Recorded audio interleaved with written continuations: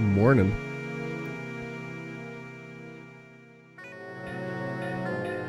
How we doing?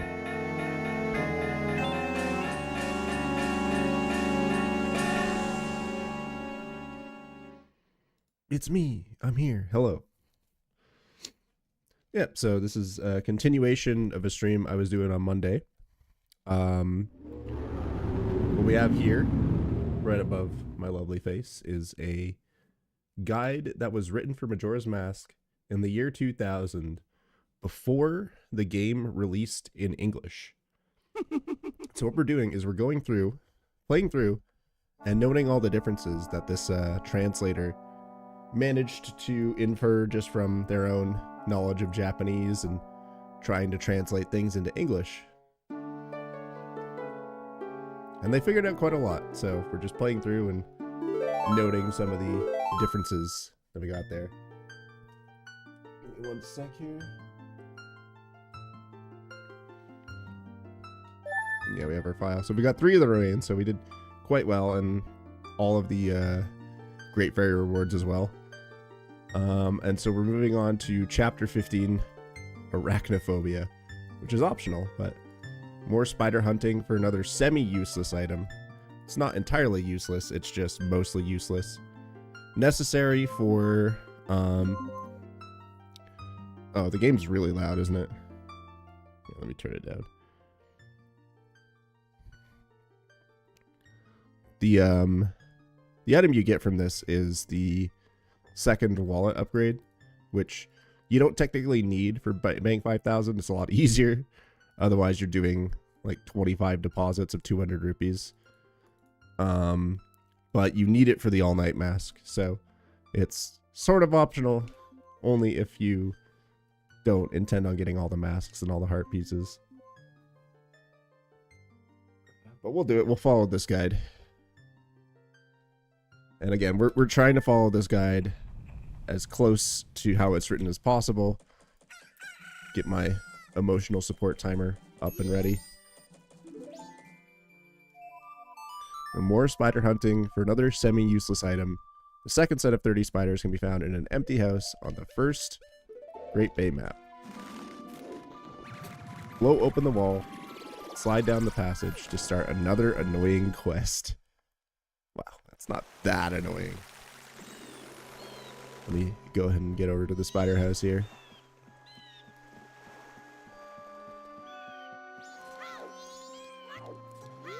What's up, Levi? How you doing?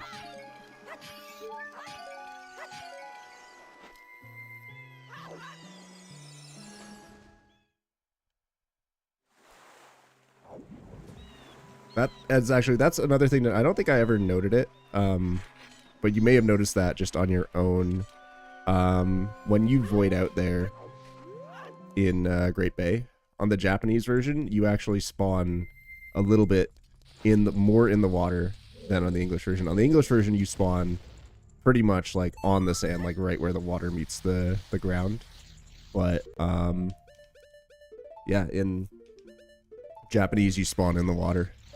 First 3 spiders in the first room, 2 are in a small tunnel that leads down a door. Use the hook shot to kill them. We are doing just that. Levi, I appreciate it. Thank you for 41 months with Prime Gaming. Means a lot. Third is on the ceiling. Shoot the web with the fire arrow. Little known secret here: you don't need to actually burn this web down. If you position yourself just correctly, you can hit this spider without having to burn the web. But neither here nor there. Use the hook shot to get over the fence and go through the door. There's one on the wall here by the stairs. There sure is.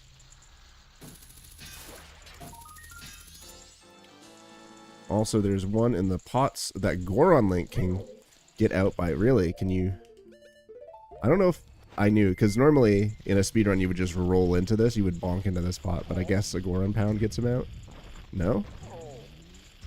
Oh, wow. Okay. I actually didn't know that worked. Go figure.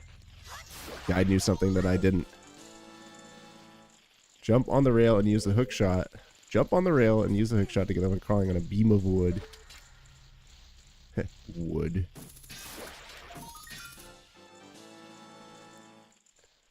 Number 7 is also in a pot in the corner. Might take a few tries to get him out. Yeah, this is one of the more annoying ones to get.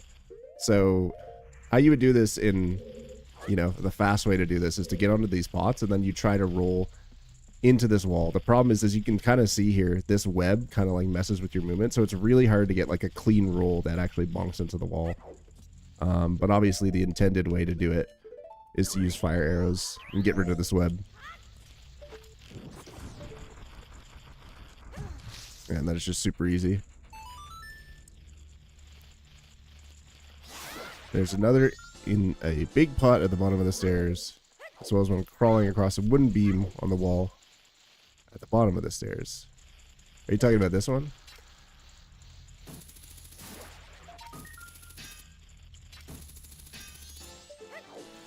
You're talking about this pot right here. 10th is in a normal size pot as the top some of the boxes, which is this one right here.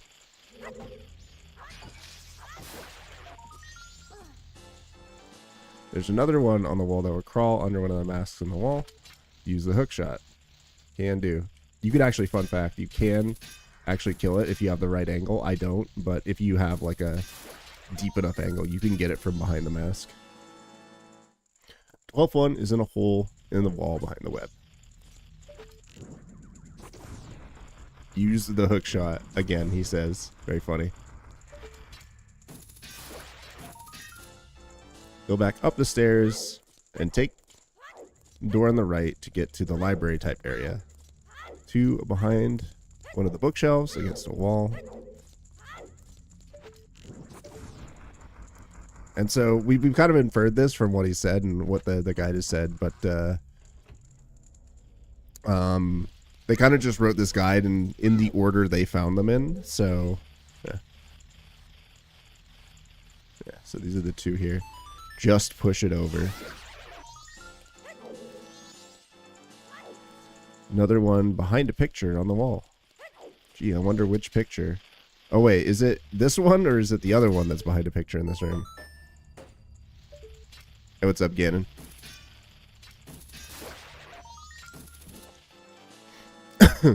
Another one, a hole in the wall found after you pull the dresser away from it. How long a stream is it going to be today? Smile. I don't know. We'll be streaming for a little bit. We're gonna get through. We're about, I'd say, 60% of the way through this guide. So for a few hours at least. Definitely like in like the 4 to 5 hour range, maybe longer. Not really sure, but yeah, just letting you know. I wonder why he could be asking. Okay. Where's the thing? thinking about stuff. Cool. Well, don't worry. I am stuff. Number 17 is top of bookshelf in a corner of the room. That one all the way over here.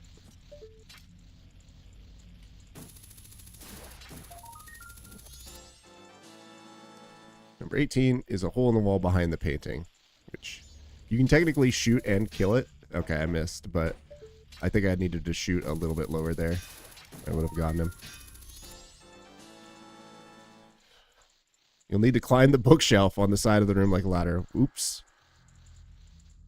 Another way is climbing on the wooden beam at the way top of the room against the wall. Shoot him with the hook shot from the top of the bookshelf. Now go back down the stairs in the previous room. Wait, but...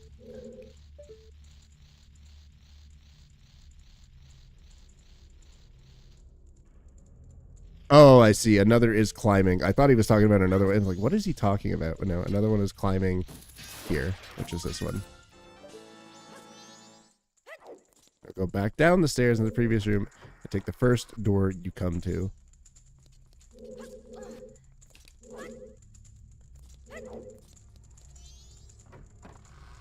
Number 20 is behind a painting on the left wall. Yep, that's this one.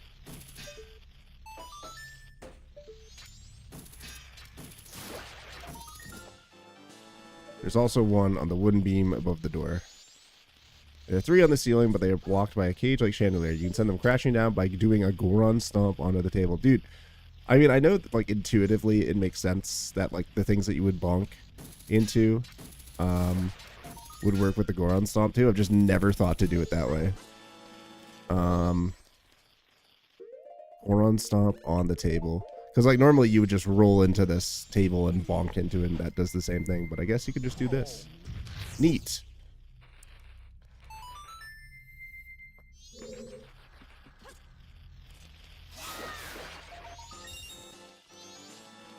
Now, does he talk about the hidden password here?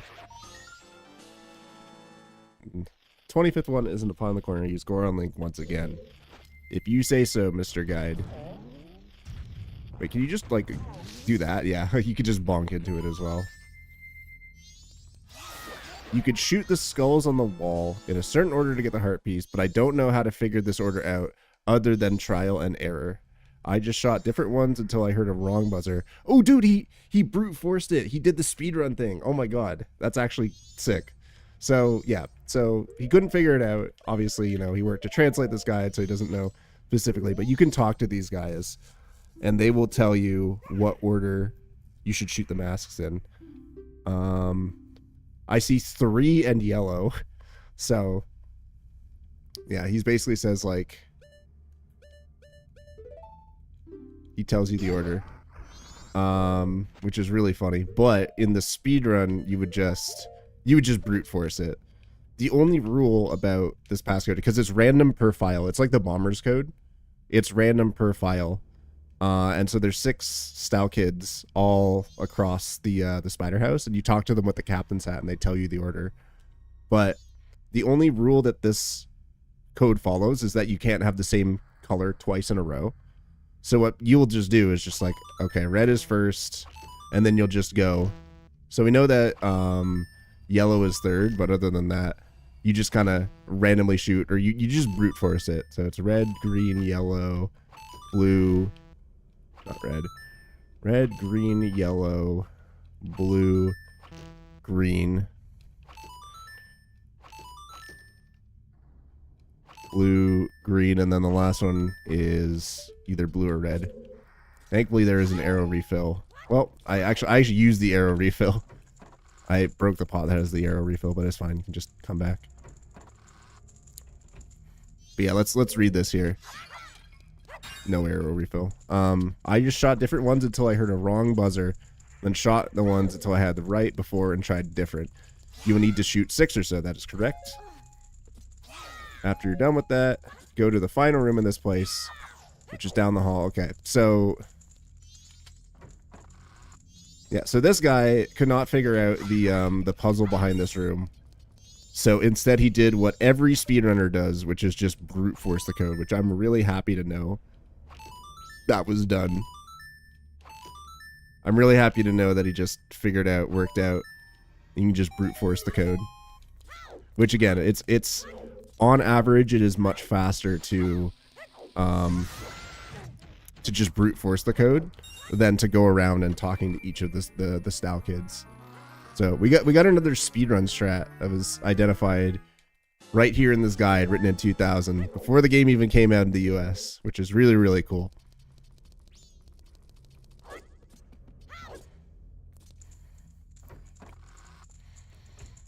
After you're done with that, go to the final room in this place, which is down the hall and around the corner. You are now. So he did this mostly in an okay order. I know the Swamp Spider House, I was like, this order is really weird because you're going around multiple times. But in this, the only thing that was like out of order, so to speak, was backtracking for the library room, which normally you would just do right away. But other than that, like, I mean, this is a lot more streamlined of a spider house than the Swamp Spider House is. So I'm not surprised that he was mostly okay in routing this out in a way that made sense. First one is behind a web on the ceiling. This one over here. Ow.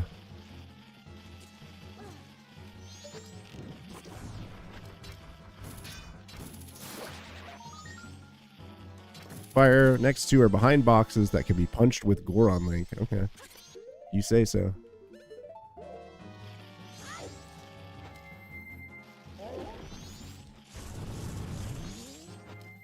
You can also just bonk into these boxes as Human Link, for what it's worth.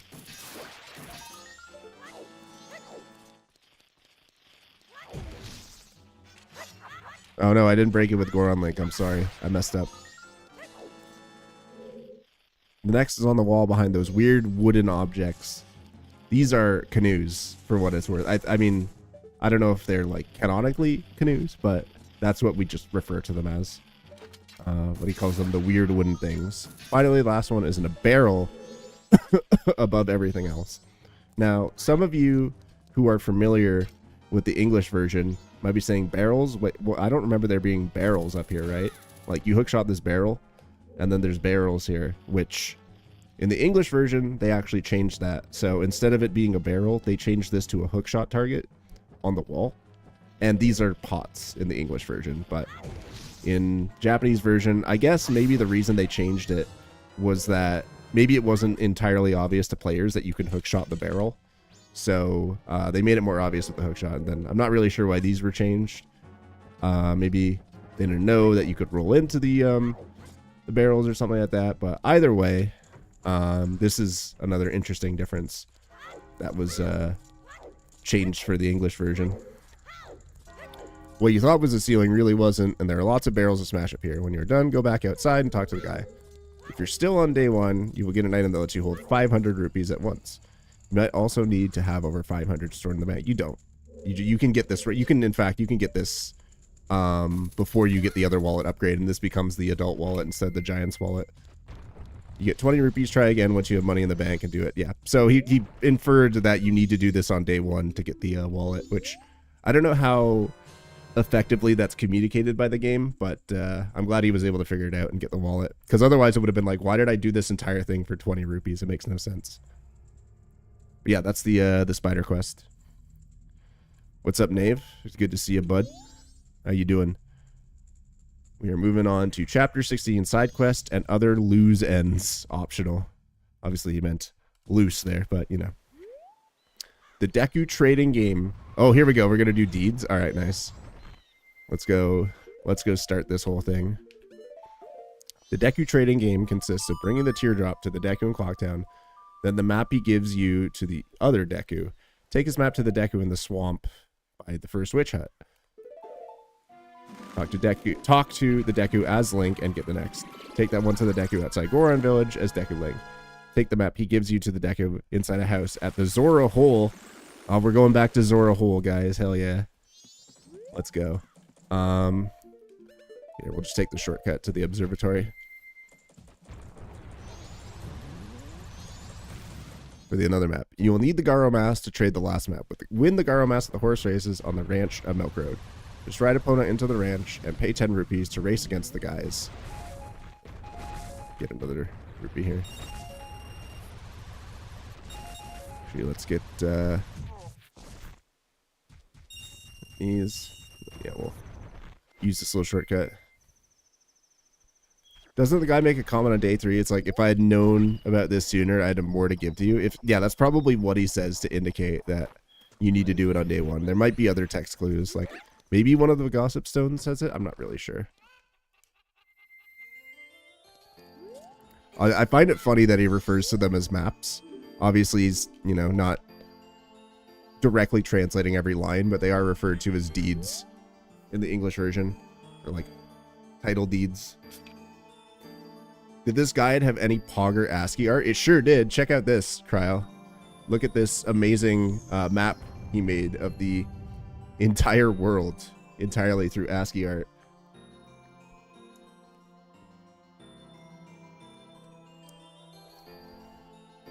Yeah, you can see all the different different names like Zora Hole and Deku Nuts Kingdom and Rock Vale, as you all know.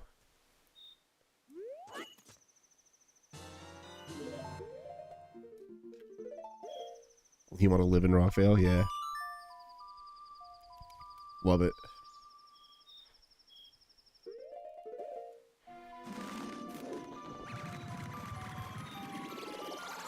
Alright, yeah. So he's just making me go through the trade quest, which I'll do.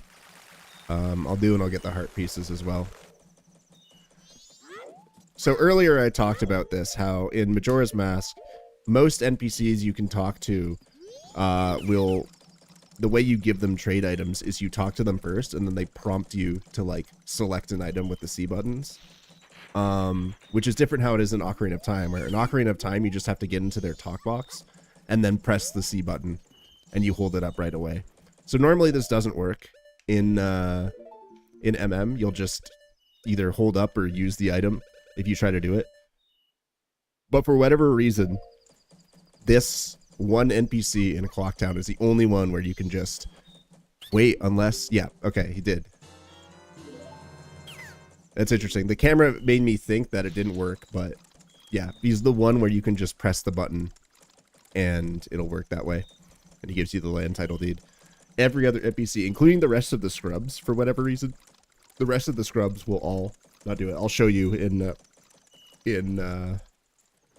the swamp what happens if you try to do it with other NPCs. Excuse me.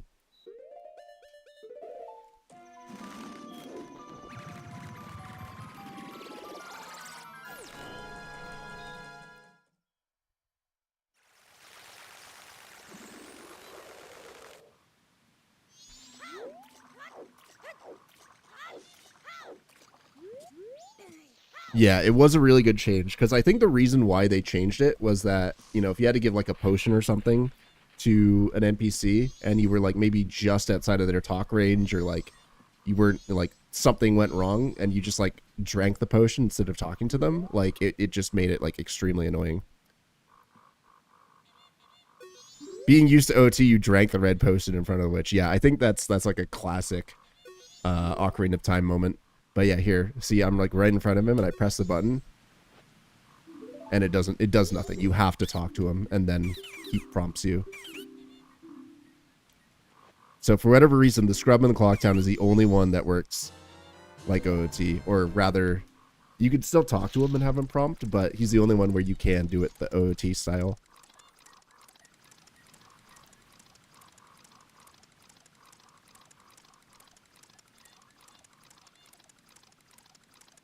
We're gonna watch this entire cutscene of him.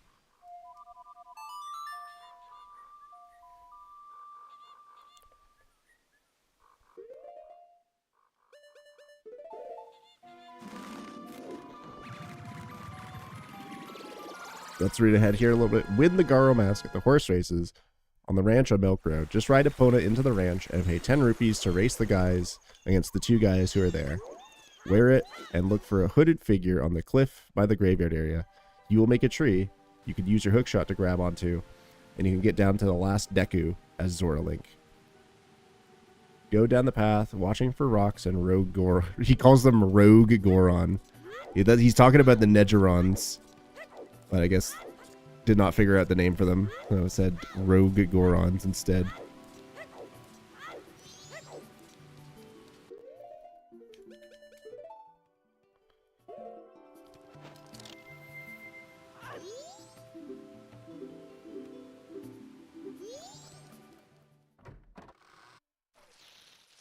Oh, I did this in the wrong order. Whoops.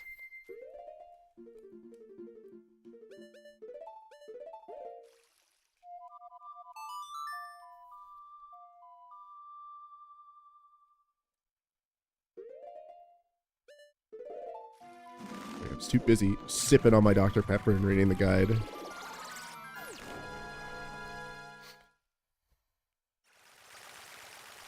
So interestingly enough, I guess he did this during the day. I guess he must have done it during the day right after getting the Garo mask. Because at nighttime, instead of Negeron, it's just a bunch of bubbles flying around.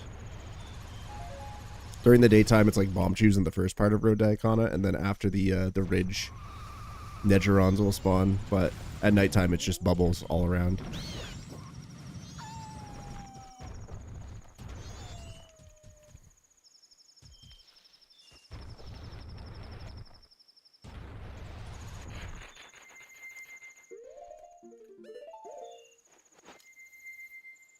I never got the hut HP, did I?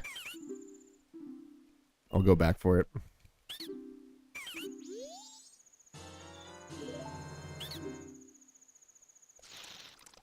Dude, I'm so used to Randa right now, so these cutscenes are pretty long, just watching them leave.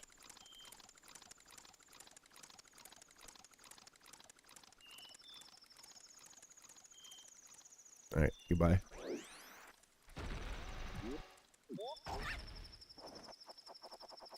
He's still there? Yeah, you can actually watch him leave. It actually cuts it off a little bit early, which is funny.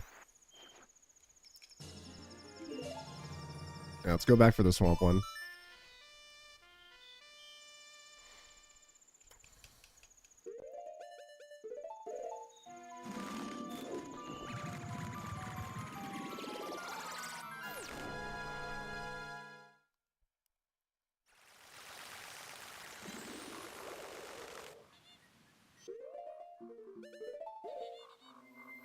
And here, I'll actually show you guys.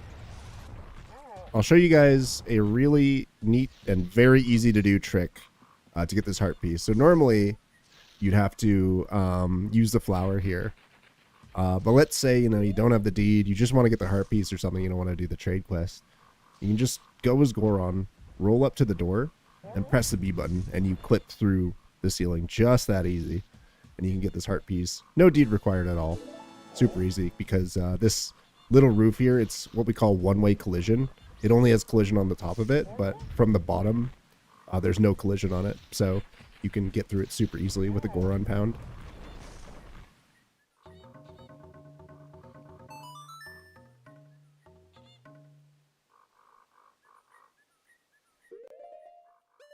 All right, let's go back to the Zora hole, guys.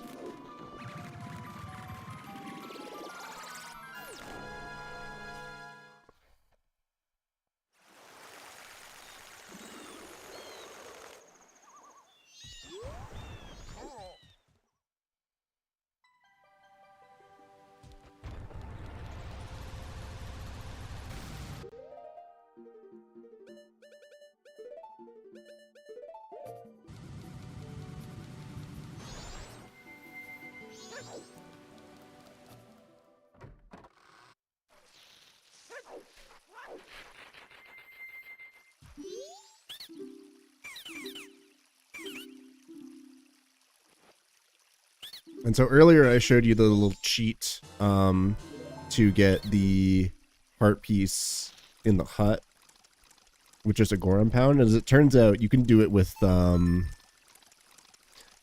this ledge too. I'll show you how. There's a couple different ways you can do it. Probably the easiest way is to get like about here, like on the left side of this coral here. You target the wall, do a punch, and then just a Goron pound, and you'll clip up onto that ledge very easily. There's another way you can do it as well, by abusing some of the collision in this room. You backflip onto this table. This one's a little bit more tricky, You basically want to get like around this curtain, because the curtain does have a hitbox here. But if you go around the right side of it, you can get on top of these like record players or whatever.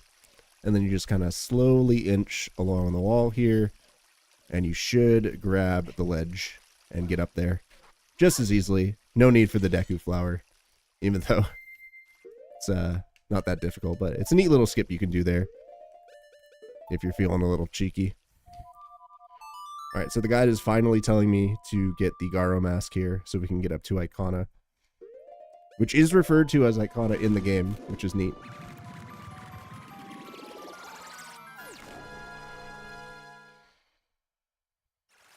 I'm curious if, like, the actual region of Stone Tower is called Rockvale in this, or if that's just, like, a name he made up for it. Either way, it's interesting. Oh, yeah, it needs to be daytime for it during this.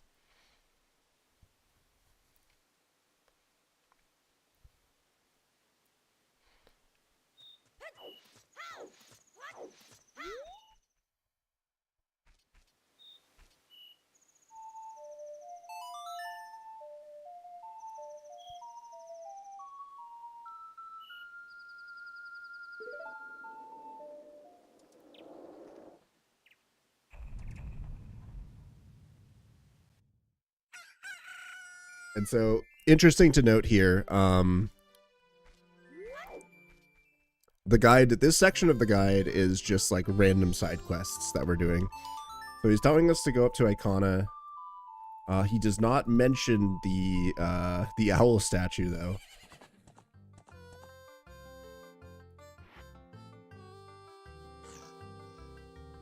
Oh yeah, okay. So we're following the guide here to a T, which means he tells us to go up to Icona and trade in the Ocean Deed, but he does not explain how to get up the ridge and hit the owl statue. He specifically says hit the owl statue here with your sword so you'll be able to come back whenever you want. Dude, he's gonna make me go to Icona and then leave without hitting the owl. It's so sad. That's fine, it's not that long. Yeah, here's Gorman Race. As you guys know, if I don't get a 46 on this, I reset the speedrun. Doesn't matter that we're 6 hours in.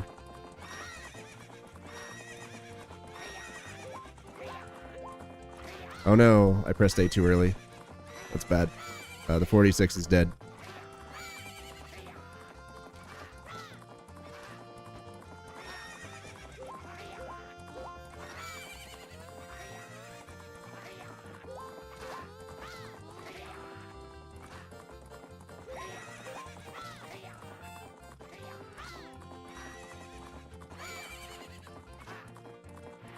Yeah, it's definitely dead.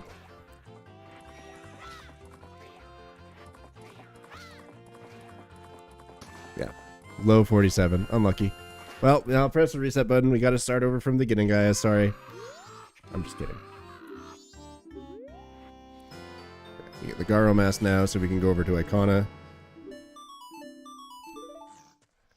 But yeah, the instructions here in the guide specifically say go up to Icona, trade in the Ocean Deed, get the heart container, and then go do beavers. Sag. Oh, that's another interesting... I forgot about this. But another interesting, like, very minuscule but interesting difference. I'll try to highlight it when I get to the load zone here. So, for whatever reason in Japanese, when you are, like, just coming out of a load zone, so, like, here when I go into Icona, if you're on Epona, the game will not let you use carrots until the UI goes away. So notice how there's no carrots here. Okay, it's actually a little bit easier to show if I do it for Milk Road. So I'll show it off for Milk Road when I come back. Someone remind me to show off that difference next time after I do beavers.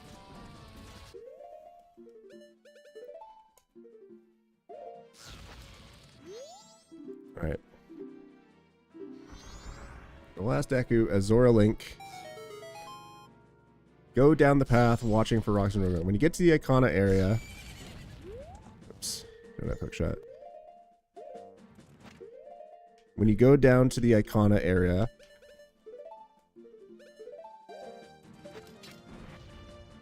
Walk along the ledge without going in the water, and you will be attacked by a robed figure. I guess that's just the Garo that you have to fight.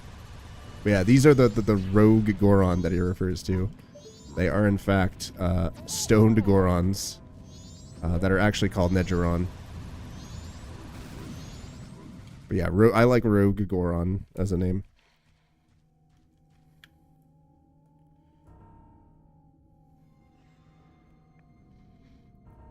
So yeah, I guess he's referring to the Garo as the rogue figure and not Sakon, who's just running around. But if you wear the Garo mask around here, you'll get optional Garo fights who give you like hints about what to do here.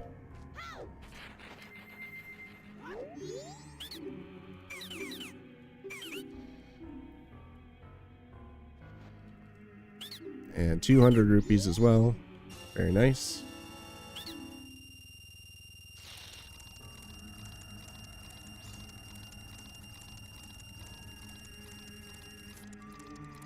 Dude, so I don't know if you guys noticed in my last stream, but my fire alarm, they've been testing the fire alarm system in my apartment, and it's been going off like pretty constantly. So I'm sorry if you guys hear that in the background. I promise there's no actual fire in my apartment.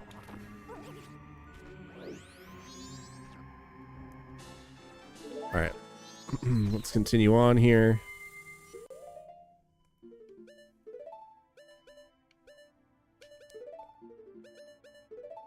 You can only hear it when I'm speaking? Okay. It's probably because my mic is like activating. My noise gate is gaining it well. Very nice. The 5th bottle can be gotten in a Great Bay area on the map where the entrance to the Zora hole... Dude, on the map where the entrance to the Zora hole is. There is a cave to go to above the waterfall in that area. The one where you got a heart piece for killing the monster at the bottom. Which he's referring to the like there, obviously.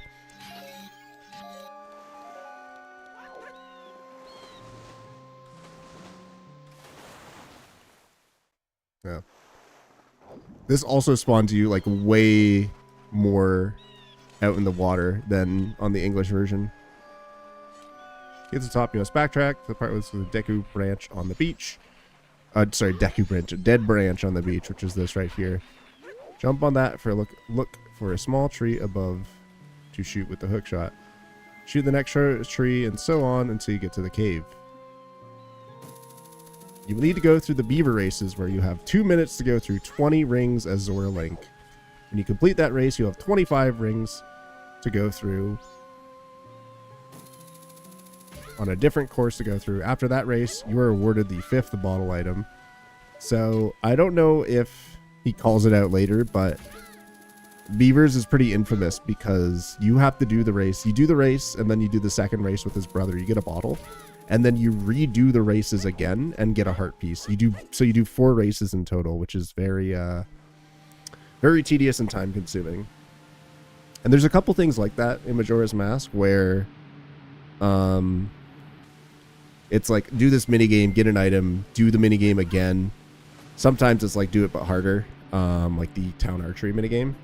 But nevertheless, there's a ton of minigames that you have to repeat and get a heart piece for the second reward. And my personal opinion or theory or whatever is that is one of the many signs of the game's rushed development, where they had some extra heart pieces they needed to put around, but they couldn't figure out what to do. So just like, okay, just make them do the minigame again and you get a heart piece. And Beavers, I think, is the most egregious example of that, where you need to do the race a total of 4 times in order to get a heart piece. I think had they been given a little bit more time, they probably would have found better places for those heart pieces. But I even think they could have, like, you know, hid a couple more heart pieces in like the overworld. A good example of this is like the underwater area that's like to the north of Pirate's Fortress. Like before you actually go in, still in Great Bay, like in between Pirate's Fortress and Pinnacle Rock, there's this huge, like vast underwater section where there's just basically nothing. There's like a bunch of rocks and that's it. And I really think that would have been a great spot to like hide a heart piece under a rock or something like that.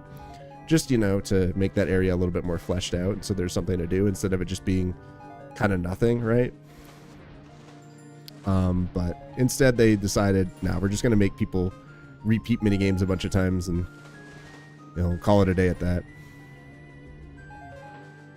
But also note that this guide does not say to get the heart piece, so we're only going to be doing beaver races for the bottles, and if it says to come back later to get the heart piece, then we'll go do that. But if the guide doesn't say to do it, then we're not going to. We're not doing 4 beaver races right now.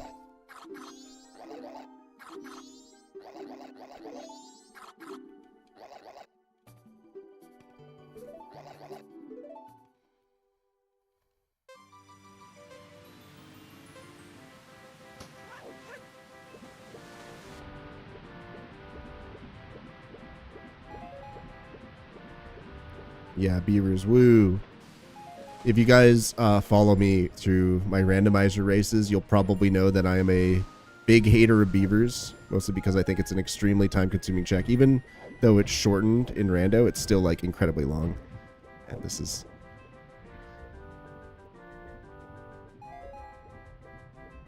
yeah, I do not like beavers in randomizer. But it's an always hint now, so we're always going to know if we have to do it or not, so I think it's fine. I still hate beavers, though.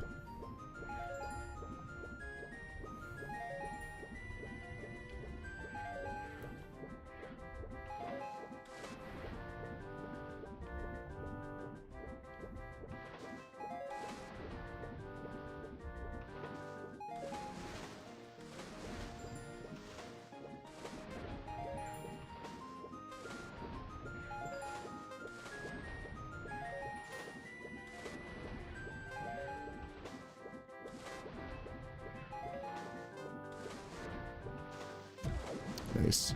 Nice.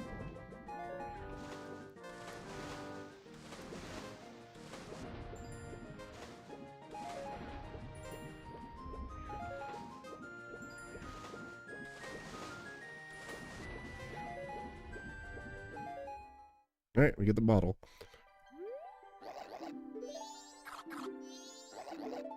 Around Icona Graveyard and the hood guy on the cliff, there's a circle of stones. Look at this circle with the lens of truth and you will see an injured warrior. Bring him medicine to help him recover, which is a red potion. He referred to it as medicine earlier, but it is red potion. He will give you the Stone Koro Mask as a prize. Interesting. Stone, yeah, the Pepto-Bismol. That man's got heartburn, indigestion. So it refers to it as the Stone Koro Mask. In English, obviously, it's translated to just the Stone Mask. I wonder what Stone Koro means. But I guess it's more literal translation of what Stone Mask is.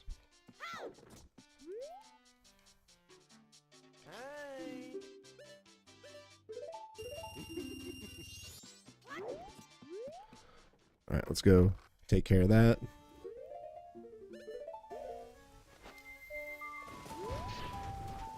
I want you guys to take note. So the first thing that this guy did after we turned human was basically like beeline for the bunny hood.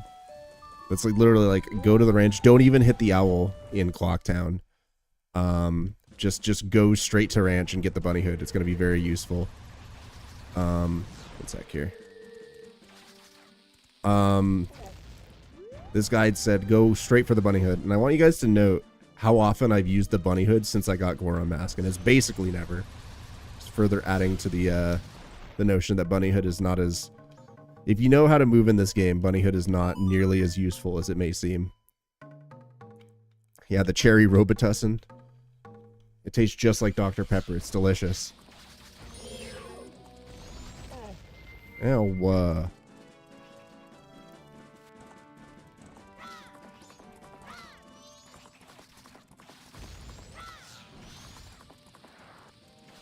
So this guy's name, in English, this guy refers to him as Shiro.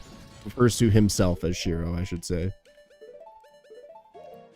I'm guessing that's also his Japanese name.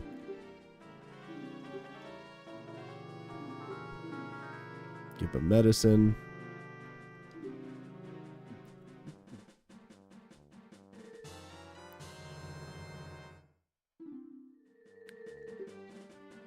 So, okay, in the English version, I think his whole deal is that he's not able to be seen by anyone and he needs to be healed that way. But this guide's interpretation of it is it's just an injured soldier and he's invisible for no reason. And yeah, I guess this is Stone Koro is how this is translated into English. I'm not sure what that means or what the translation is there, but in English it was just translated to as Stone Mask, and it lets you seep through basically undetected by the certain stealth sections in the game. And as I'm sure a lot of you know, in the 3DS version, he was moved to Pirate's Fortress, which is where most people would find the most utility out of the Stone Mask. So it kind of makes sense that they move him there. All right, Chapter 17, Negotiations with the Underworld. For this part, you will need the following items: 5 magic beans, a blue potion, a fish, milk, 10 Deku nuts, and a ghost in a bottle. Blue potion can be bought from the Deku trader found on Icona Road. Milk can be bought on the ranch on Milk Road, not Romani Ranch. A ghost in a bottle. Oh, wait, hold on. We moved the scrubs, so the guy who sells beans is actually in Clock 10. Fish, milk, 10 Deku nuts, and a ghost in a bottle. The ghost in the bottle can be caught on day 3 in the graveyard, but that might be a little late. Another ghost can be caught somewhere during this quest, so have a spare empty bottle, okay? And yeah, using the Dompe Po as a way of, like, getting a shortcut through the well is definitely a viable strategy. It's not what you do in the speedrun. In the speedrun, it's faster to just get the Po from the well. Or at least the glitchless speedrun, but thankfully, either way is pretty much viable. And yeah, we can just buy beans from this guy, so we're gonna get 5 of them. We're gonna get a fish, milk, 10 Deku nuts, and a ghost in a bottle. Oh, and a blue potion.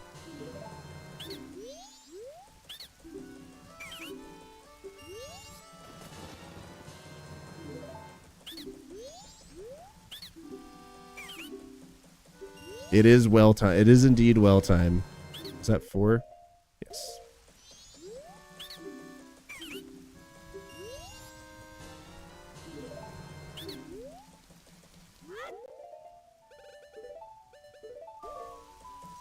So a very easily accessible fish is in the trading post here.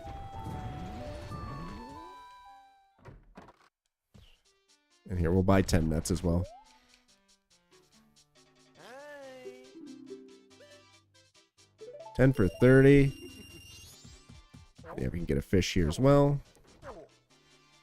And then he says to buy milk from the Gorman Bros.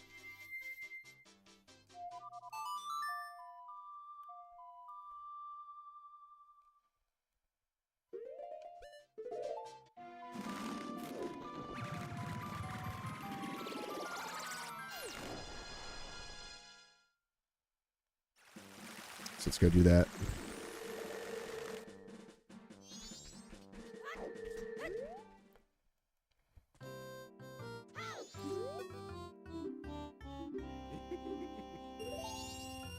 Get a bottle of milk.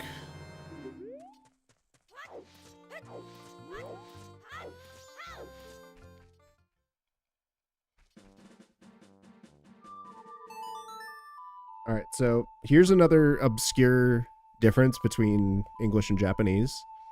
In the Japanese version, for whatever reason, if you're going through load zones such as this one with Epona, I'm going to start mashing A to try and carry it as fast as possible.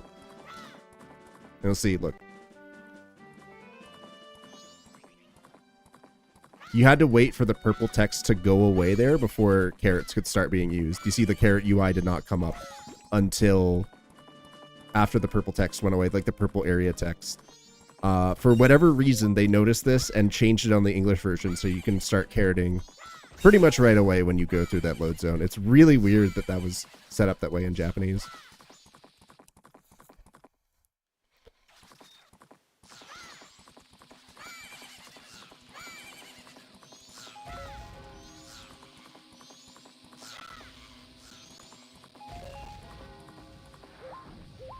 Yeah, very interesting change. I'm not sure why it was done that way.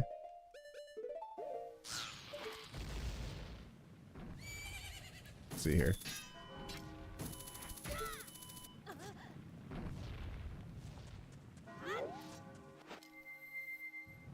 Go up the path to Icona, past the graveyard, the place where you did the last Deku trade. Head over to the stream when you get there and freeze the 2 octopus monsters with ice arrows to get across. Okay. Shot from that platform over to another, and then another across the way, then to the top of the mountain.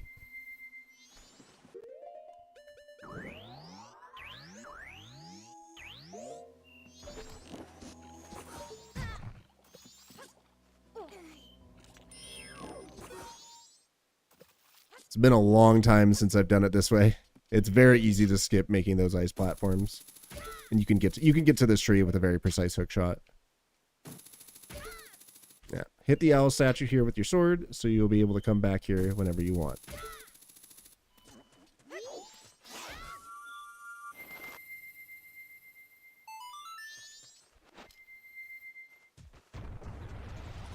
Work your way up the hill, walking past the dry riverbed. Try to run past the mummies before they freeze you.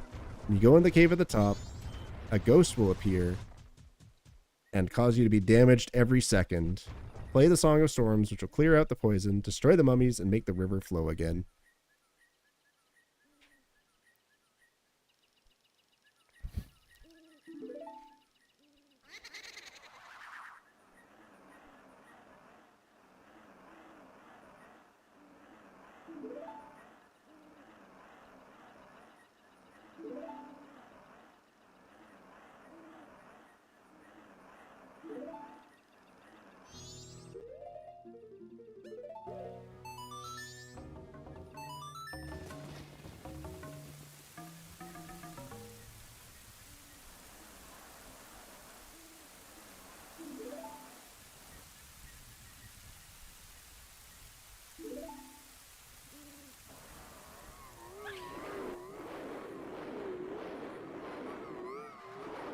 And we get a very long cutscene here, so this is a good break if you guys need to go do something.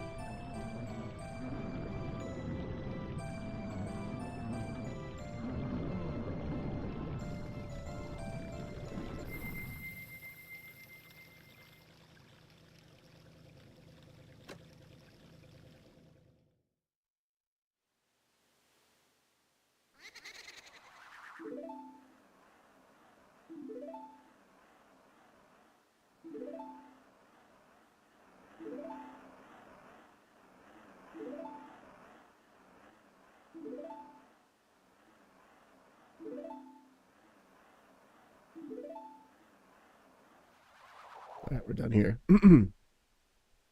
Alright, go back out and run down to the house with the horn sticking out of its roof. Excuse me, horn? Is that what that looks like to you? These are very clearly like bells from a horn instrument. Oh, he means like that kind of horn. Like a horned instrument. I thought he meant like, you know, like a bullhorn. Or like, you know, a horned animal, not, you know, actual musical horns. Okay. You win this time, Baby Ryoga. Alright. The girl sitting outside should run inside and lock the door. Climb up the ramp a little bit away and wait for her to leave. Okay, so it takes like a minute for her to come out on her own after she falls in or goes back in. It is amazing how that entire long cutscene where I was not saying anything, I was waiting for the fire alarm to go off again. It did not go off once. And as soon as I start talking again, it starts going off again. It's so frustrating, man. Anyway, if you don't want to wait for Pamela to come out, you can just drop a bomb and she will come out on her own pretty much immediately. You just gotta wait for a bit. No, they have been testing the fire alarm for the last 3 days straight, and during the daytime, the fire alarm has been going off constantly. That's why I'm not panicking and leaving. Run inside when she's far away enough, open the closet in the basement. When the mummy comes out, play the Song of Healing, and you will get the Gibudo mask. Gibudo mask, excuse me. Guess it's a more literal translation. It's called the Gibudo mask in this guide. He will be reunited with his daughter. Very nice.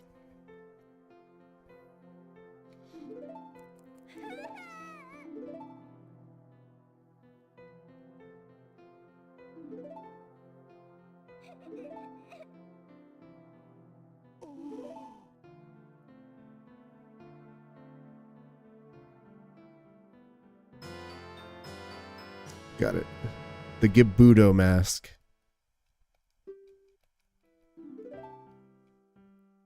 Alright, wear the mask and go up the ramps by the musical house. Look for a huge hole in the ground, and when you find it, hop down. Talking about these ramps, obviously.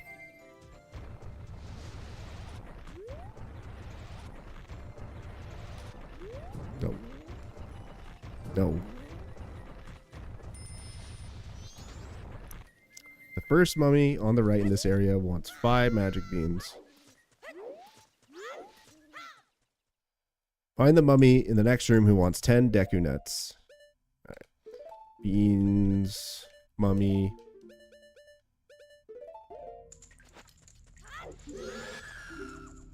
I'm amazed, actually, that he was able to decipher what these different Gibdos wanted through the Japanese text. Like, the specific item as well as the quantity, right? Well, I guess maybe, does it say like a number here? Yeah, it says 10. Yeah. But like, even in English, they don't say like specifically what the item they want is. They talk in riddles, right? So like, I think this one is like 10 stunning flashes or something like that. And that's supposed to be Deku nuts. So the fact that he was able to figure out through Japanese what these were is quite remarkable. Quite remarkable for what it is. Give it to him and proceed on to the next room. One mummy wants 10 bombs. If you don't have the ghost, you get one by fighting Poe in the room after the 10 bomb guy. Take 5 arrows, yep.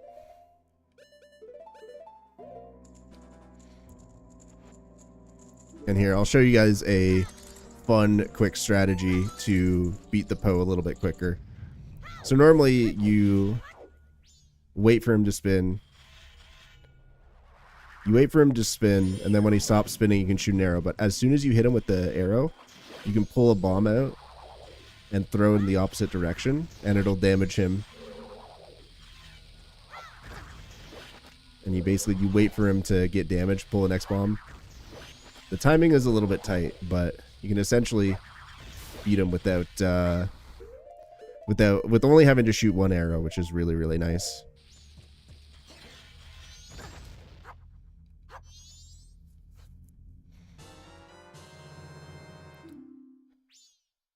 Go back to get the Poe and go back to the Deku Nut mummy. Give the other one in that room a big Poe to pass. We'll do just that. The next mummy will want fish, followed by one who wants bugs in a bottle, and finally one who wants the milk.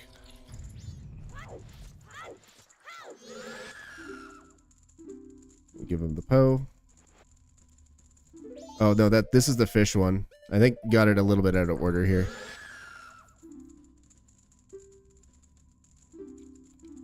Yeah, this is the fish one. So that's probably just a small little error in the guide. It's just they got the order backwards between these two. But yeah, I noticed the guide mentions getting a blue potion for the other mummy in the first room, but you don't actually need the blue potion if you bring the proper items. But you do need, like, you can just bring stuff ahead of time and you can follow basically the direct path other than the big Poe. And this is the guy who wants milk. I think he actually did a pretty good job with this well section. Like, pretty efficient overall. This is basically how you do it in the speedrun, except you get the items a little bit earlier on. But, and when I say speedrun here, I'm referring to like the glitchless route specifically, because you wouldn't do this in other routes. It's very easy to skip the well in glitched categories, but yeah. We'll be in a room with 4 torches, light them all with fire arrows, and a chest containing the mirror shield will appear. Don't leave yet unless you need to get a big bomb.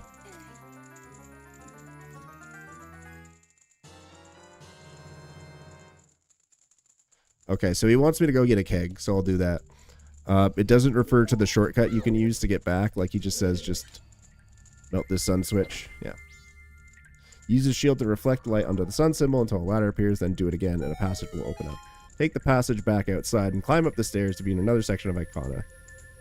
Go around the pillars. So I'm going to go leave and buy a powder keg here.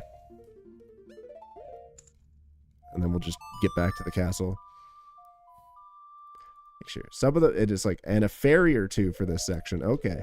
Some of the monsters can really suck your health off. Whoa. I'm going to need you to use different phrasing there. Especially the floating hands of the mummies if you don't wear the mummy mask. Wearing the mask will make them dance and not bother you at all. It's very nice. And yeah. You've all seen the Redeads and Gibdo do the different dances.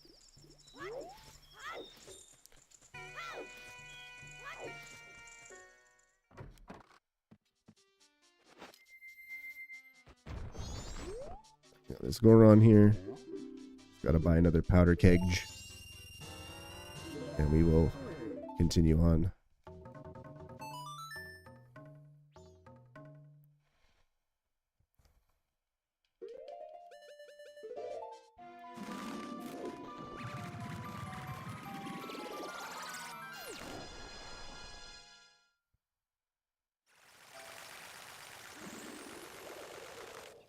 Yeah, there's a shortcut you can use to get back to Icona Castle without needing to climb the stairs there.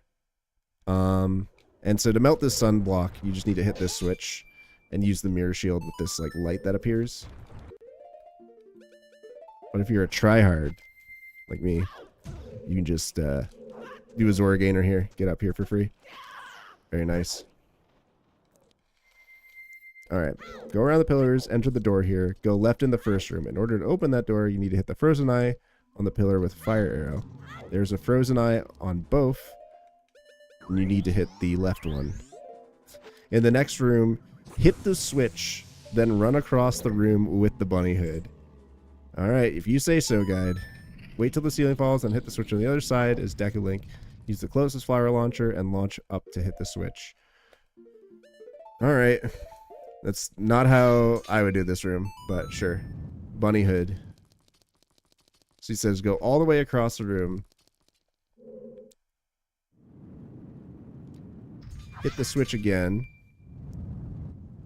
And use the closest launcher. Launch up to hit the switch. A-okay.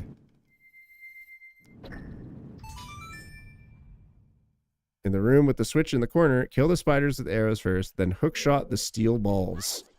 Gotta hookshot the steel balls.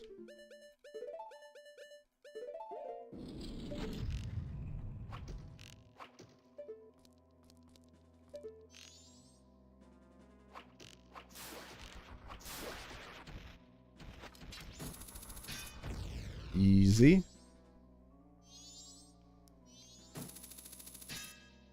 Nope.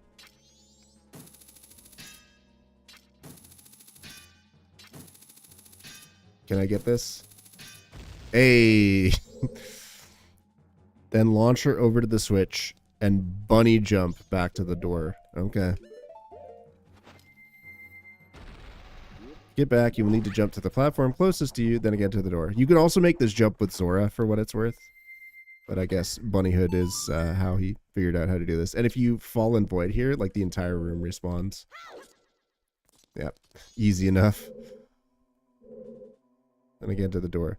Finally, or I guess you can also jump over to this thing. So I guess he didn't realize this, but there are invisible platforms here that you can use to navigate this room a little bit easier. Finally launch over to the fire door. Oh, there's another spider over there. I didn't even realize. Yeah, you can just go all the way across. You get outside again, jump onto the walls, and look for a Deku launcher. Nice. Launch over to the switch, hit it, and go back to the wall. You can get a heart piece here by hitting a silver switch with a hook shot or an arrow, then launching over to the pillar where the flames are as Deku.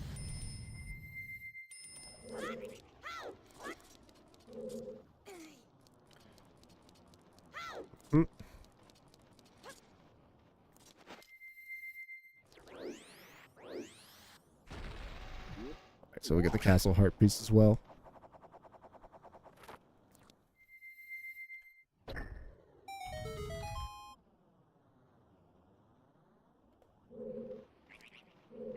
First, we can do some simple platforming here to get back,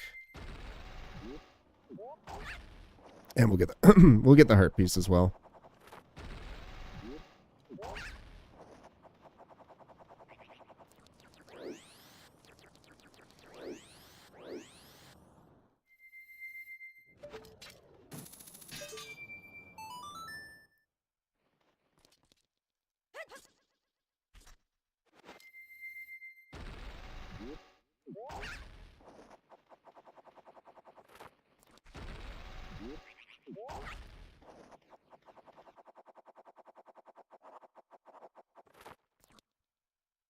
Alright, next section. Jump back down and enter again.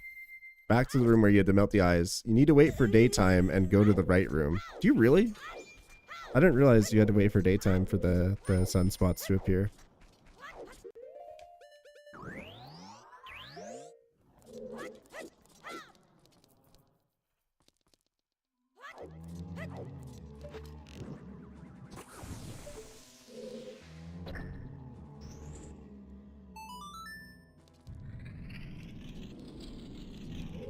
So you do. No, you don't. It's just right here. It is definitely not daytime. There's just light here. Well, no matter.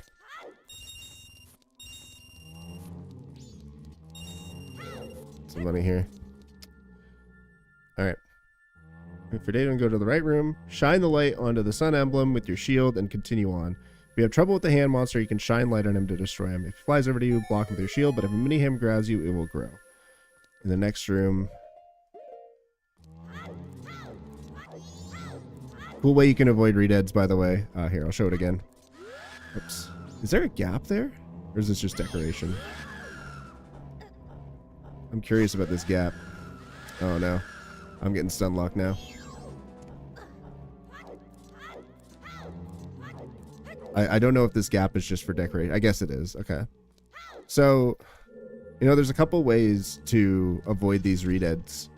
One of which is you can just wear the Gibdo mask and they'll all start dancing.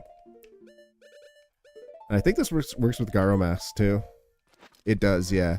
So Garo mask works, Gibdo mask does, and anything else will just make them, you know, normal. But if you are an experienced Zelda player, you may know that, like, moving around like this is generally faster than just walking around, right? But there's kind of a timing that you need to get used to, at least for OOT and MM. You don't want to just spam your rolls because then you get this like very like stuttery movement that is not as fast. Like if I'm spamming my rolls here, like this is not as fast as if you space them out a little bit. Like the rhythm wants to look a little bit more like this. Like it looks like Link flows a little bit more, like he's constantly moving as opposed to the stuttery spam rolls. However, there is one instance in which spamming rolls is actually good, because if you just spam rolls, then redeads and Gibdos will completely ignore you, and you can get past them for free. So there you go. Spam rolls only when you see redeads and get those. Other than that, you want to space them out. Yeah. Next room, you get to a mini boss, just like the one in the second dungeon. This time, he will take a few more hits, and he will spit fire rather than ice. Interesting. You notice it's a fire Wizrobe rather than a ice Wizrobe. Ouch. And yeah, he's a little bit more powerful than the one in Snowhead.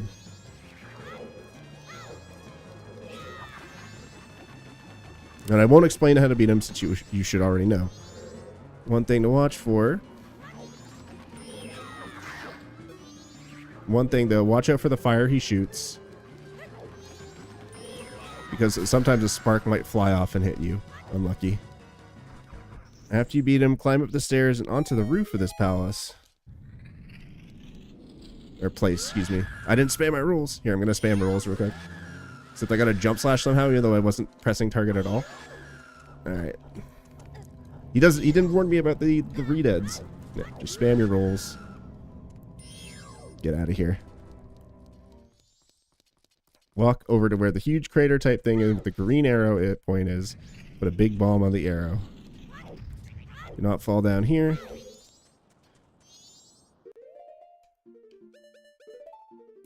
And yeah, you can actually, if you Goron pound this, I think it moves a little bit. No, doesn't? Okay, never mind. I might be thinking of the 3DS version, actually.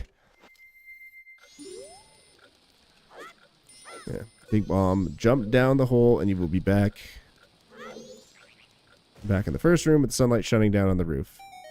Use the shield to reflect onto the icon and go forward to fight a boss. And yeah, we'll, grab some money here. So the redeads will randomly all drop either 15 or 20 rupees. We can use it for a pretty quick money farm. Boss, the 3 Guardians of Icona. There will be a skeleton sitting in the chair at the top of the steps and 2 on the floor that will try to attack you. 2 hits with the level 3 sword will temporarily knock out the ones on the floor, but they block well. The one on the chair will kick you down if you try to... Dude, he knows about King Ego's feet. I can't believe this guy calls that Ego's feet. This is something I always do in randomizer runs, because after you kill the first 2, there's a brief period where, before the Ego's fight starts, where you can just, like, you continue to move around. Like, you're just waiting for the game to register that they're both dead. And so what I'll do is I'll just walk over to Egos and sniff his feet, and he'll kick me away. Oh my god, hold on a sec. He knows about this. If you want to have some fun, you can put on the Buru face, and the skeletons start to follow you when you play the ocarina, which can also be helpful. He knows about this secret. That's crazy. Look at this. If you want to have some fun, we're having fun with the Buru mask right now.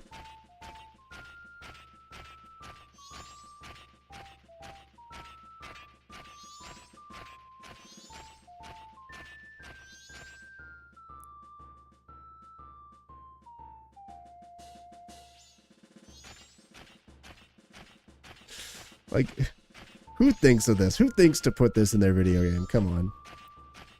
Also, another fun fact, Egos has no part in this. And he just kicks you away. But, okay, one thing I want you guys to register here. When you start to play the Bremen mask, before they start marching, there's a little moment where they tilt their heads towards each other. Like, they look at each other like, are we really about to start doing this? Which is such a nice additional detail. They didn't have to do that. But... Just look at them when I start playing. Like, they look over at each other like, what? Alright, I guess. Yeah, I'll try to get a better shot here. They look at me, they look at each other, and then they start marching.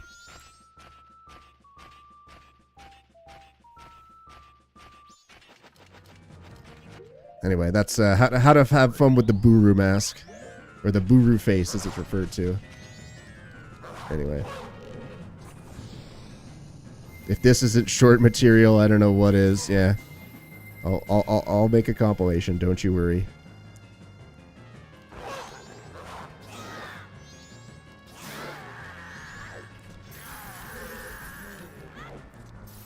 Sniff his feet. Okay. When they're dead, the big one will stand up and attack. Block his sword swipes with your shield and counter. If he starts to spit dust, back away or hit him or you will stop. When he falls over, shine light on his corpse as well. You will learn Mecha Gera's Elegy song. The song will create an image of Link, so it will be useful for hitting switches. Yeah, 69 secrets in MM you may have missed.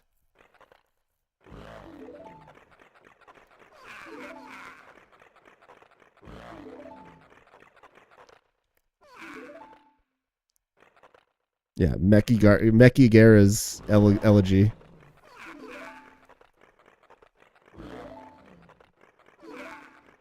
Yeah, incoming rock veil. Yeah, this dude was note he doesn't make any comments about how creepy the Link Elegy looks. It's just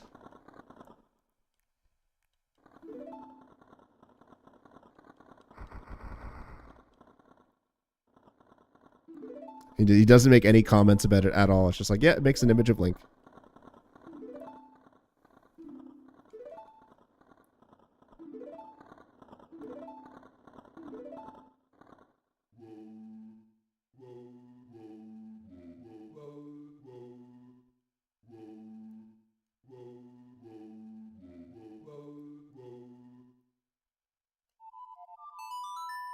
How was the GBT area? The guy was mostly okay. It did make me go through like the dungeon loop a couple times, but overall it was fairly okay, I would say. Yeah. Mecha Gera's Elegy. I keep wanting to use call it Elegy. Soft G. Alright. Now that you can make images of Link, go up to Rockvale, which is a bit north of the musical house. So I'm curious if there's anybody who knows enough Japanese to translate this. I am curious to know is the actual the literal translation from Japanese into English, is it just Rockvale? Because obviously in English it's called Stone Tower, but here he refers to it as Rockvale, which is interesting.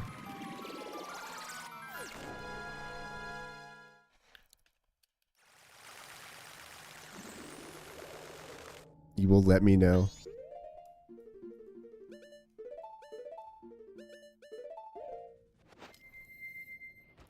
It does sound like a fake city from the Flintstones.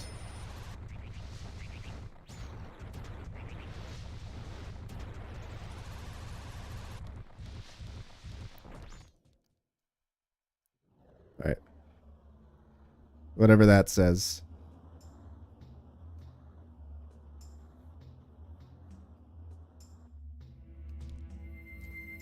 Alright. Jump across the 3 blocks and you will get to a switch that will move the blocks, but only when you're on it. Play the Mecha Gera's Elegy to make an image to hit the switch for you.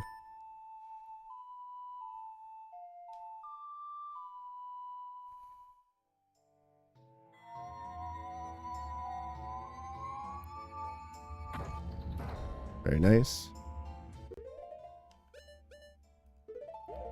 You said Roku. Okay, yeah. Here, I can probably pause and see what it says on the map. There. Any Japanese nerds can translate this.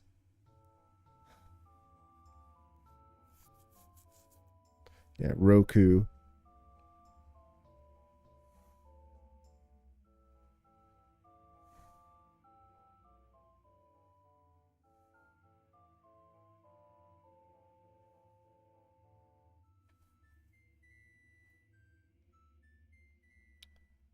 I wonder if I can, yeah, there's with the phone translate, you can take an image. Let me see if I can translate this.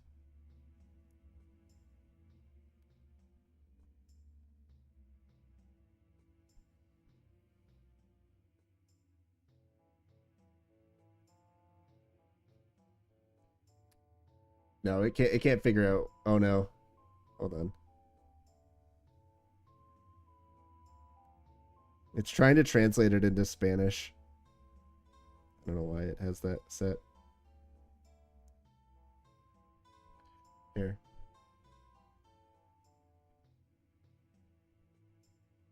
Can it recognize anything? Rock building? It says, my translation on my phone is just saying rock building. Which I guess you can kind of translate that to stone tower. Rock building. Interesting. I wonder if that's like, maybe it sounds out like Rockvale, but in actuality, it's a Japanese word that means building.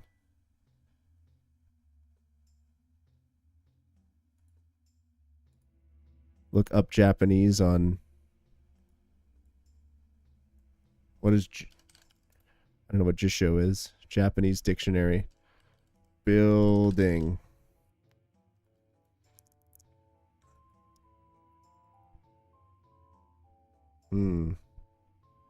This is this hiragana or katakana? Oh, I could draw?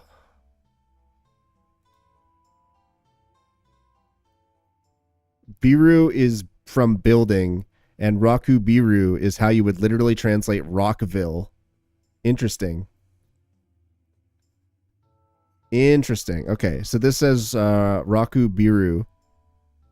And yeah, I guess like the romanization of it would be like Biru is Ville.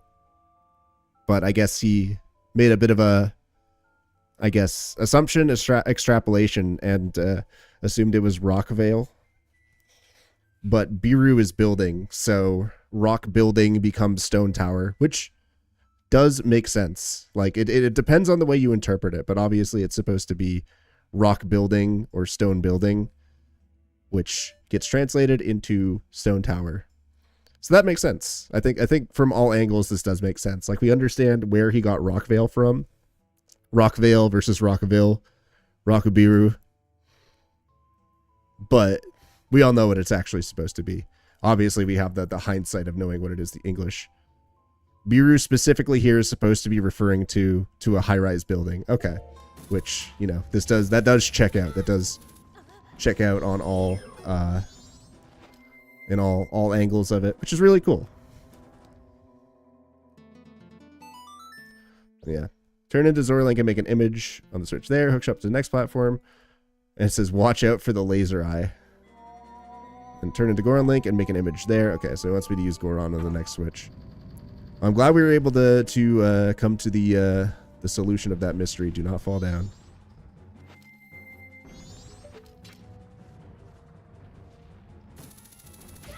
Can hold on a sec though. Can I get somebody to translate this though? Whatever this says.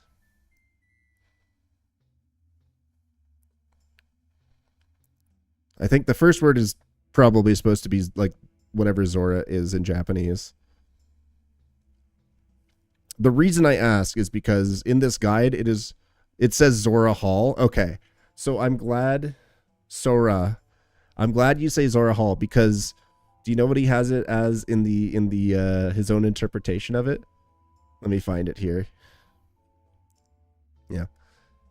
Let me just read this out. The fifth bottle can be gotten in the Great Bay Area on the map where the entrance to the Zora Hole is. So here it is the entrance to the Zora Hole, which I'm guessing it's just like it's a discrepancy between hole and hall, like a slight pronunciation difference, but in this guide it is referred exclusively as Zora Hole, which is hilarious.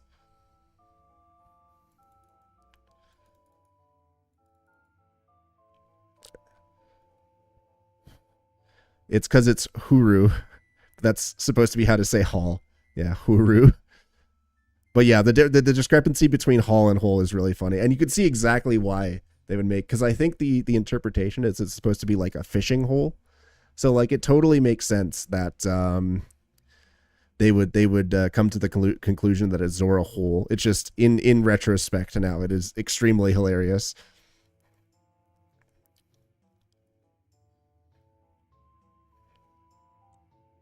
Horu. Zora Horu. Yep, that all checks out, I think.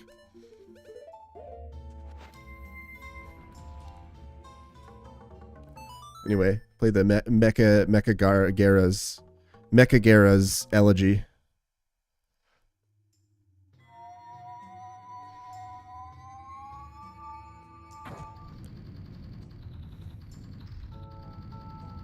Yeah, I'm glad we're able to get to the bottom of some of these translation differences.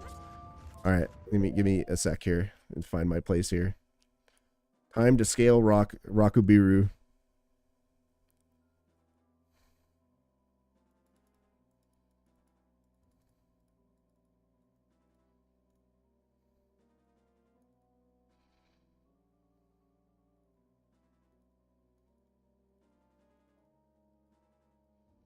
Hit all 3 switches to reset the blocks, then hookshot up to the next ledge. We don't need to do that. We're going to skip that. It's going to take way too long.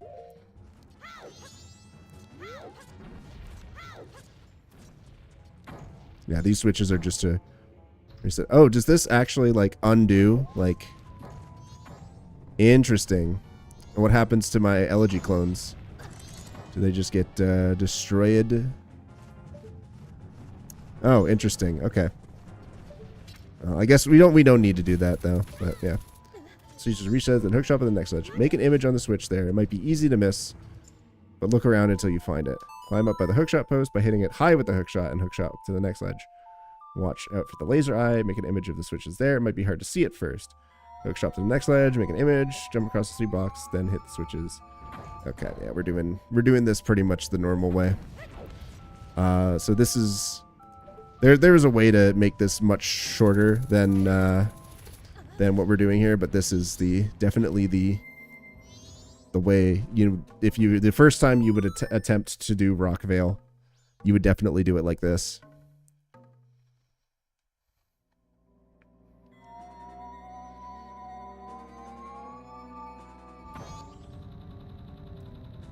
Oh, it's so slow.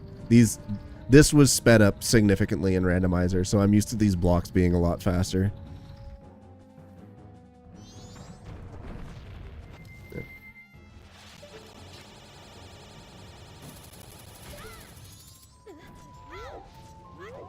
This is the last one.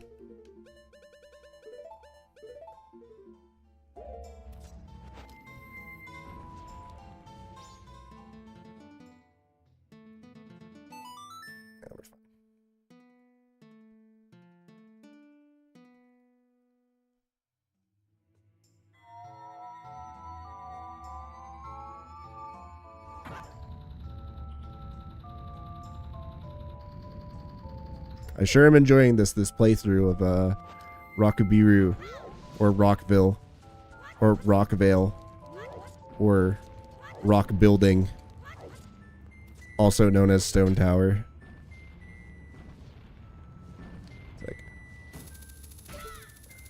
Hookshot up to the next ledge and watch out for 2 rocks that will roll in a path. Also watch out for flaming bats. Fall down, you need to start over. Walk to the edge of the platform and hookshot up to the next. Just like right here. Very mean placement of those rocks.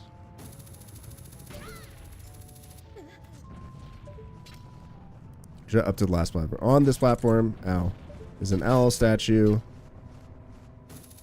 Hit it so you come back here without having to do the first part over.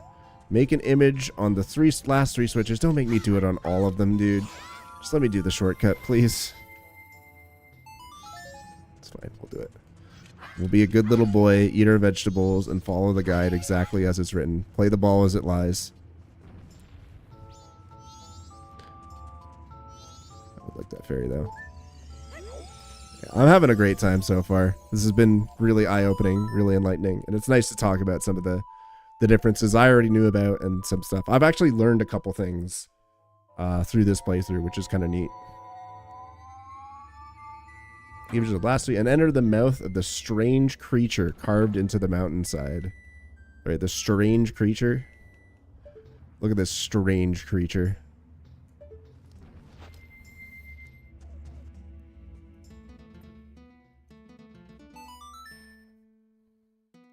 Chapter 20, Maze of the Inverted Ruins. An interesting way to refer to it. And I'm guessing this is just in Japanese. It's just Rakabiru Dungeon. Yeah, inverted is a good shout for sure. Yeah, these chapter titles, dude. A speedrun splits with these titles would be great.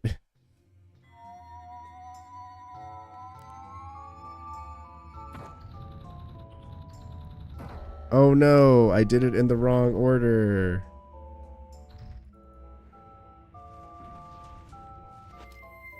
Whatever will I do?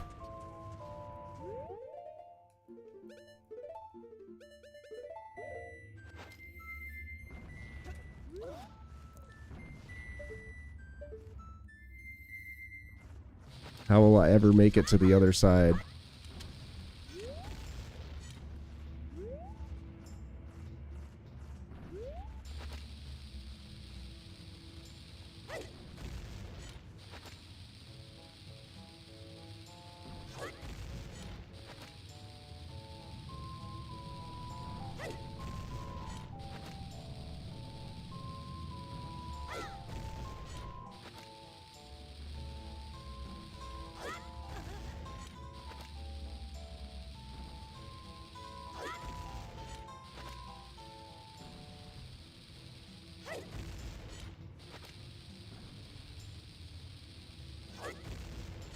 I don't know where I am. No, I missed it.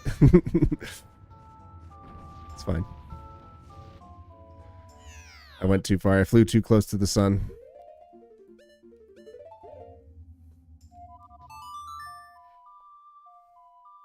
It would have looked so cool if I had been able to bomb hover up onto that. But no.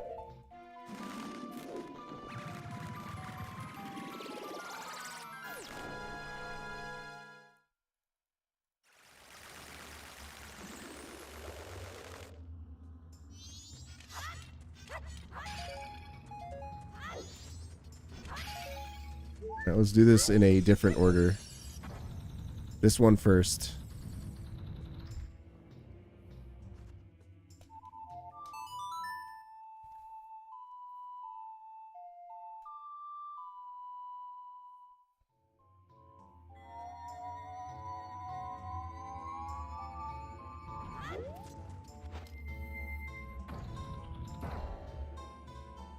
It's fine.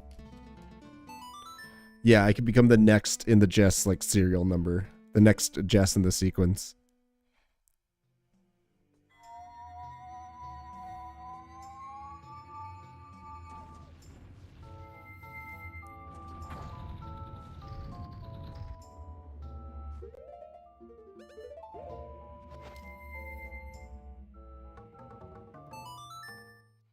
Doing this the slow way, even though there's a much easier way to do this with only having to play LG twice. Yeah.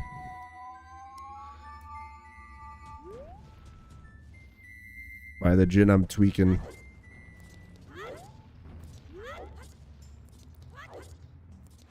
Alright, in the first room, take the door on the left to get to a room with 4 switches. Find the wall with cracks. Hold on. Rakabiru Dungeon. Or temple. Probably.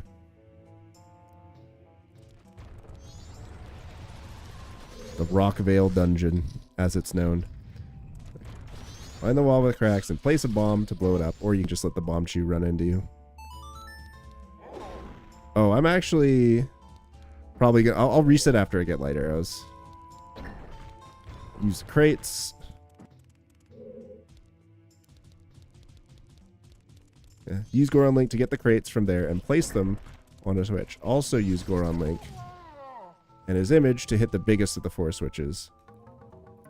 When you hit the last one, go past the grate that was blocking your way before. Put a bomb on the light square you see on the floor to make light shine down below, and make a right turn down to a lower level of the cave. Shine your shield in the sunblock here and walk across the lava with Goron Link to get the map.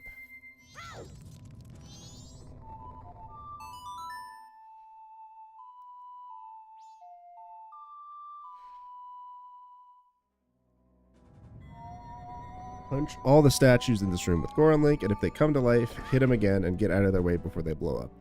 When they are all dead, a chest containing a key will appear. Ow.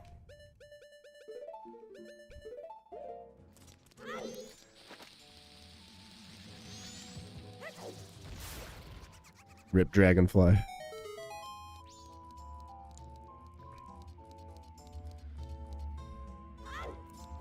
So get the map first. Yeah. They're all dead. A chest containing a key will appear. Take this key back upstairs and go through the locked door. Okay.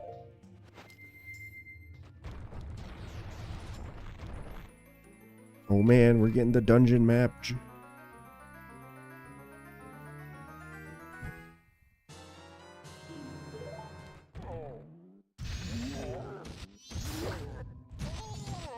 Owie.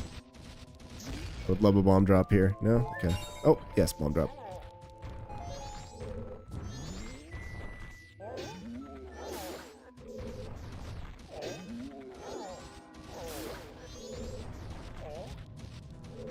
Alright. Take the key back upstairs, go through the locked door in that room. In the next room, there's a key in a chest on the left side ledge. Or there's a key in a chest on the side ledge. After you get that, dive down and go through the hallway into a bigger room. Jump onto the pathway in the middle and use Link's mirror shield to reflect light onto the mirror. Reflect it so the mirror absorbs the light. The mirror will flash, not reflect it, for about 5 seconds. Then when you stop, the mirror should shoot a beam of light. Run over and reflect it onto the sunblock to get the compass. And do.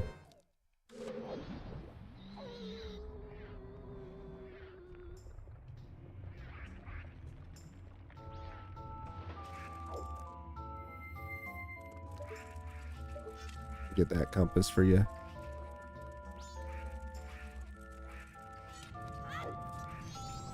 Oh, I can't wait to see how he outlines the mirror puzzle room.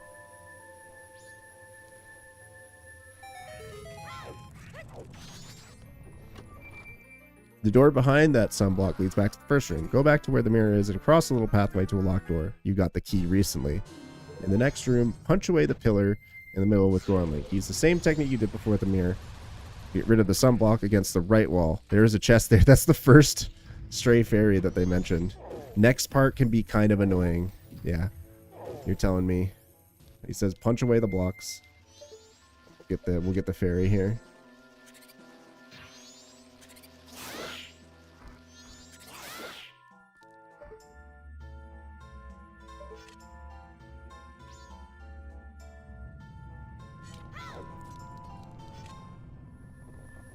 This part, it's a little easier. If you leave one of the discs, you can actually grab onto it and charge the mirror for as long as you like.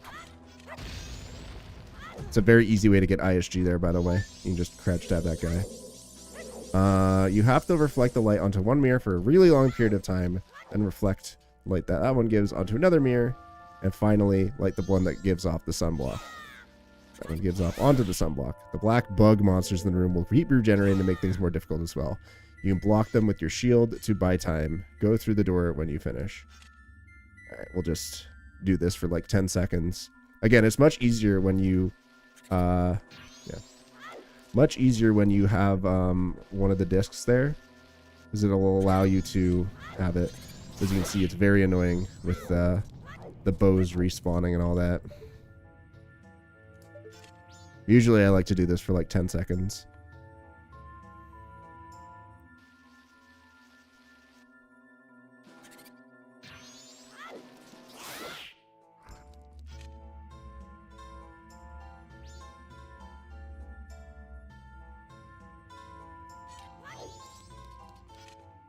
Not too much trouble. Go through the door when you finish. Launch up with Deku Link into the next room and guide him to the gusts of air. To extend the time you can glide forward. There's a chest near the start of the glide that has a fairy on the platform with rupees. There's a chest on the fire. The fairy in it. I think you need to roll across the lava and hit the switch with Goron Link for it to open. Not too sure. He couldn't figure this puzzle out. Unlucky.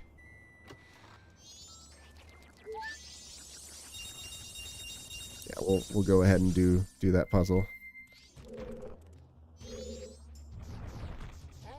Yeah, there's a switch here. I guess he didn't see this switch, but you hit this with Goron and then you roll all the way across and hit the second switch. Oops. And the timing for this is actually quite tight. Like, even if you even, like, bonk once or twice, it is fairly difficult to make it across and hit the switch in time before the lava respawns. Yeah, we'll just do this room normally. This boss can't hit you as long as you are blocking, but you will never seem to be able to hit him either. When he leaps at you, move out of the way and he will disappear, then come down on your head. Take a short step away and he comes down and slash him. Eventually he will escape and a chest containing the light arrows will appear. Go through the door and jump on the bug beam. Jump onto the beam to get across. There's a mass bug in the way, but you can easily knock him with a bomb and a slash.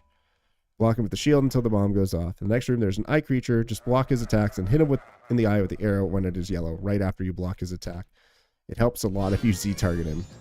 You'll be back in the first room after this, and you can go back in time if you want. You won't lose the map or compass, and everything else of importance that you've done, except the fairies, has already been taken care of and does not need to be done again.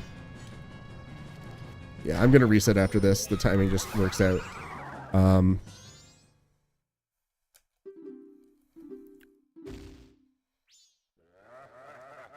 Either way, the next thing to do is go back outside and jump over to the block closest to the dungeon. Shoot a light arrow at the red gem on the wall, and the dungeon will flip over.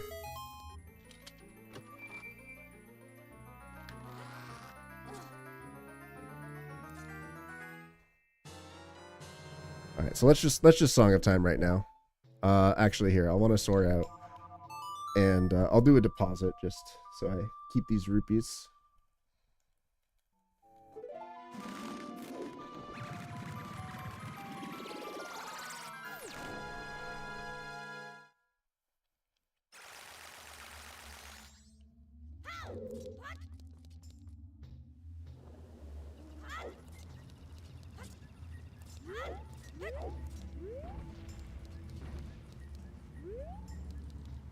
Jump over to the block closest to the dungeon. Oh, he wants me to use the LG switches. I see. Okay.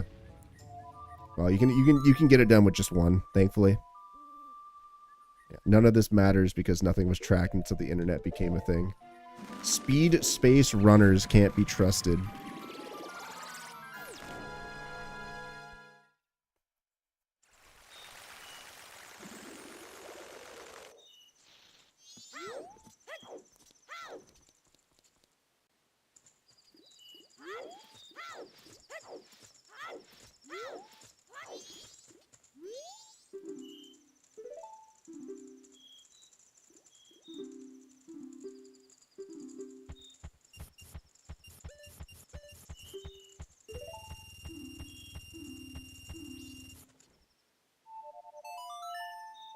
We did the whole deed quest. The only thing I'm losing is the fairies, which is fine because he only found 2 of them.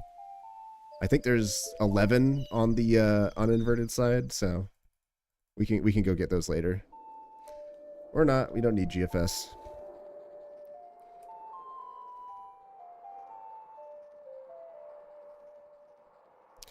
Oh no, he's gonna tell me how to do the frigging slow rooms. We have to do all the stupid rooms in Stone Tower. Ugh.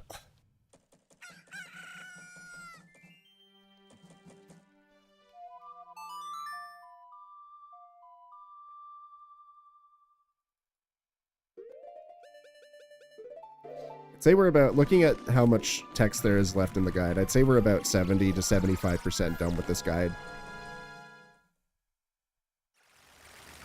For those keeping track at home.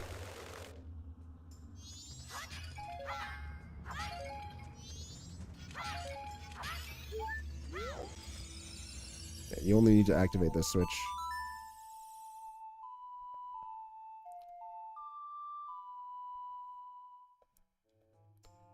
In order to expose the red switch to flip the dungeon.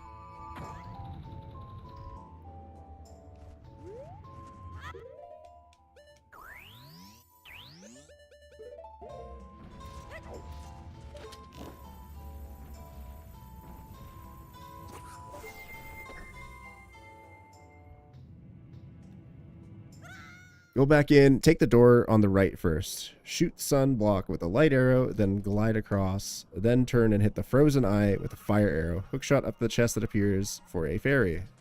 Alright. That's the third. Oh, come on, nice. Nice roll speed there.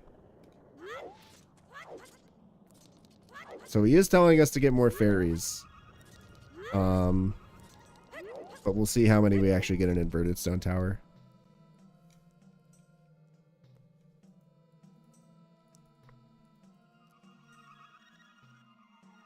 Another fairy you can get by hitting the sun emblem in the first room and opening a chest. Okay. Let's do that. Have to do it in the order prescribed. Actually, no, I don't want to go back there. Yeah.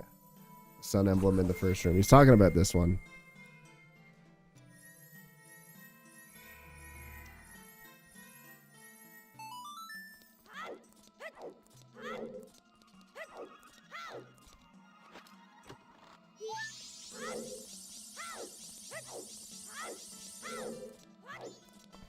Yeah. Shoot a light arrow here.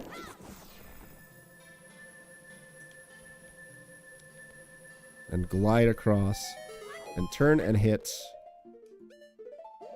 frozen ice switch with a fire arrow. He wants me to do it like this.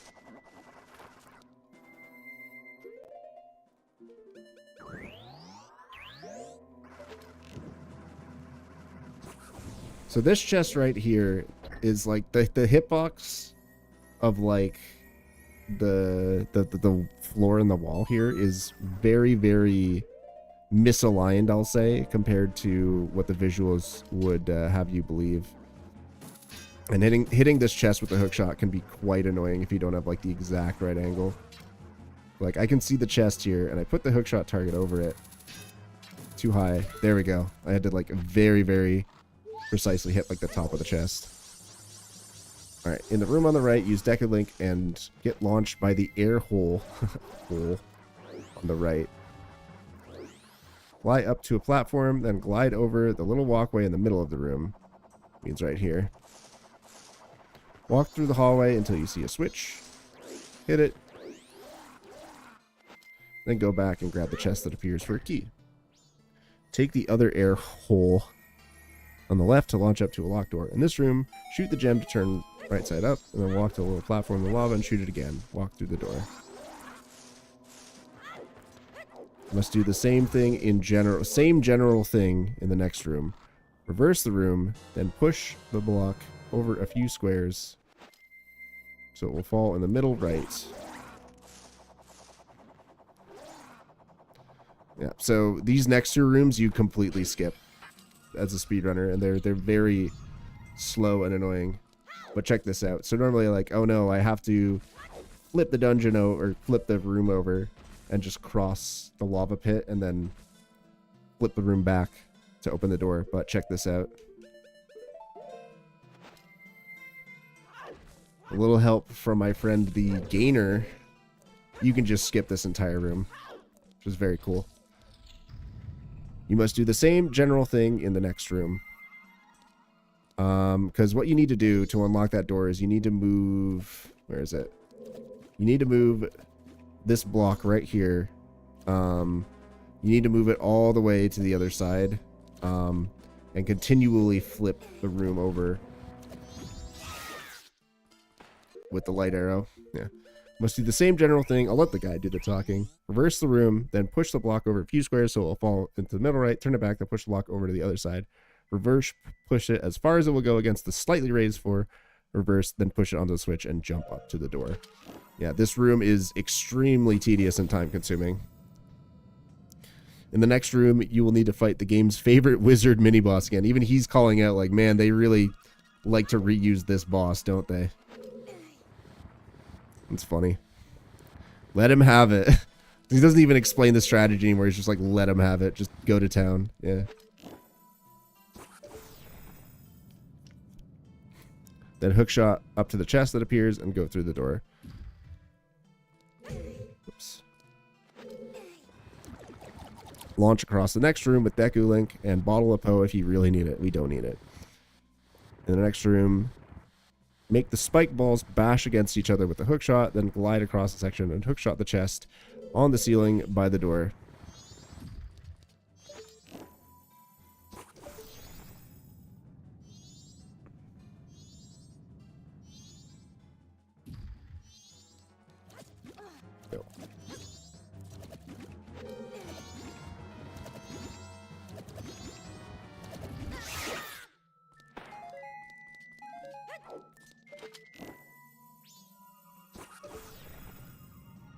So he doesn't say to get the small key in the Poe room. Which is fine.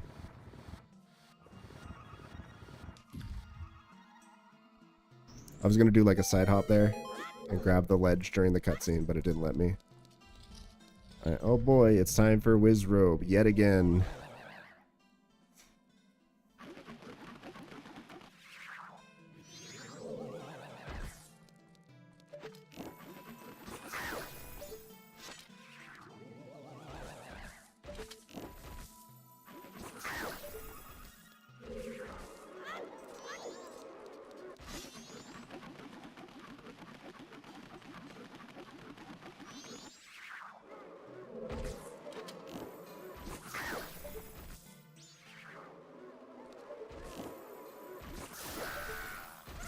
Ouch.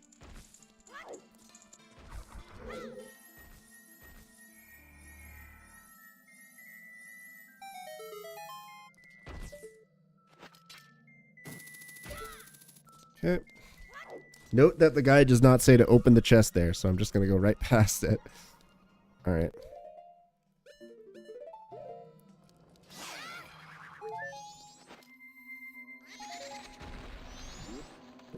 Launch across the next room with Deku Link, a bottle of Poe if you need it. In the next room, make the spiked balls bash each other with a hook shot, then glide across the middle section and hook shot the chest on the ceiling by the door.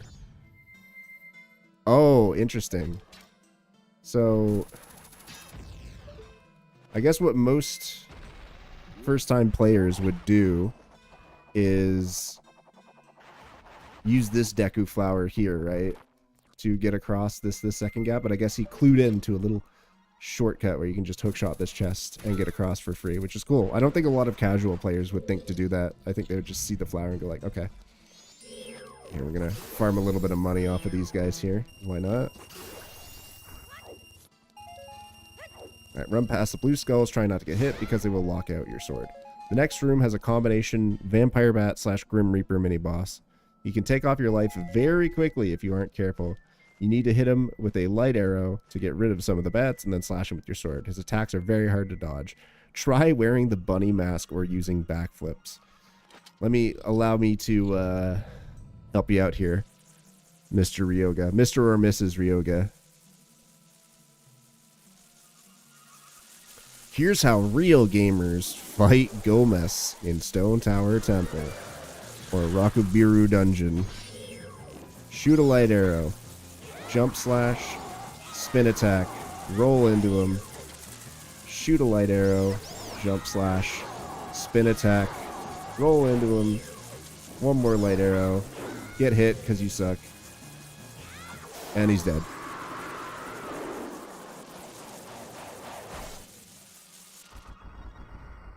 Yeah.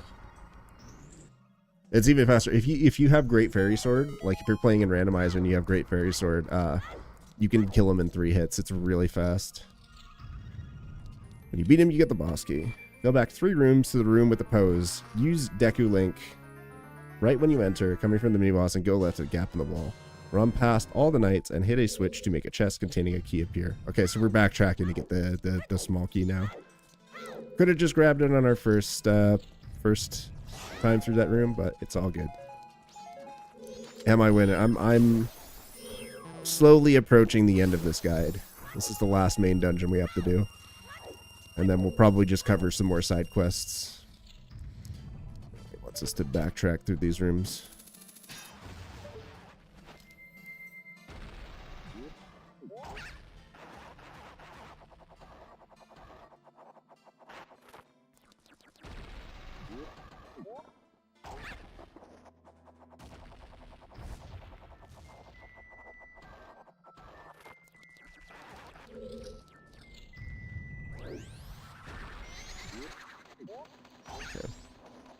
Run past all the knights and hit a switch to make a chest containing a key appear. Get it.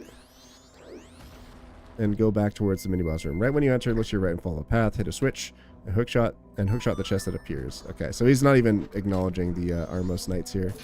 So you can use Elegy here, right, to make this switch last. Or you can just hookshot this chest and mash A, and you'll open it before the flames spawn again. Oh, nice little way to skip using Elegy in that room. I wouldn't be surprised if there's some casual players who figured that was like an intended way to get that key as opposed to playing Elegy. Though, I mean, the game is like constantly reminding you that there are switches that are not permanent presses and you need to use Elegy. Yeah, hit the switch and hookshot the chest that appears. Note that he doesn't say how to hookshot it, so I'm just going to go over here and hit it easy peasy. Follow that path and unlock the locked door. Defeat the giant eye monster in the next room, just like the last one you killed. He says to use light arrows here. It's a little bit faster with bombs, but it's fine. We'll use light arrows.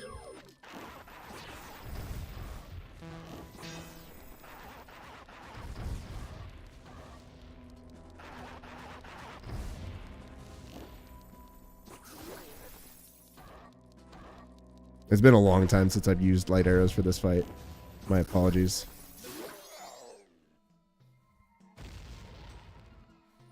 You can also hit him during his laser attack. It's a little bit more precise, but you can stun him and then shoot a light arrow. And get the chest he leaves for a new mask that you can't seem to use. In the next room, hit the switch and hookshot the chest appears. Hit the hookshot target on the ceiling to get over the spinning spike bar and enter the door. Jump down the pit.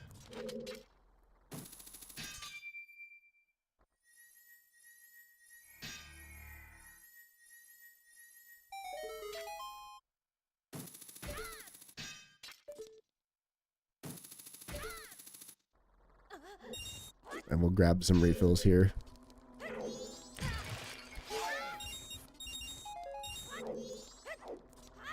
Alright, here we go. Boss, Twin Space Mold. Use the mask when the fight starts and you will become a giant. This is a pretty easy but cool nonetheless fight, as long as you have some magic refills with you. I recommend bringing 2 or 3 magic refills and some fairies. You can just bring all the blue potions if you want to. Back to the boss. You need to slash either them as Giant Link in the head or the tail. 4 to 6 slashes will kill each one. I think he's speaking in the context of using Gilded Sword, but here's a cool thing about this fight.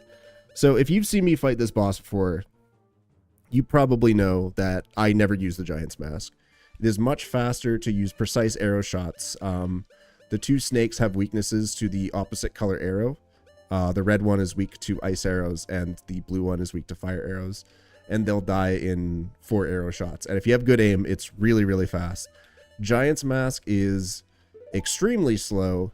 However, on the Japanese version, it's a little bit less slow, only because you have the glitched crouch stab damage value. So I did a jump slash there, and then my crouch stab here is actually really powerful now. So I think they die in like 3 hits, I want to say. We'll see. Let's see. So that's 1 on red and 1 on blue. But it's really hard to hit them still, even with this.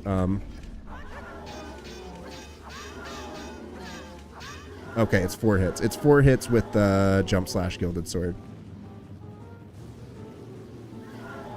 It's much faster to be skilled as fuck. Yeah, it is. But if you have the ability to use power crouch stabbing, then Gilded Sword is really not that bad for this fight.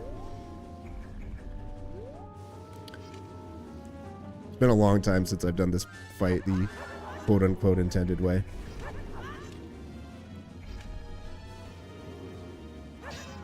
Just a little bit early there.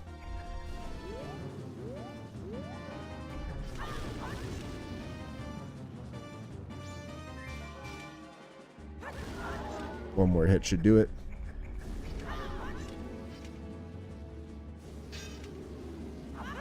Easy. Casually with the Giant's Mask, it's really fun to just kind of wail on them. And it kind of goes with the general mantra that the MM bosses follow, which is just rather than like one predefined strategy,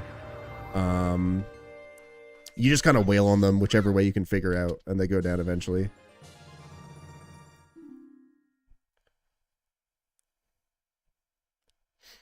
If you run out of magic, you can try to find some in the desert using the bunny hood or Goron Link to stay ahead of the molds, but it is very hard to find a magic vial.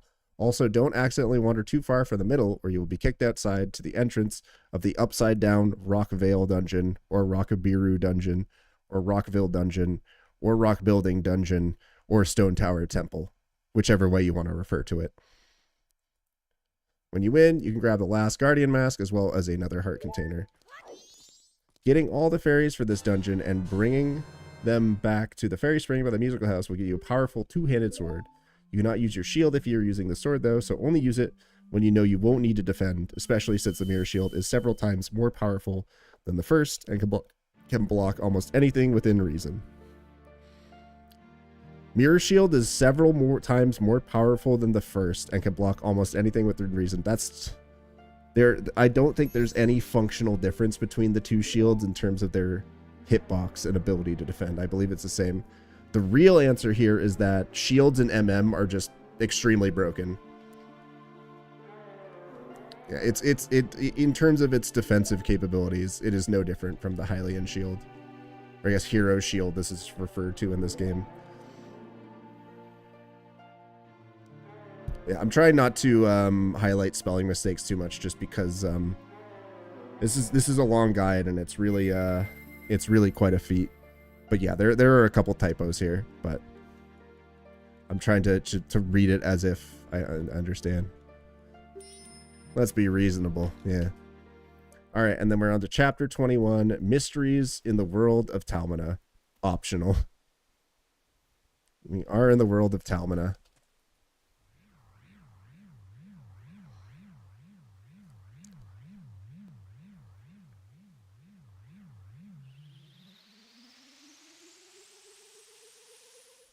This chapter will cover anything else not covered in chapter 16 that is important. You can skip ahead to the final chapter if you think you are ready.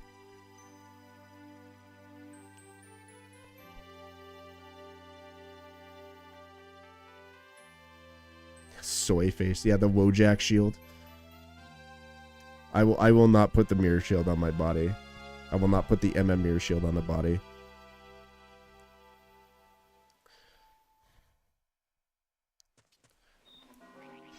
Here.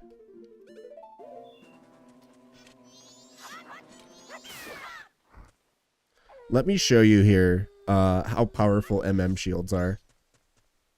So you might expect that you're able to shield a bomb, right? And indeed you can. You shield the bomb explosion.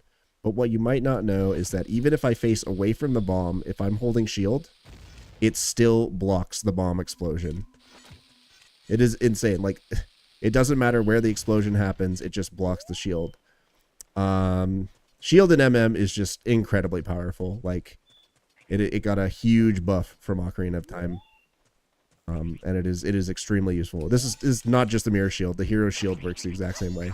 And just like that, the Gwei breaks through the shield's defenses as I'm trying to establish a point. But yeah, take a look at this. No damage. Easy.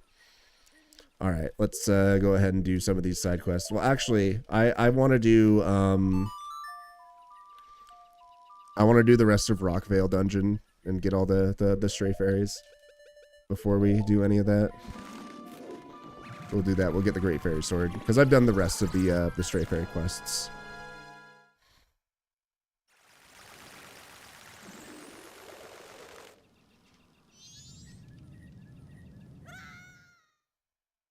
Did the stream freeze?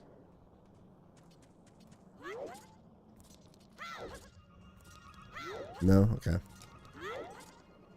Just need an internet check there for Canadian summer.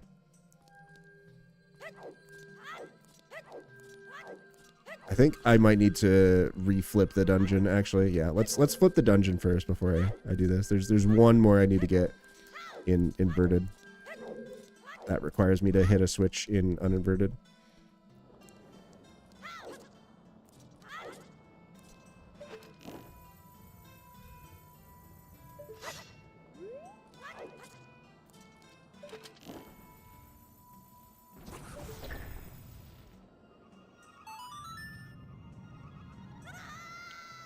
Go ahead and do the rest of these here.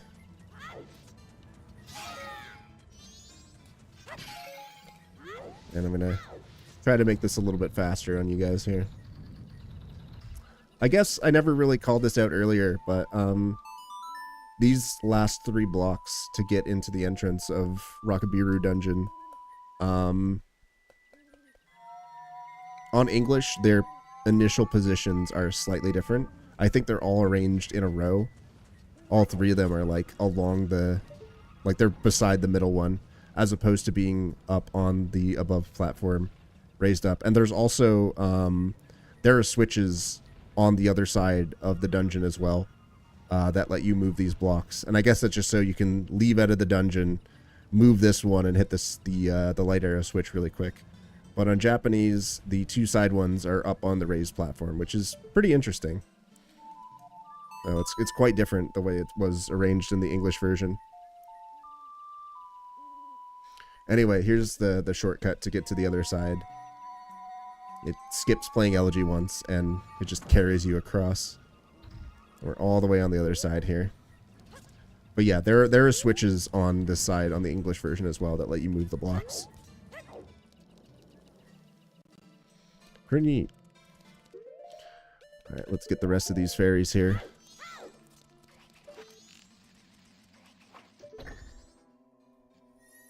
Oh, you like the Mekigaru Elegy? As this guide refers to it.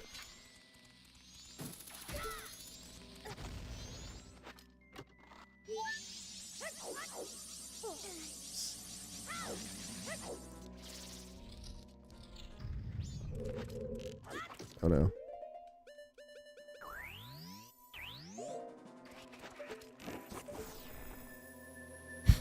Oh, you didn't know about Takuri? Nice. Alright, yeah, we'll get a bit ahead of ourselves here, but I'll show that off in a bit.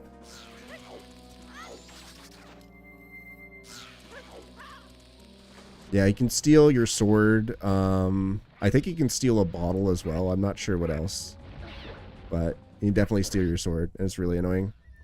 But you could, if you don't get the sword back from the shop, you can just Song of Time, and you will get the sword back just as easily.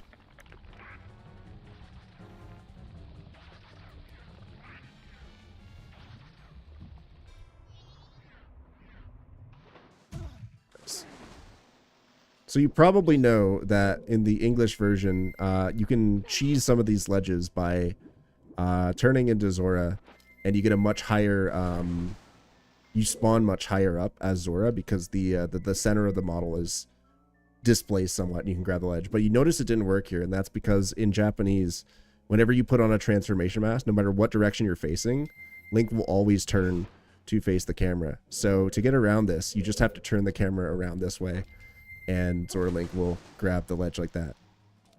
Very nifty.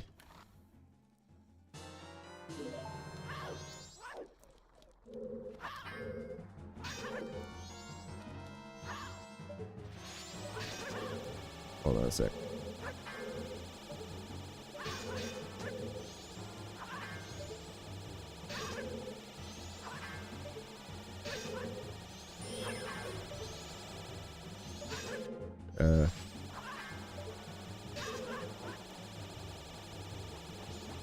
Oh, it didn't work.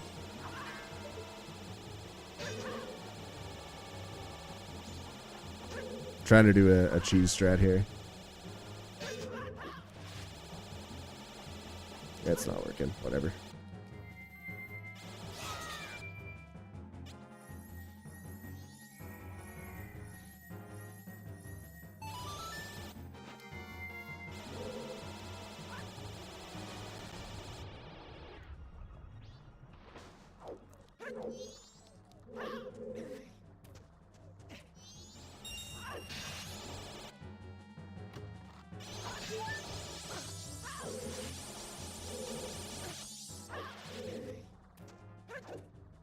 Doing this a little bit backwards, but I'm just trying to do an efficient clear of the dungeon here.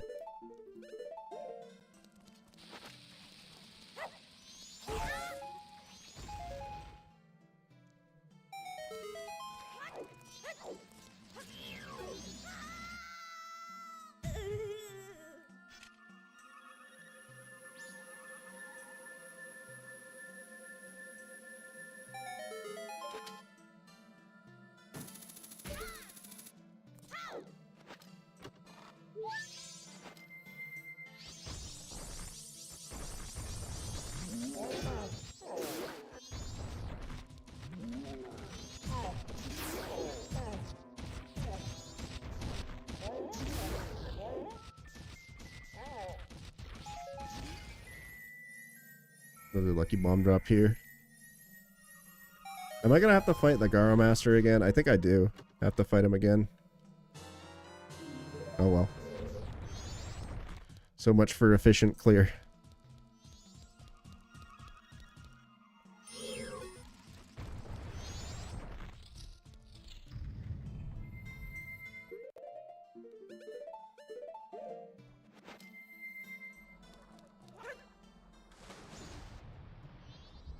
Die. Oh. He almost got me there. He was ready for the grab.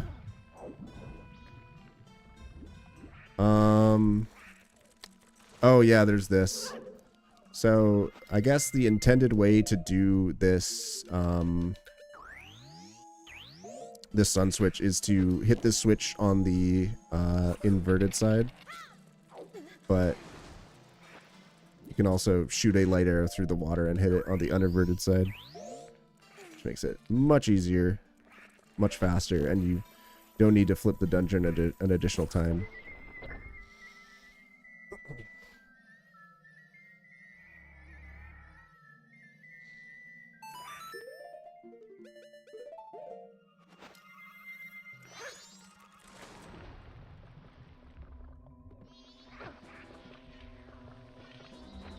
Oh, he's stuck on the floor.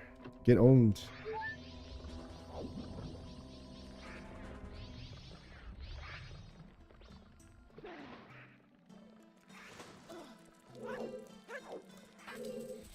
And yeah, if you have light arrows, this room becomes much easier to just go through incredibly quickly. You don't have to do the mirror shield puzzle at all.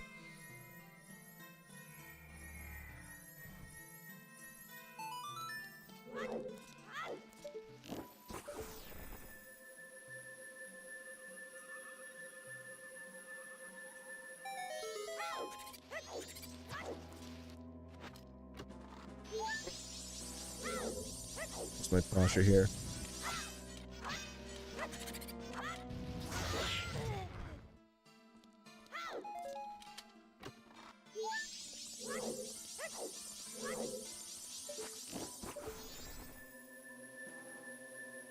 Trying to think if I'm forgetting about any of the I'm gonna leave this dungeon with 12, and then we'll do the last three.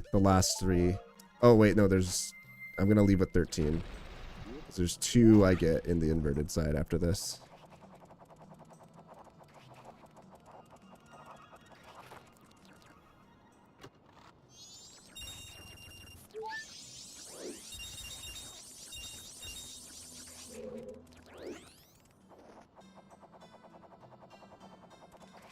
Wait. Oh, okay.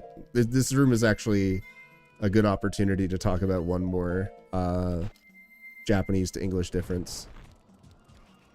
So your first time through this dungeon, you're able to get this this strafe area by rolling through the lava as Goron and hitting the switch to bring down the flame circle here.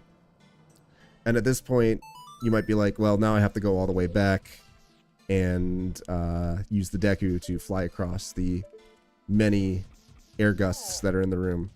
However, on the Japanese version only, there is a sun switch. Wait, isn't there a sun switch here? Or is that English only? Yeah, sorry, it's the other way around. There is a sun switch on the English version only that the only way to hit it is to use a light arrow, but it spawns a ladder right here. Yeah, it's on the English version. I got it backwards, but there's no sun switch here on the Japanese version, so you have to go all the way through this room again. So they made it a little bit easier, and someone could correct me if I'm wrong about this, but I believe because many of the room design choices and the 3DS version were based on the Japanese version, that sun switch is removed again on the 3DS version. Like, it's just not there. But on English, there's a sun switch that can spawn a ladder. So if you have the light arrows and you're like going through this dungeon a second time, it's a nice little shortcut to skip the air geyser puzzle here.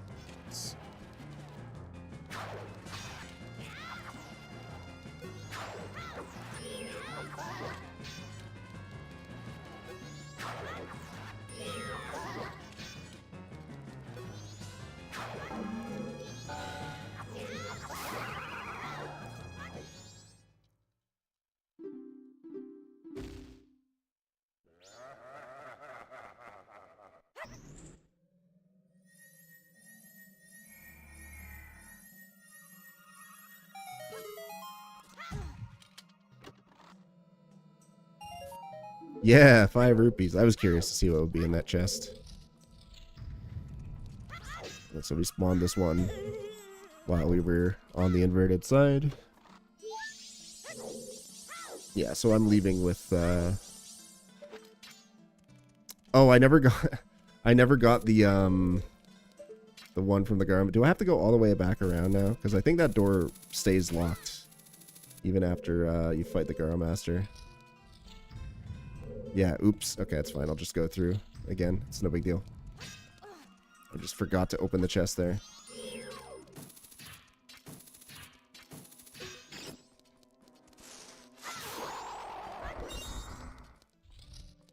And here, I'll show you guys the quick kill on the Igor here.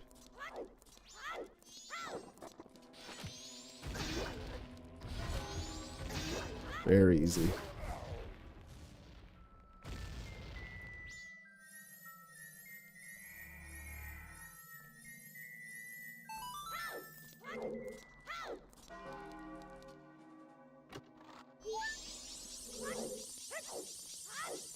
Alright, so we're leaving this with 13.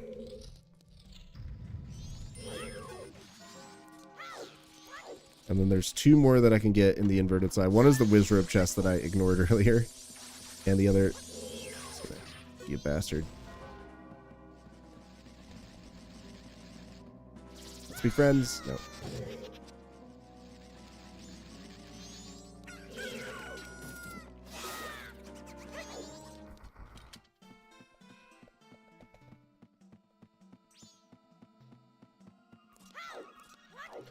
I don't like to get this done as quickly as I can, just so I can move on.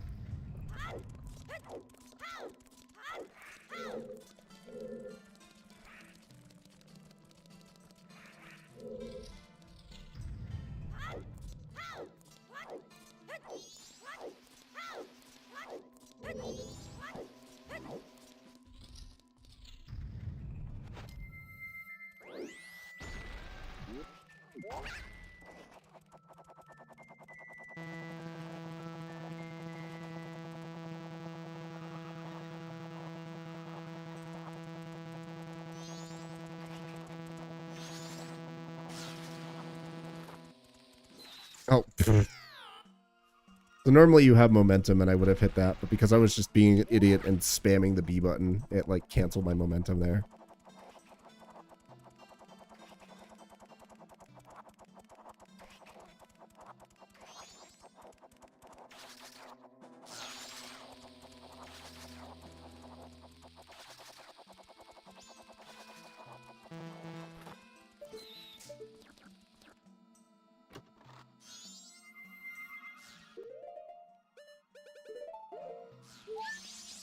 That is not in the guide to be an idiot and spam the B button. I wish it was.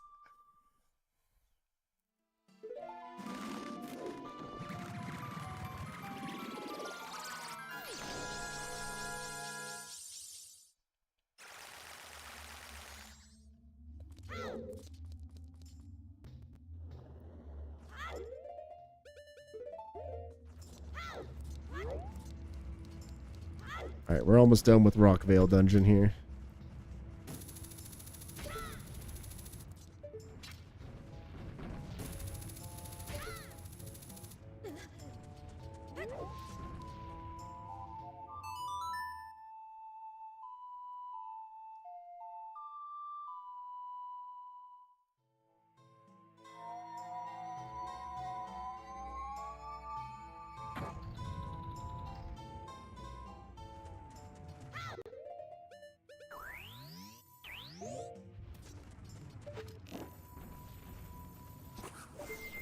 Just barely hit that switch there. Alright, 2 more strafe berries to get. They're fairly straightforward.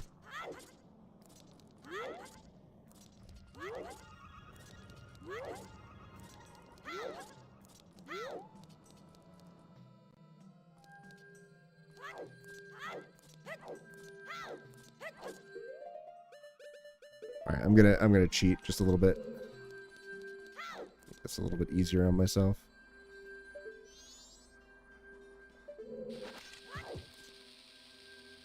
before anybody asks, this is not in the guide. I know this is not in the guide. Leave me alone. Neither is getting the rest of the stray fairies in the guide. So, sue me.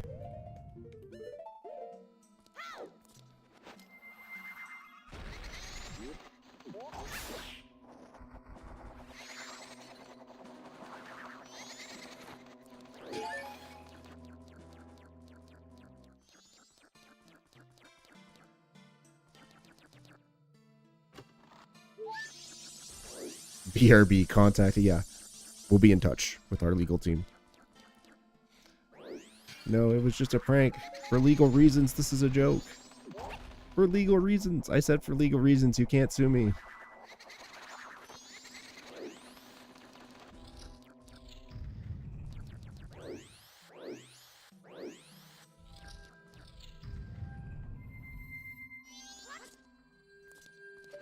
Top 10 speedrunners in cheating. Or top 10 cheaters in speed. I totally butchered that, but I knew what you meant.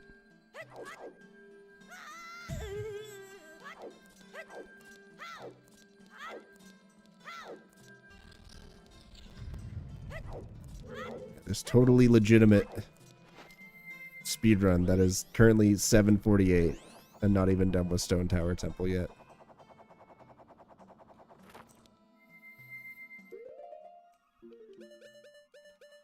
I believe this is the last use of Elegy.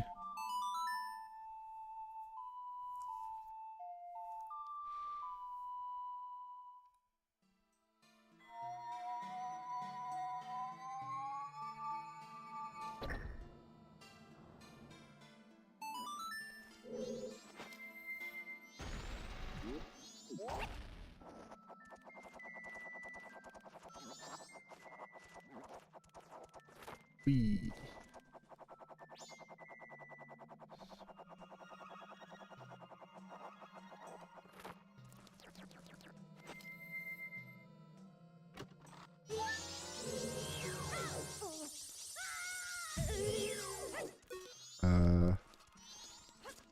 Not where I wanted to go.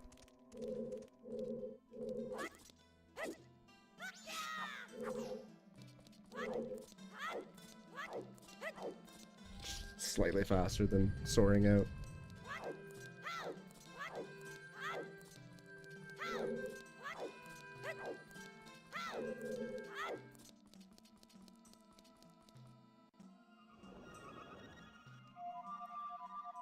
All right, let's go get GFS real quick, and then I'll go on to chapter 21.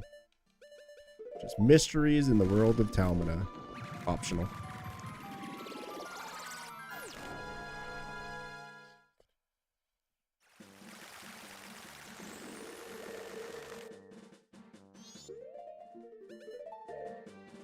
Yeah, the GF sword. Press 1 if you want a girlfriend sword.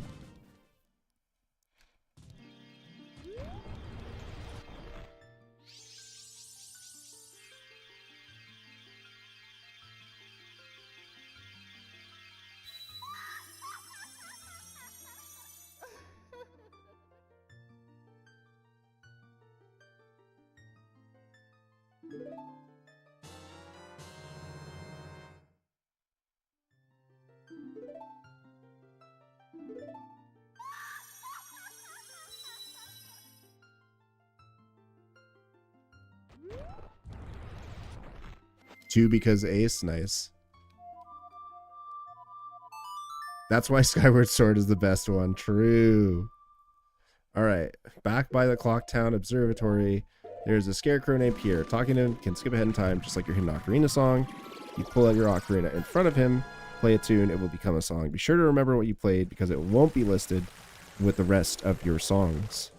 So a couple things here. First of all, there is that scarecrow in the observatory, but there's also one in the trading post here.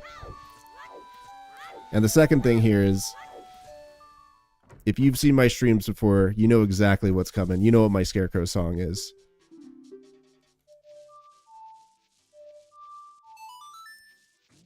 It's the funny skeleton song.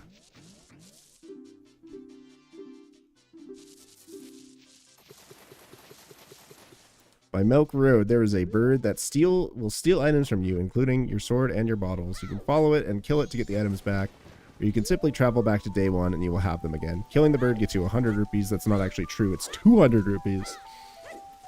Unless it's different on the Japanese version. Let's find out.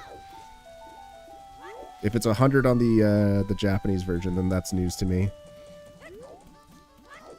Either way, farming money is going to be fine here. Yeah, I don't believe the guide here. We'll see. Yeah, this is Takuri, one of the strongest enemies in the game. But yeah, nice little reward if you're able to kill him. No, not Steph Curry, Takuri. See? Takuri.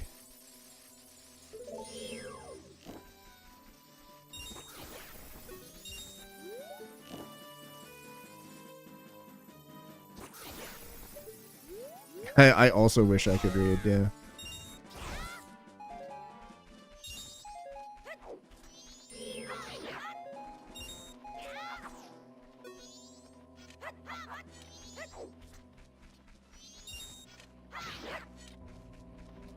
I'm using crouch stabs here because I stored a jump slash, so hopefully it goes down pretty quick. Die. Let's see, silver or gold? It is a gold rupee, and you'll see I'll go up to I think about 500. Yeah, it's definitely 200 rupees. It's not that I didn't believe the guide. Well, it is. It's not that the guide was right. It's that you guys didn't believe me. Alright. Here we go. The 6th and final bottle can be picked up by going through a series of events in Clocktown using a few different masks. Go to the inn on the first day. Wait till between 1 p.m. and 2 p.m. for the mailman to walk through. Put on the cafe mask, spelled cafe, like, I guess he just translated it literally, and it's the same sound, so. But yeah, his name is obviously spelled differently.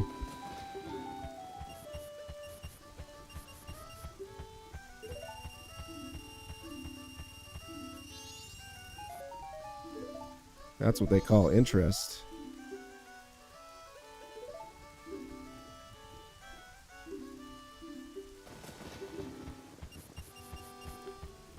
Alright, so we'll reset time and we'll follow what this guide says. 6th and final bottle can be picked up by going through a series of events in Clocktown using a few different masks. Go to the inn on the first day and wait till between 1 p.m. and 2 p.m. for the mailman to walk through. Put on the cafe mask and talk to the girl behind the counter. Then come back after 11 p.m. using Deku Link. Wait in the kitchen until after 12, then talk to the lady to get a letter. Mail the letter in the box outside and wait until the mailman picks it up the next day. Follow him to the house by the stream and go inside. Get another letter from the boy there, who's named Cafe. Give it to the girl in the inn. It's not a letter, it's a pendant! But sure. On the 3rd day, wait until 6 p.m. Go back to the house by the stream. He doesn't believe the guide, yeah. The guide also told me to do a gainer to get into the inn. Just so we're all clear here.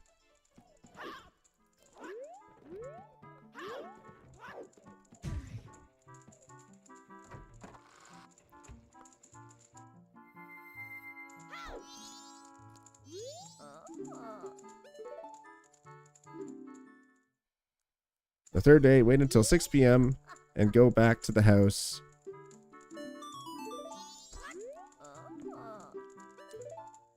House by the stream. Get another letter from the man inside and give it to the fat lady who gave you the cafe mask. There's also, did we talk about her? Like, when did the guide talk about the cafe mask? Ever? Do we have this? Also, kind of rude calling her that. Hold on a sec. I might have skipped something the guy told us about.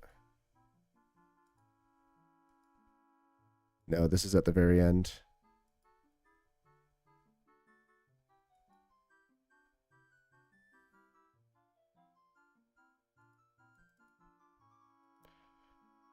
Yeah, so we didn't talk about the cafe mask, but I'll just get it.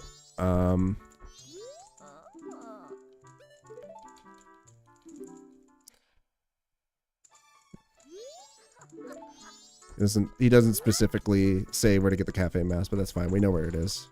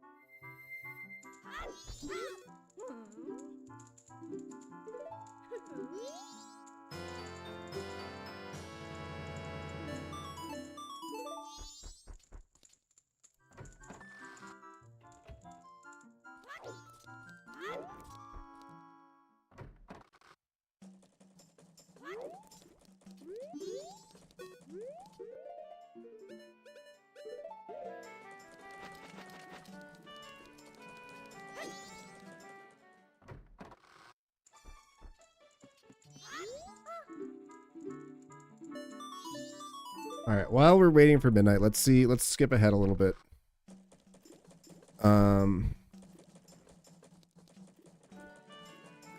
And let's see what we can do. More masks.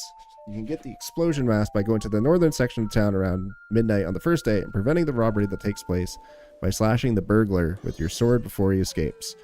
You can then get the staying up late mask after you stop this robber by going to the Manny shop on the third night and buying it for 500 rupees. To get the Keaton mask, follow the same steps to get the 6th bottle.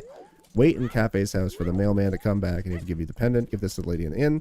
Then wait till the third day and go back to Cafe's house at various times until the man that gives you something as well as something else. Take the other gift you got from the Cafe's father and wait for the mailman to get to the post office. He thinks that the curiosity shop man is Cafe's father. Isn't it the mayor?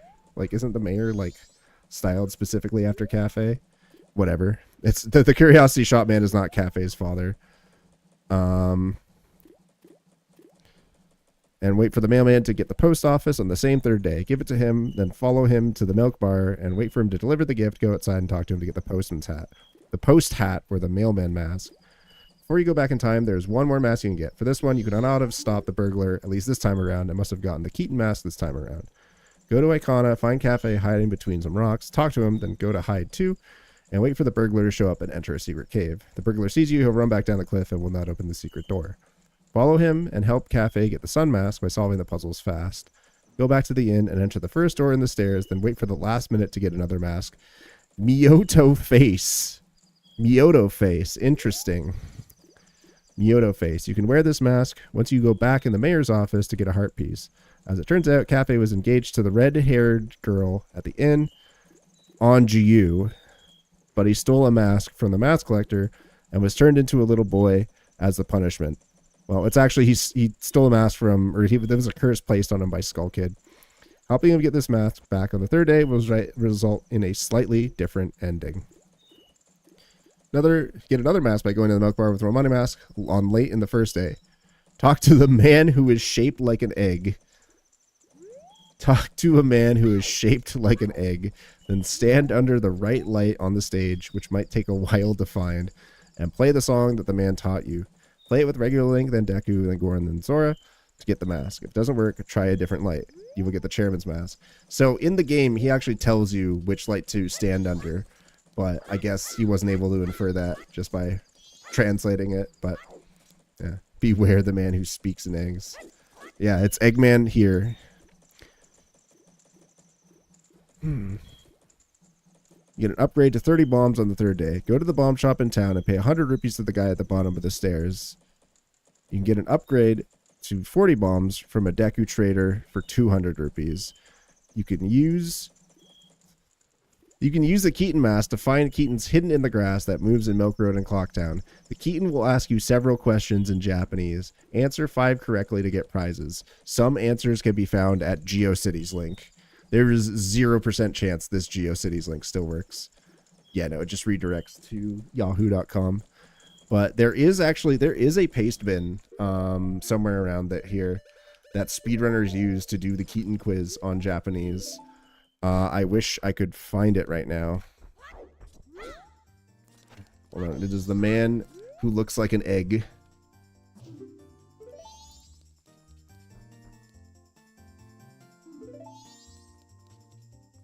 Which spotlight is it? Oh no. It's this one. Yeah, that's Eggman right there. Before you fight the last bosses, it might help so take the path that's south of Clocktown on the world map that would normally lead to the witches, Deku Village, etc.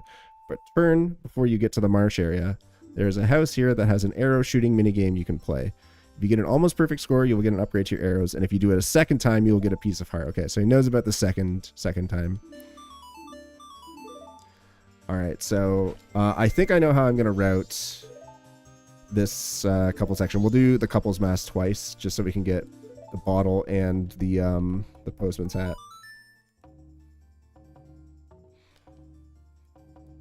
Because this is the last side quest he talks about. Just get the 2 bomb upgrades. He only knows about one of the arrow thing. So if I'm following this guide to a T, we are almost done here. Yes, egg space man.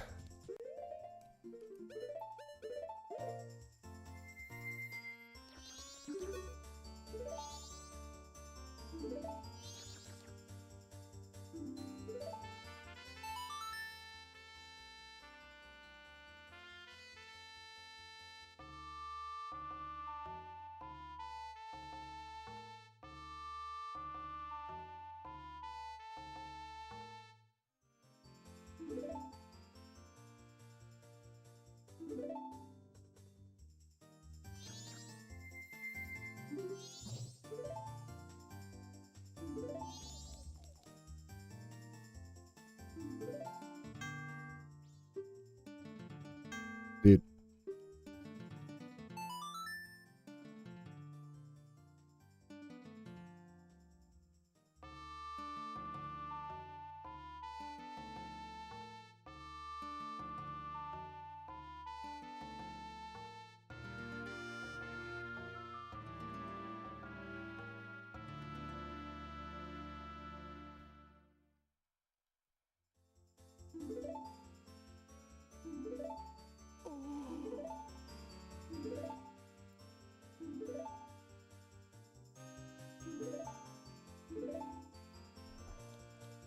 What other masks are we missing? He does talk about the all-night mask, doesn't he?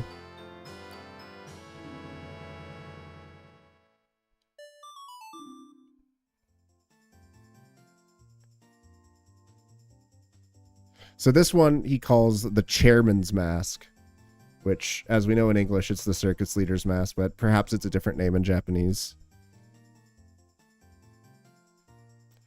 Yeah, so he talks about the all-night mask here. So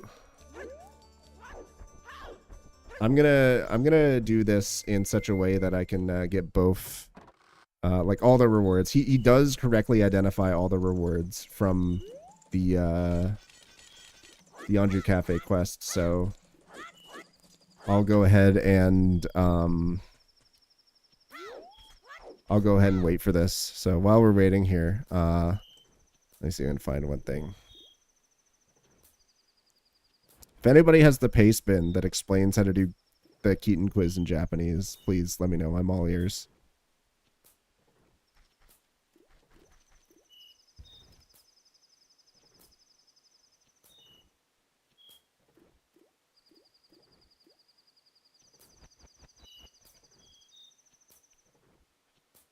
Here we go. There's a Zelda speedrun link. Or no.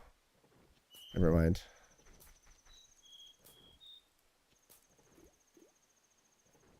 Here we go. Yeah. Okay. There's a ZSR page for it.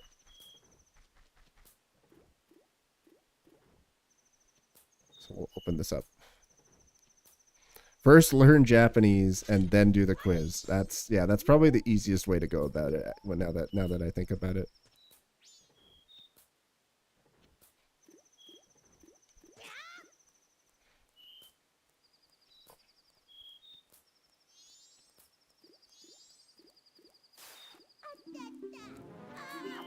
Get the world record in Japanese any percent.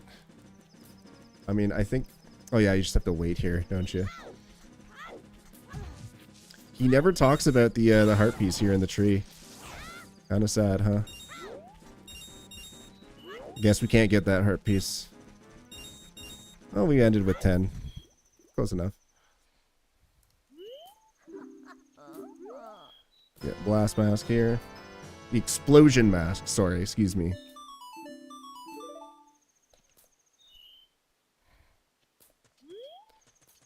The murder part. No, we don't murder him. It's important that you don't murder him. Otherwise, you don't get the all-night mask here at the end.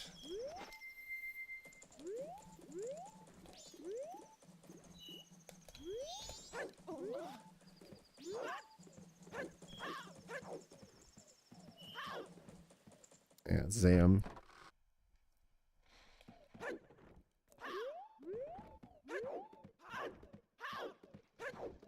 All right, let's take a quick look at the low-res onions present here on the table. Please admire the low-res onion.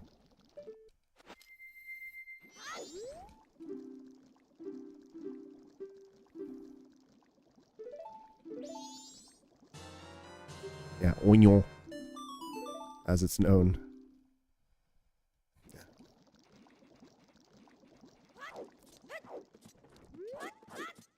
Yes, tabernacle indeed.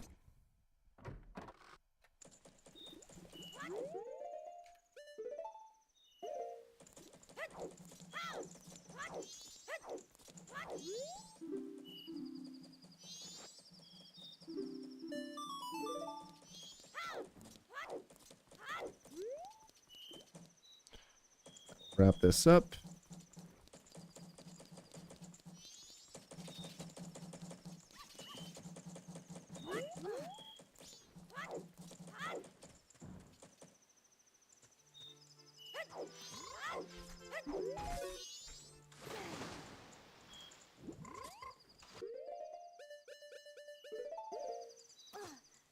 And so in this in this cycle, I'll just get the bottle and then I'll get the all-night mask, and then we'll do Cafe Anju next cycle here. So he talks about you can also hold on. Get another letter from the man inside. I mailed the thing, right? I did, yeah. I wonder what other games have early game fact archaeology. This guy has written a couple other guides. But I don't know if any of them... They're mostly like JRPGs for the SNES.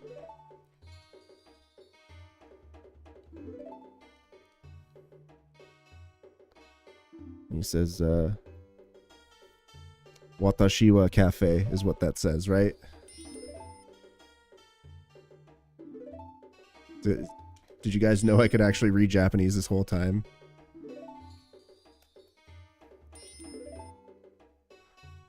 Seriously, someone played every Dark Souls following the day one IGN guides. That sounds really funny.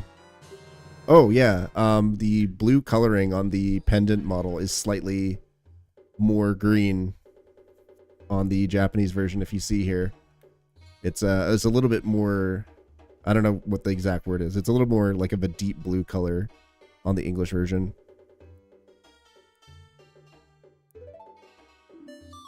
Smoople, I am a complete idiot when it comes to Dark Souls, so I'm sure that's funny to the experienced Dark Souls player.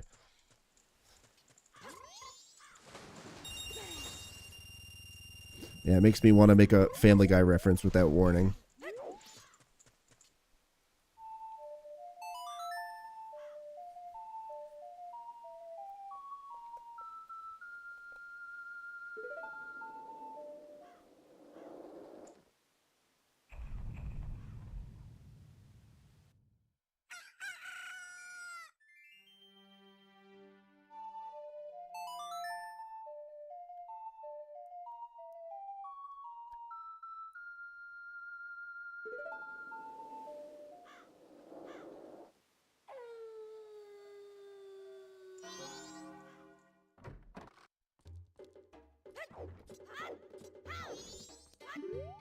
I didn't give the... Wait, no. This is... Is this right? Yeah, no. You can't do the blast mask on the same cycle. I forgot. That's fine. I forgot that you can't do the blast. It's fine. I'm just gonna farm some money.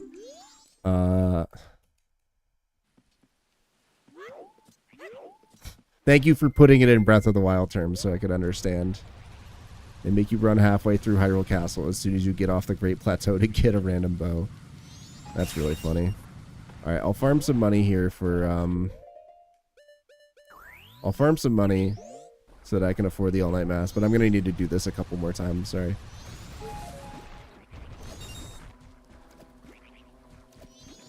I totally forgot that, attacking Sakon just completely invalidates the entire, cafe side quest. It's fine.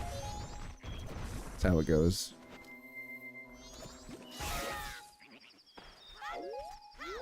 That is really funny, though. Oh, I guess while I'm here, I can do the,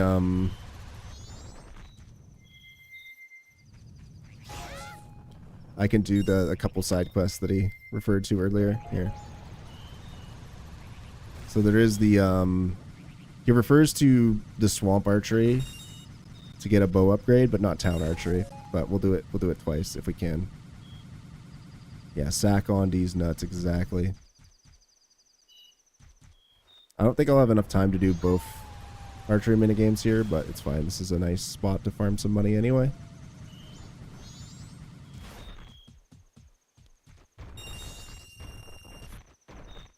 Yeah, there's no way.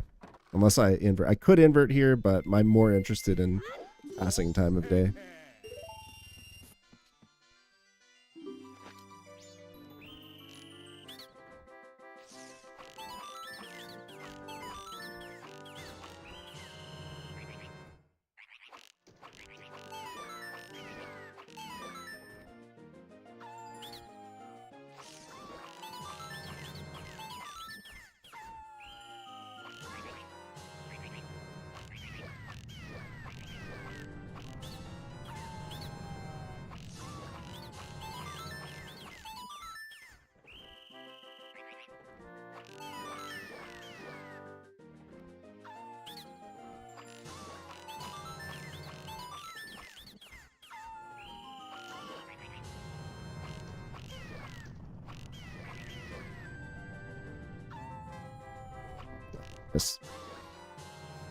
Not the best. So the issue is time is still going to pass here as all the seconds count down, and it goes by really slowly. So unfortunately it's going to hit 10 before timer runs out here. There's no way to make it go faster.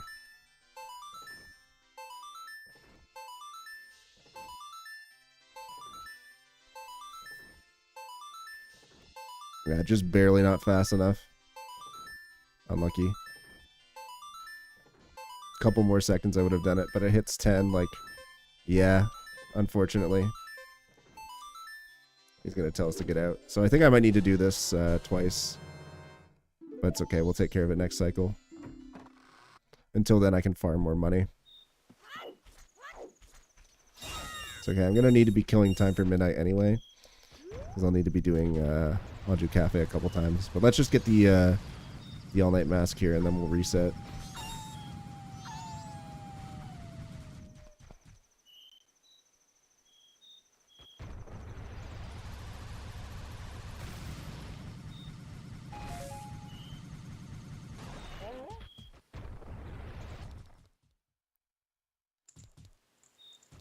Calls it the Manny shop, which is interesting.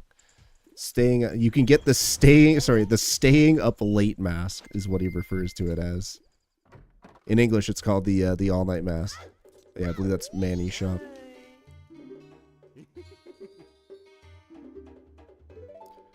And of course, that says the staying up late mask in English. And Mom's letting me wear the staying up late mask on a school night. We can play more Fortnite. Let's go.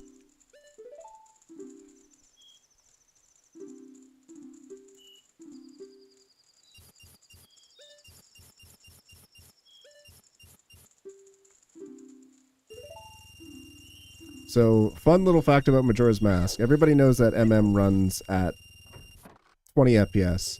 But the pause screen runs at 20. As it turns out, because the rupee count increments once per frame, it actually increments faster while you're paused. So it lets you get up to 500 just a little bit faster.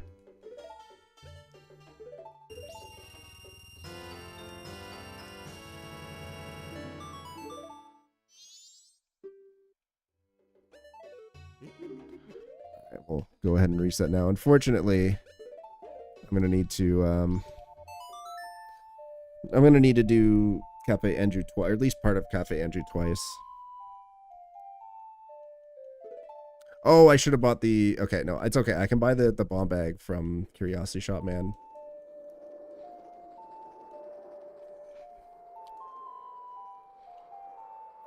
Yep. I do not want to play as Aubrey Graham in Fortnite. I'm sorry.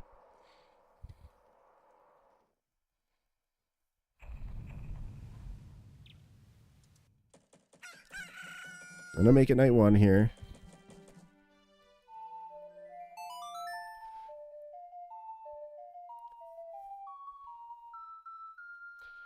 No. But unfortunately, I have met the Grahams, so to speak. They are not like us. What mask are we missing here? Postman's hat. Keaton mask. Couples. This is Couples mask, and this is... What could that be? What other mask is there? Because he covers all the masks, I think, in the guide. I don't remember what's in the bottom corner. Now we're just waiting for midnight here, so. Oh, it is Kamaro mask, yeah, which he doesn't talk about in the guide. But when we're waiting for stuff, I'll read through ahead, and we can read through the rest.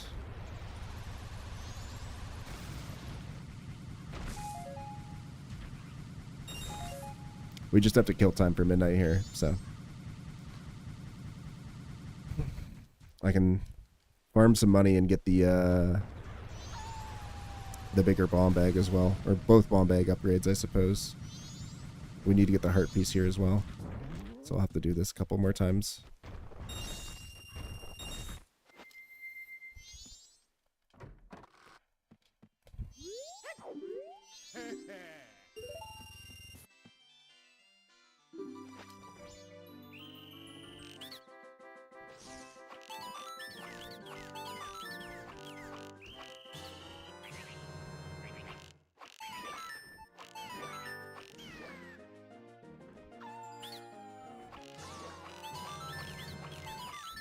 Somehow that hit. That hitbox was a little sus there, but no matter.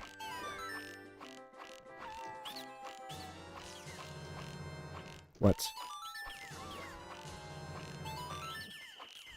Can't believe none of that hit.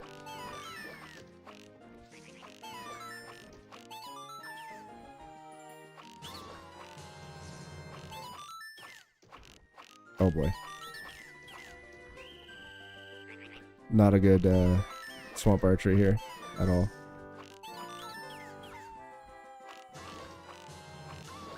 Yuck. 45. Blech.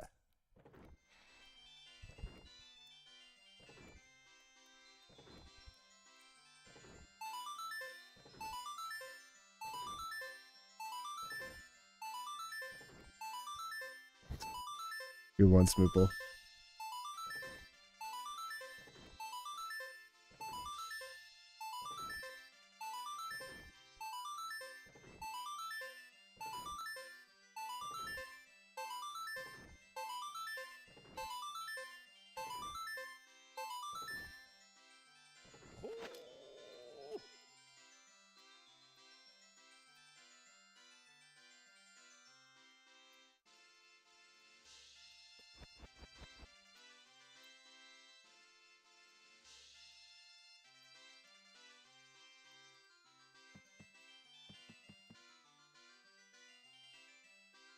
There.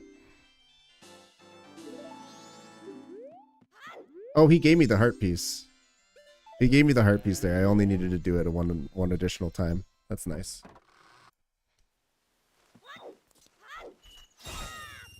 Let's farm some money here. You can farm just by going in and out here.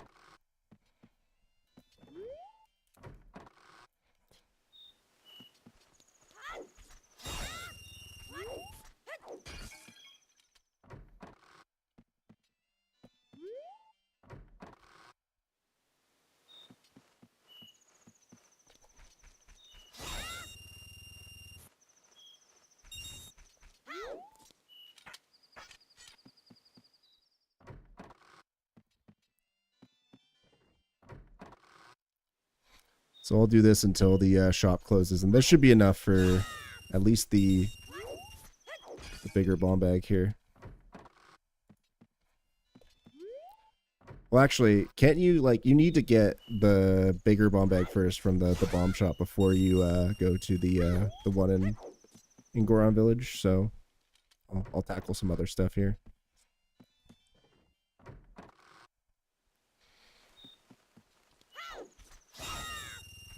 Farm what I can, and then I'll start reading up on some of the later things they say in the guide, like after Majora.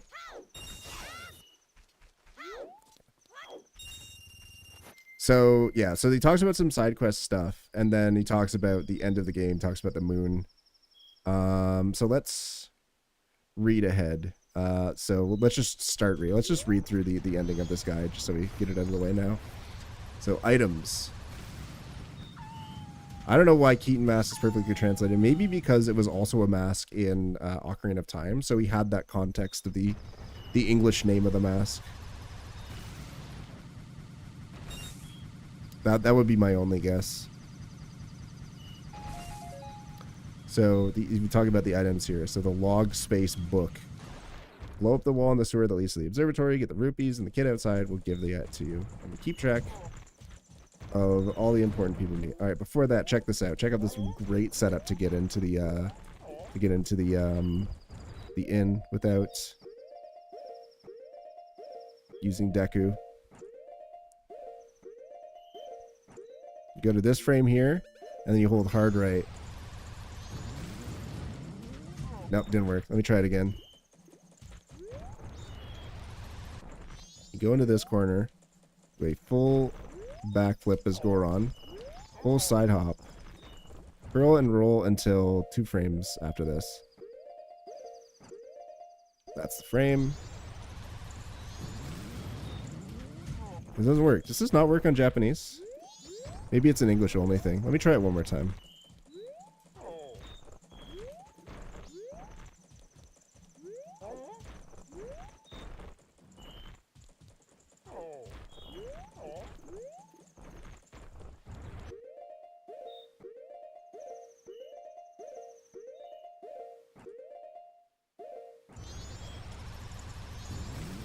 Unless it's 2 side hops. Jackson exposes a fake. No, come on.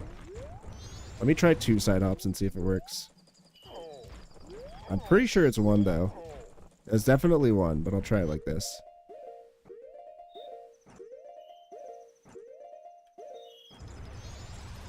Yeah, definitely not. Okay, whatever. It might be an English only thing for whatever reason. But nevertheless.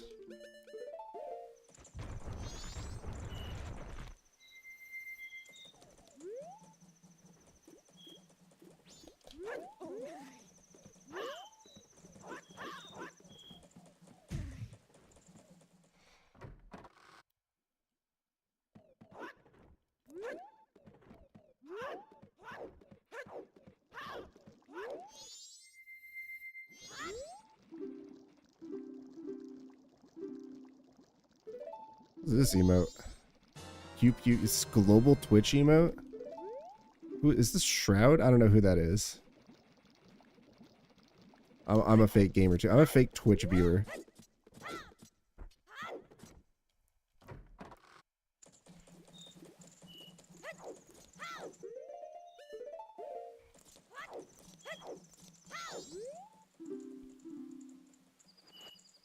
Alright, so let's read some of this. So, logbook. Blow up the wall, get the kid outside, we'll give it to you. Keep track of all the important people you meet and the events you do that relate to them. Even if you haven't finished the event, you'll be listed, so give hints on when you are doing something that is important. The logbook is really called Notebook from the Bombers members. In English, it was translated to Bomber's Notebook. But I will refer to it as the log space book. Money safe. Carry 200 rupees at once. Give the banker on the left side of town 200 or more rupees. Giant safe. Kill the 30 golden spiders in the second golden spider game. Now you can carry 500 rupees at once. Bomb space bag will let you carry more bombs. Bought in the store on the left side of Clocktown. Not referred to. You can buy it if you do the Blast Mass side quest. You can buy it from the bomb shop for 10 rupees cheaper. Yeah, we got the bow, we got the fire arrows, ice arrows, light arrows. Defeat the mini boss in the Rock Vale dungeon. And we also have Snowhead's Cave here. Very funny. The hook shot found in the fortress of the pirates. When the truth, follow the owl's feathers across the platforms in the Goron village. And Big Bomb, bought from the Big Goron by Goron Village for 100 rupees after you do his time bomb test and open the Goron races. Magic Beans can be bought from Deku by the first witch hut, or the monster that lives in the hole under the Deku maze. Monster? What? How dare you? His name is Bean Daddy, and we love him. He is no monster. What is wrong with you? And then give the camera. The witch will give this to you after you save her and go back to her hut. Not the potion selling witch, the other one. They live in different huts. Here's shield. Get it while trading with the mummies. There's a mushroom. Sniff them out in the marsh areas with the pig mask. Milk. How just a few hertz. Bought for 50 rupees from the guys at the ranch on Milk Road. There's also the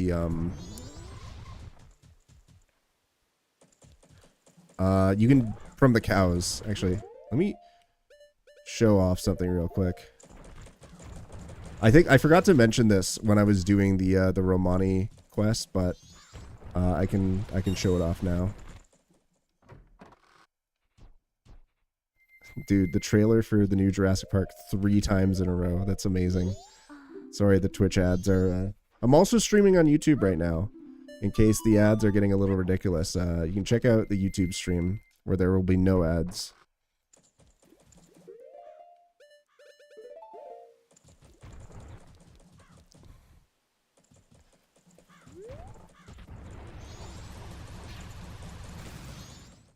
Oh, so yeah, so milk can also be gotten by playing a Pona song for the cows, and this is borrowed from OOT as well.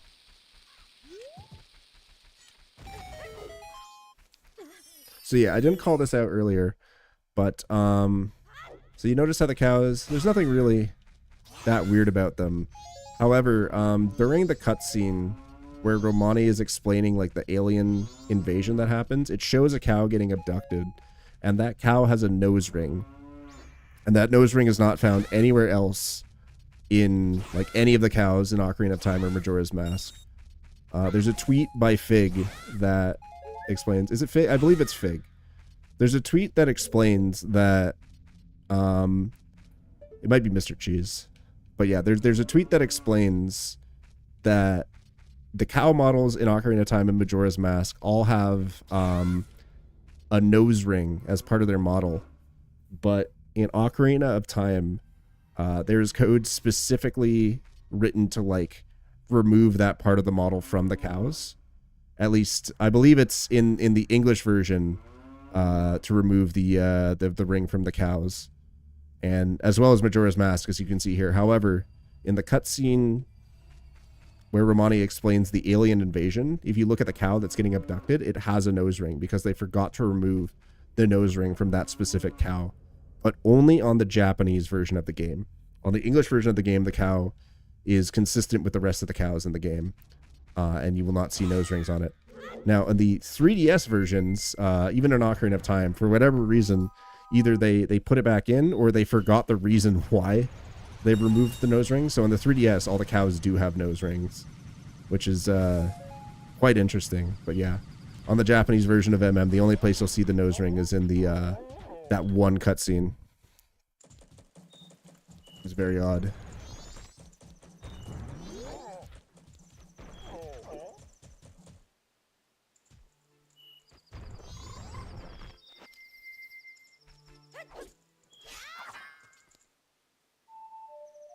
Yeah, it's a period of 6 months or so. It's April to October.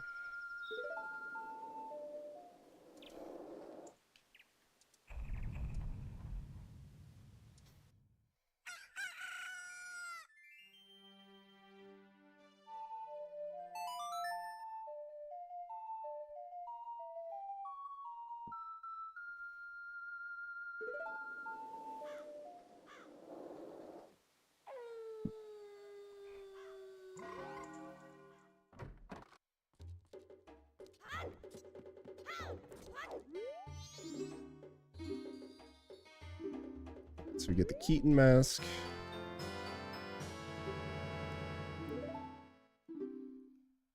And we get the letter to Mama.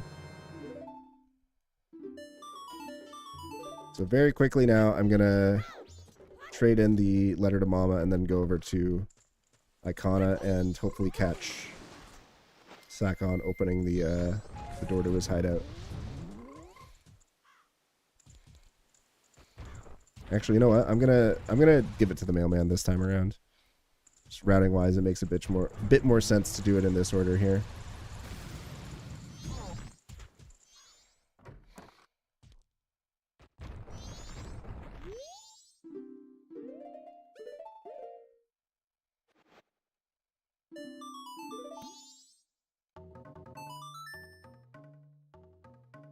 I said a bit more sense. What? Did you guys hear something else?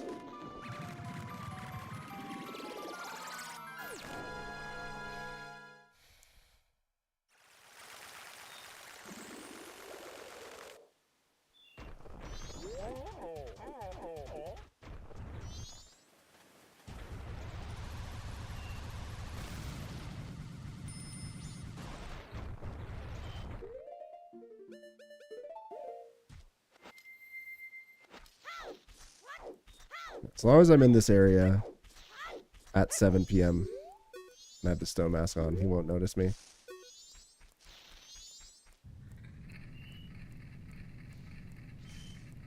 Look at this pathing he takes, by the way. And just curves in.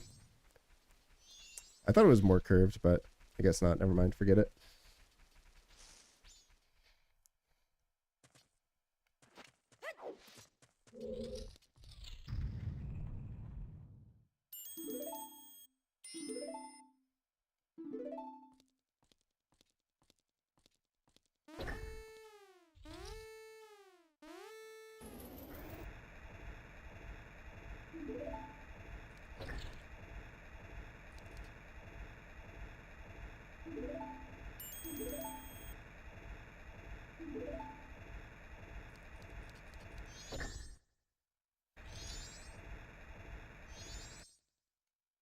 Of course, now we can control Cafe here. Here, let me actually read this. What he says here in the guide. It's easy to run. No, follow him and help Cafe against the Sun's Mask by solving the puzzles fast. Okay, so he barely explains it. He just says solve the puzzles fast.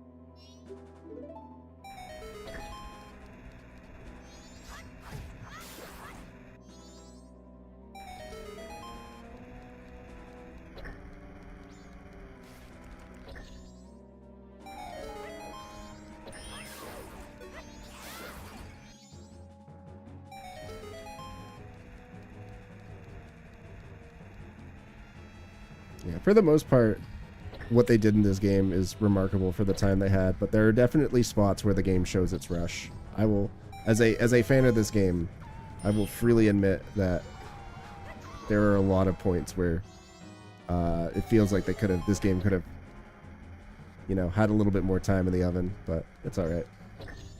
Now check this out. So the Sun Mask is like all the way over here, right? Like we have tons of time. But as soon as I touch this switch, look at the conveyor belt. It just warps right there to make it look like you made it just in time.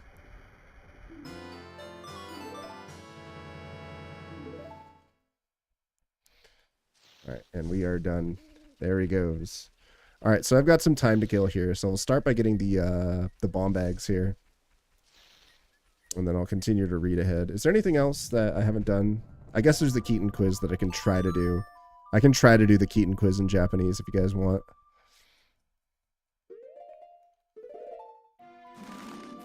Read ahead here. We got the potions, he explains. Refilled your magic. Bought at several shops in the world of Talmina.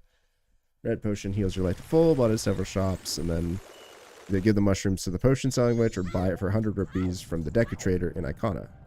And you have the fairy, very useful. There's at least one by the owl statue at the entrance to the 4 dungeons. Of course there is. Shadowy Milk gives you unlimited magic for a set period of time. Bought for 200 rupees late at night in the milk bar with the cow mask.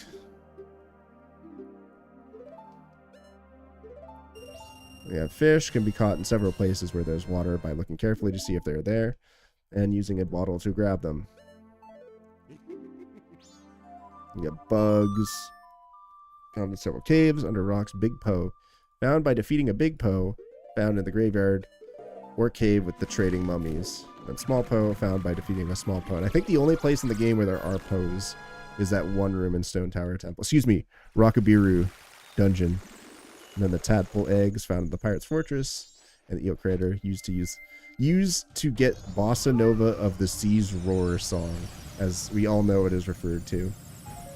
And then we have the masks here. Post hat. Go through the events mentioned in chapter 21 to get it. Staying up late face. Yofukashi Atsura. I guess that's the direct translation there. And he translated it pretty literally. Stop the burglar. Buy it for 500 rupees on day 3. No, dude, we got all the different, like the actual translations here. That's pretty nifty. So, explosion face is Bakuretsu Atsura. I guess Atsura is face or mask. So, rock monster face. Ishikoru Atsura. Use the lens of truth. I think a kind of graveyard. Give some medicine to the injured soldier you see. Big fairy mask. Daiyose. No common. Oh yeah, I guess no common is mask, as opposed to Atsura, which is face. I'm bad at pronouncing Japanese words. Daiyose, no common. Return the lone fairy. This will cause fairies and dungeons to fly towards it. Deku Nuts mask. Here we go. Deku Nuts mask. Deku Nuts no common. And then Keaton's face, which in Japanese is Kiton with 2 eyes. Kiton no Otsura. Interesting. So some of them are just referred to as face because they are like, I guess they are someone's face or something like that. I'm not sure what the exact. Buru face. Buru Tsura. Interesting. No would likely indicate a possessive. Right. Which is interesting because at the beginning of the game, or the beginning of the guide, it calls the game Majora no Kamen, which is the direct Japanese name. But if it's possessive, then you'd think you would want to translate it as Majora's Mask. But what he actually does is say Mask of Majora, which I guess is like another way to interpret that, but obviously got translated into Majora's Mask. Use it to Keaton's face to talk to the grass that runs away from you in Clocktown and Milk Road. All right, here we go. Japanese Keaton quiz. Can I do this using the guide? Let's see here.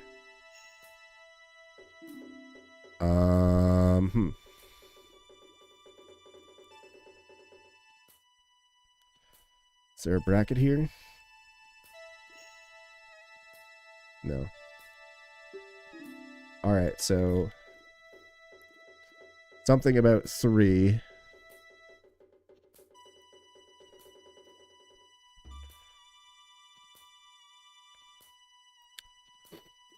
Not seeing it here.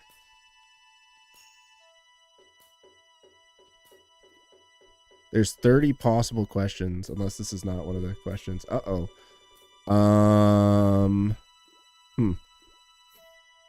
Let's see if I can find this from the list of answers here.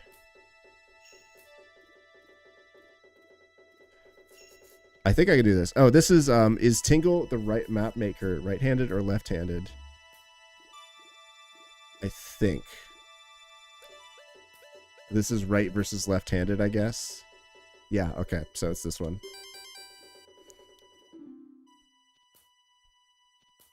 Oh, I think the 3 is just him asking, or saying there will be, like, choose one of the 3 options. Which one of the 3 is it? So let's see here. Starts with the 3 dashes. This is, what is the name of the vintage milk sold at the milk bar? And it is Chateau Romani. This one, let's see if I can figure this out.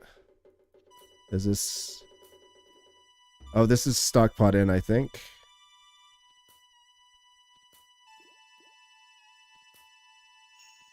Yes? No, this is a different question. It's this one. No, it's not. Hold on a sec here.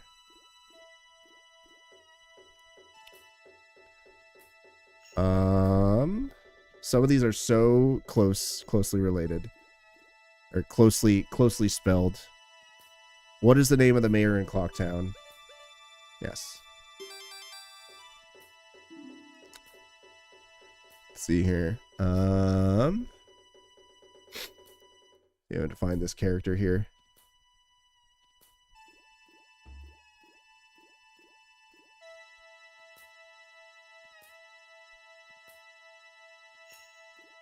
Well, I think it has to be this one. It doesn't look exactly right.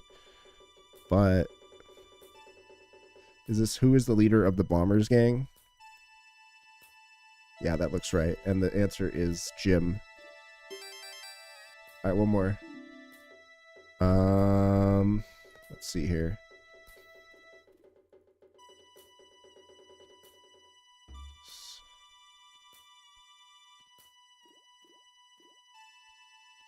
So a bunch of these questions start with the same 6 characters.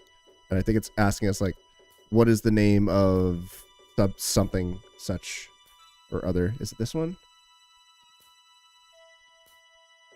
No, it's not. This one, yeah, it's asking what is the name of...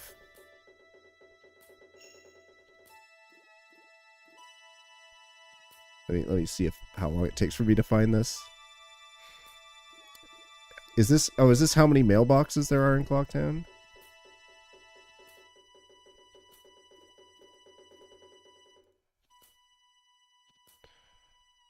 Yeah, this is the mailbox question. Yeah, okay. There we go. We did it. Japanese Postman Keaton quiz. I could totally read Japanese, guys, right? Of course it would end with the mailbox question is like...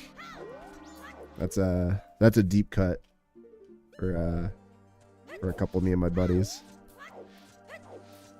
Alright, let's continue to read here. The Buru Tsura, or Buru Face. Talk to the old man with the music mask he found by the stream. Usagi Zukin, Bunny Hood. Again, another mask that was in Ocarina of Time, so he likely had the translation there.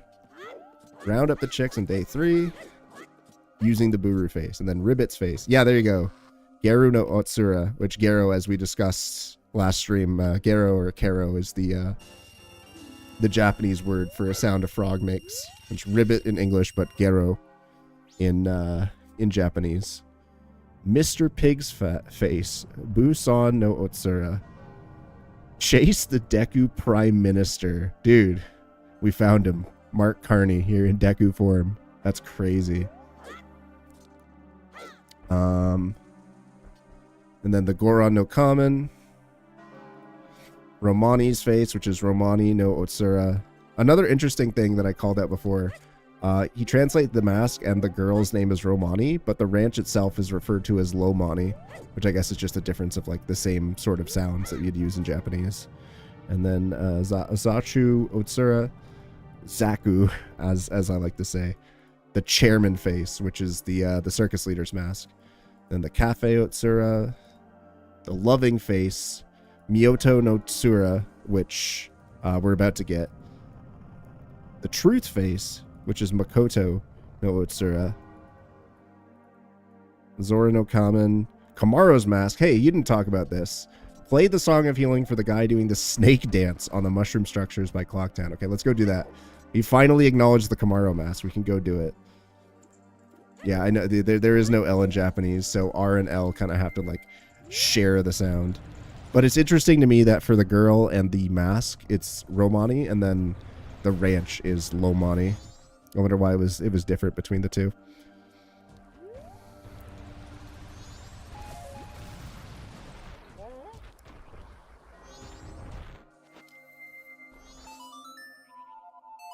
All right, Kamaro no Otsura. And we have Mummy Face Gibudo no Otsura, which is interesting. So the enemies in Japanese are called Gibudo, which got translated to Gibdo. Then Garo's face. Garo no Utsura. Captain's hat is Taicho no Boshi. Which I guess Boshi is hat as opposed to mask. Alright, so we're just missing the couple's mask now. Then you got the Giant's mask, which is Kyojin. Kyojin! That's the Japanese name for Attack on Titan. Shingeki no Kyojin. Oh my god, dude. It's the Titan mask. It's Eren Yeager all over again. I recognize that word.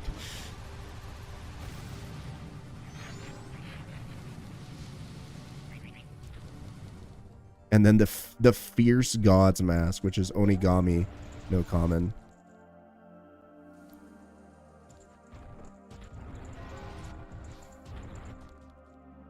And then complete all the mini dungeons for the final battle. See chapter 22. You will need all 20 of the other regular masks, not including Deku Nut's mask or a mask and Zora mask. This mask will turn you into Adult Link to combat the final bosses. I love being Goron for this cutscene.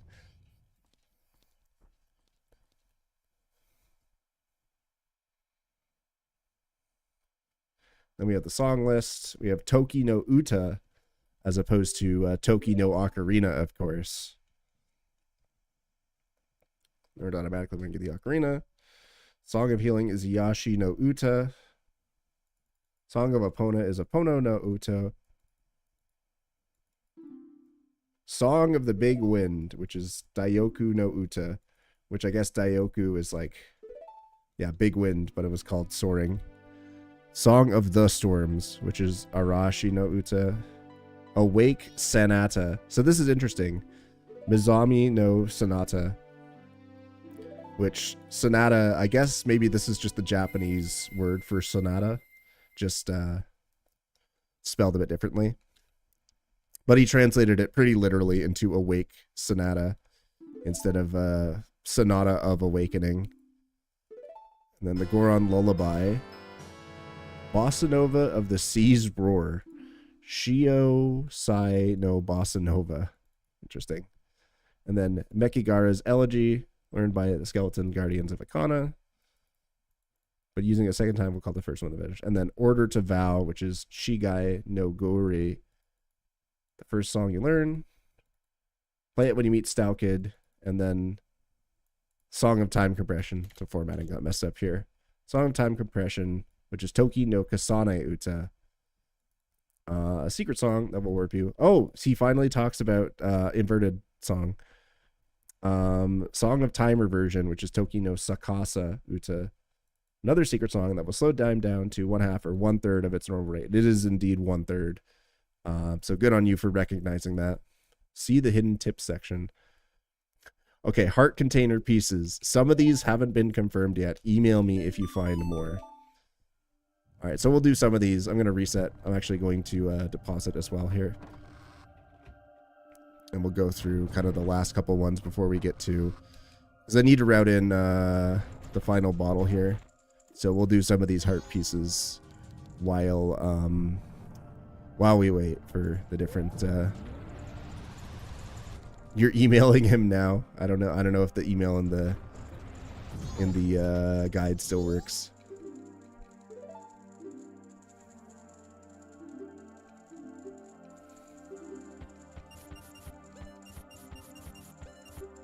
So if there's any heart pieces in here that are not unconfirmed, then I'll call them out here. All right, in the north section of Clocktown, climb up the slide with Deku Link or regular Link, then jump across the block to the tree. You can also climb up the blocks. Oh, he actually knew that you could climb up the slide. That's actually not easy to do if you don't know what you're doing. He talks about the observatory, or rather the South Clocktown heart piece. And then he talks about... take the brown map given to you to train in the Deku. Yeah, we got that one on top of the hut. Show a picture of the Deku Nut Chief to the camera guy in the hut by the marsh area. So he doesn't know that you can also use a photo of Tingle. But yeah, the Deku Nut Chief is definitely a valid way of getting that heart piece. By one of the holes in the Deku Nut Kingdom mazes. Okay, so we'll get both of those heart pieces. I'll go to the Deku Nut Kingdom. And I'll get every heart piece he describes, and if there's any missing, then I'll try to figure out which ones are unconfirmed.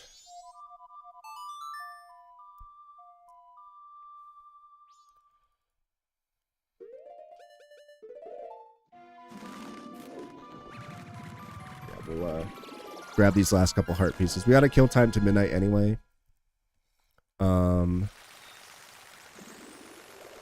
And then we'll see where we are. Like I said, I'm gonna try to play this guide, like, complete it as much as I can. So, I'll do everything that's described in the guide here. Come on. Die, please.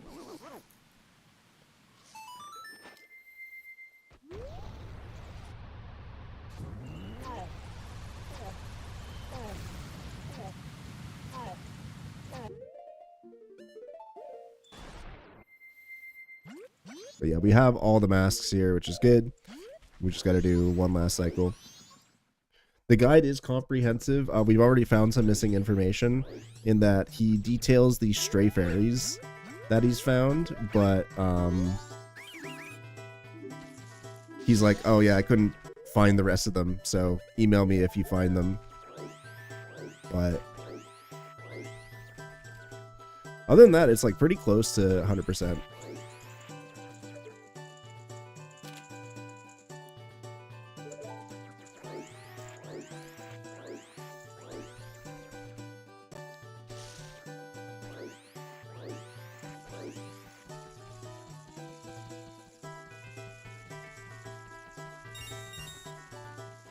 Yeah, there's a couple that are like really, really annoying to find.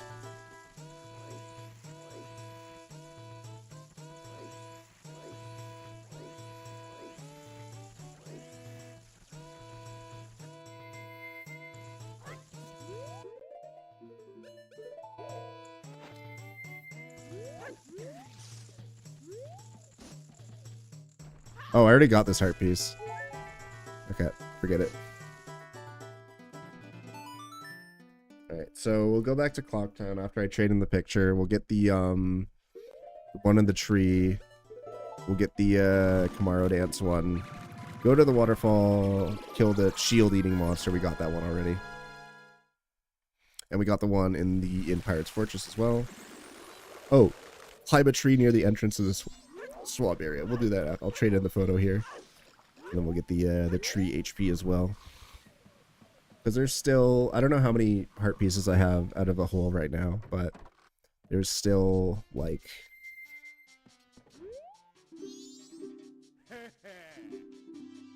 yeah, there's still about 40 that we haven't gotten. Less than 40 now, but still quite a bit. I guess we'll use most of this cycle to amass the ones that he outlines here.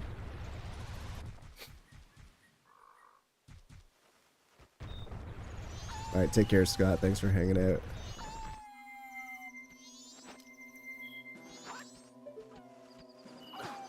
Oh,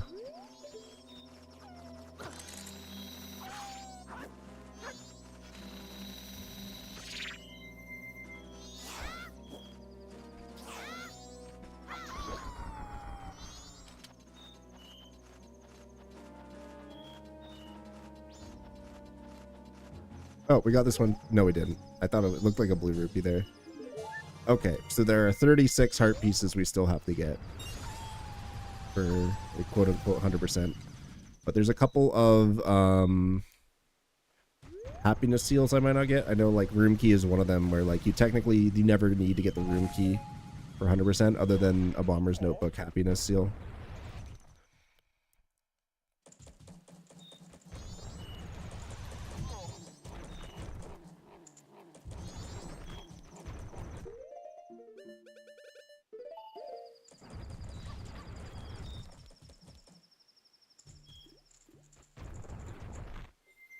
Alright, so there's this one, and then there's the slide HP. In a chest in the Snowy Death Mountain area that was snowed over before completing the Snowhead Dungeon. Yeah, the underwater one, we got that. We got the Axe Knight mini boss. We got that one. On a bookshelf in the Zora hole, you need to use the launcher to get it. We got that one. The launcher in Goron Village and the Icona one. Okay. Near Milk Road, walk around the tall bird. Oh, walk in the tall grass.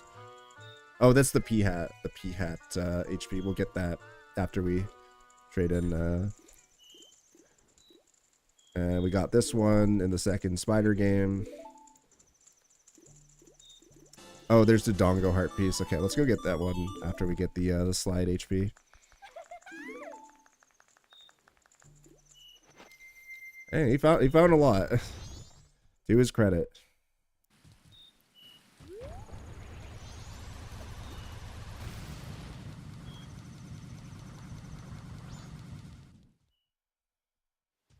Oh no. Oh, now you tell me about the Donjuro heart piece. Kudos to you for figuring that one out. Again, as a reminder, the last update for this guide was 2 weeks before the English version came out. So the fact that they were able to infer all of this information is quite remarkable. I'm sure they had help, but I'm honestly a little surprised that the frog HP is here. Well, that's good. I guess I need to clear Woodfall again, assuming...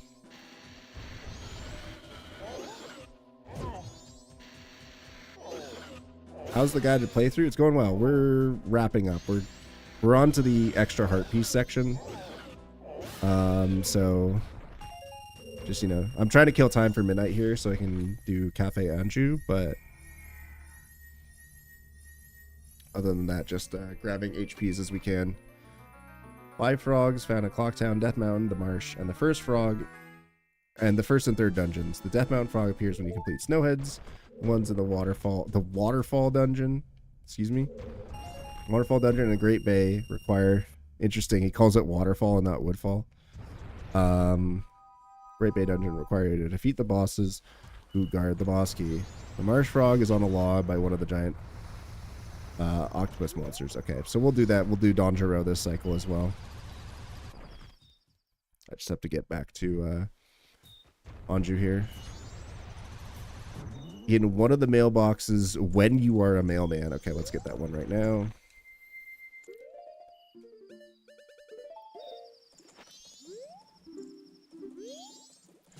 Thankfully, we have all the masks, so some of them we're gonna come by pretty easily. Oops.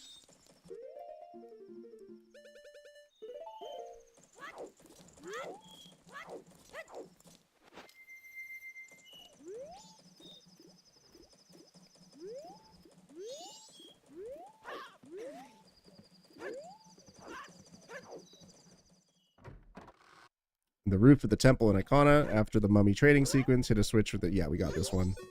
Hi, Anju.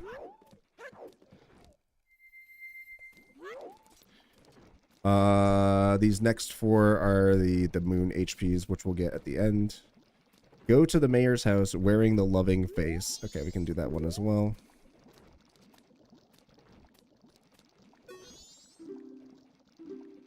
In fact, I can set up my time of day to get that and the P-hat pretty easily.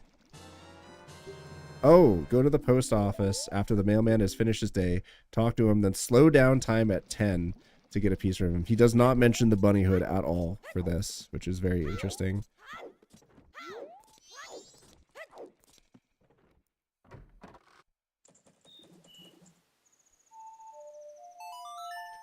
But we can do this on day 2 if we mail cafe letters, so we can do that fairly easily here.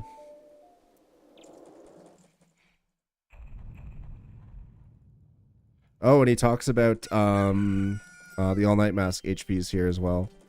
So I'll route that in after I I'm just trying to route this in as like so as to not take a million years. I'll get one of them right now. I'm just using this to advance time to 10 so I can do the couples mask one, but we'll get this first HP while we're here. In and take the first and second choices to get a piece of heart. Go to the inn on the only and the first and second choice. Oh, I see. So, yeah, he's just describing the two. He does not say which answers to pick, but you can figure it out.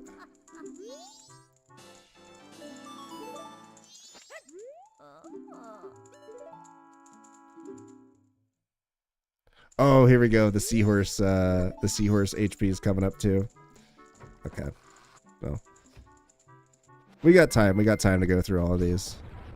And again, if it's not in the guide, I'm not gonna do it. But it looks like he's gotten most of the HPs, which is good.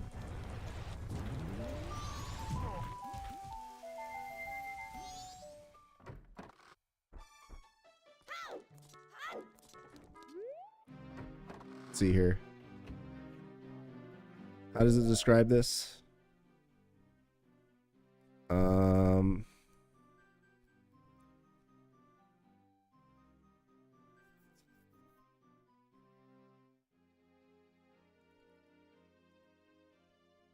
Where is this?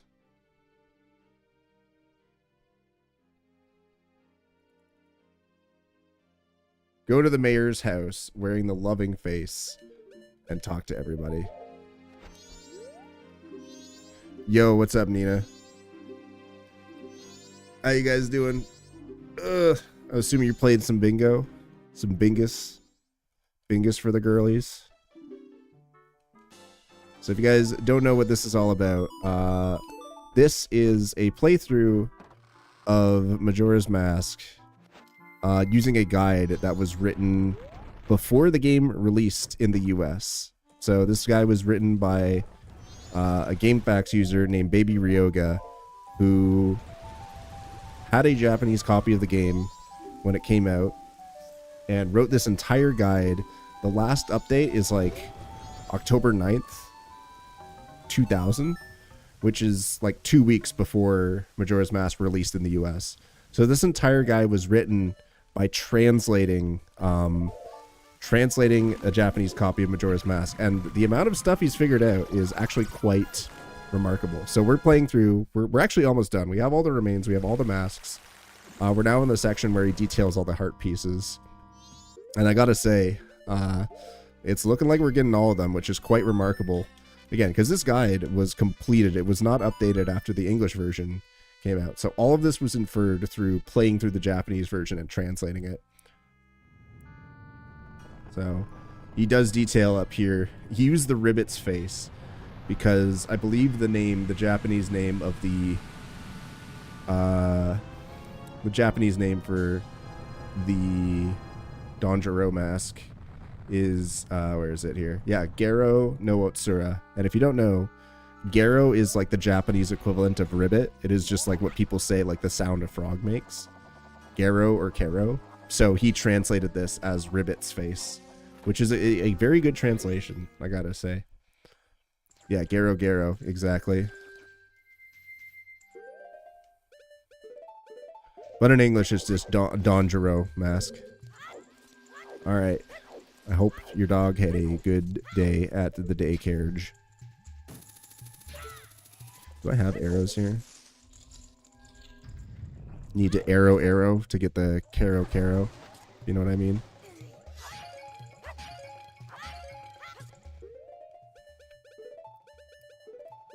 Yeah, so it's looking like this is almost a 100% guide of this game. The only thing that's missing is that when he wrote the guides for the dungeons, he basically he wrote some of the fairies. Is like, here are some of the fairies you can get as we're going through like the route of the dungeon, and at the end it's like, well, we only have like 5 of them, what's going on? And at the end of each one it's like, sorry if this is like incomplete, these were only the fairies that I could find. So I went ahead and got the rest of the stray fairies myself because I know where they are. But other than that, like, that's the only thing that's like, I guess, missing, so to speak, from the guide, is some of the stray fairy locations. I can shoot one regular arrow here. Oops.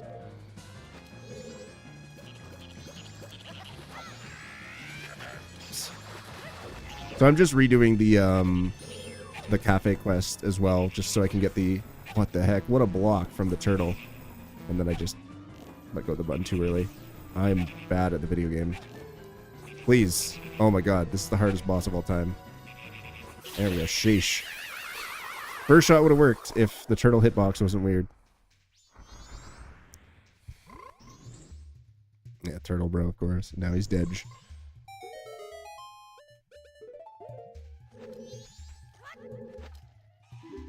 Alright, let me skip ahead here. Let me see, does he talk about the boat archery?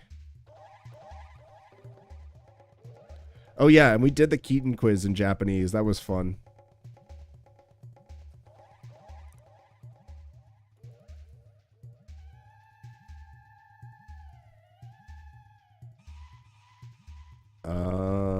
Let's see. Do we have all 52? There's only 50 heart pieces listed. But I want to know at...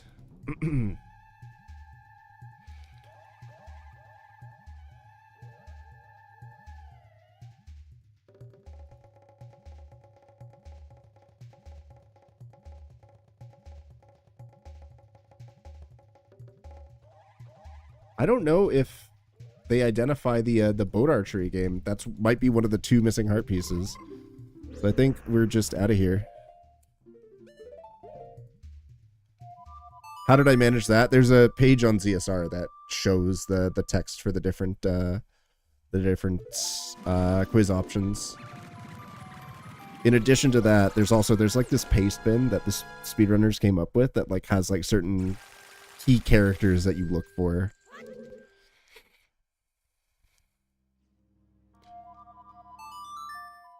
Alright, so where was I at? I guess I'm going to Clocktown and talking to Cafe. Yeah, when in doubt, it's usually the middle answer.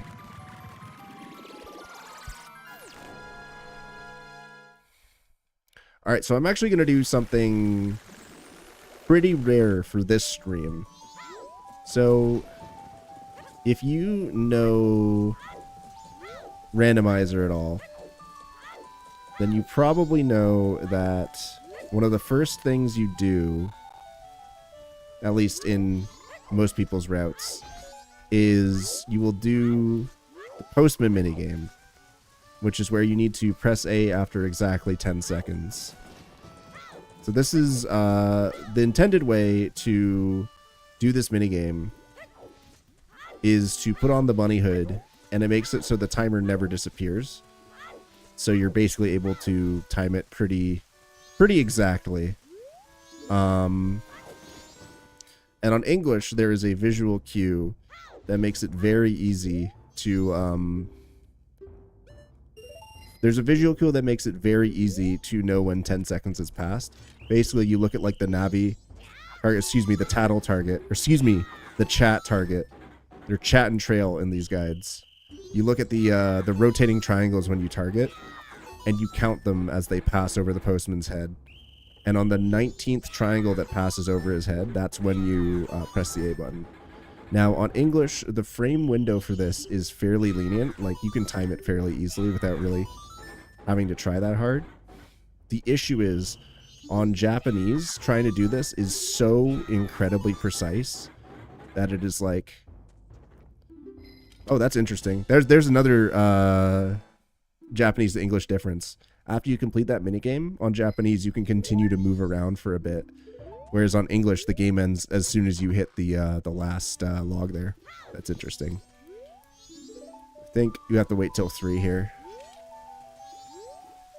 But yeah, the Postman minigame on Japanese, the frame window to try and get the exactly 10 seconds is so ridiculously precise. In fact, it is a 60 FPS frame perfect trick.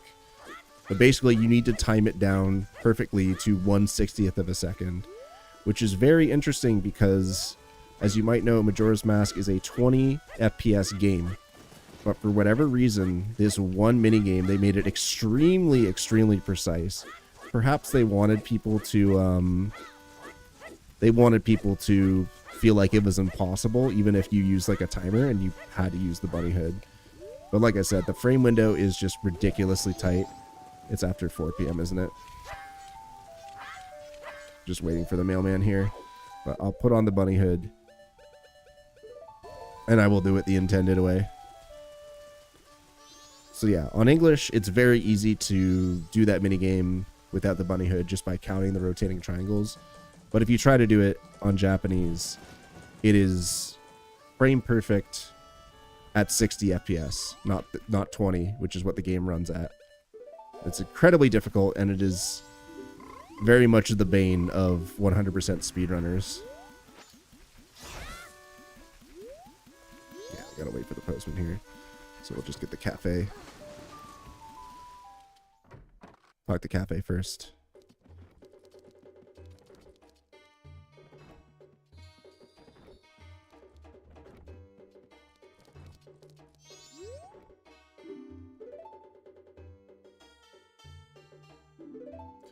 And then I'll go back and do the postman minigame. Anything else that I'm skipping over here? Yeah, we'll just do the frog. We'll do the frog HP next. It is Cafe, or as he's referred to in this guide, he is referred to as Cafe. Like a cafe. Also, the pendant is a different color in Japanese. Very, very cool.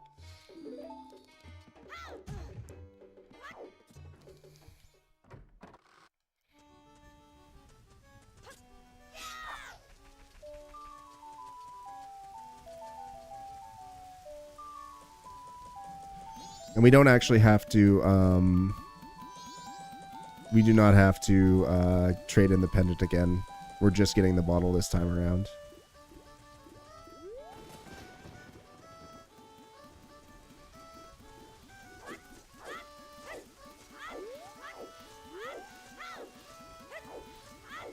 Just waiting for the mailman here.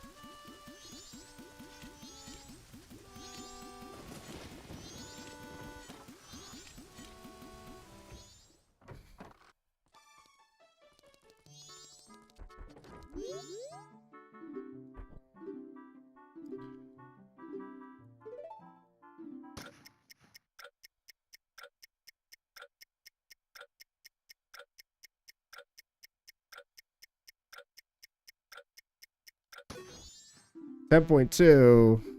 Aw.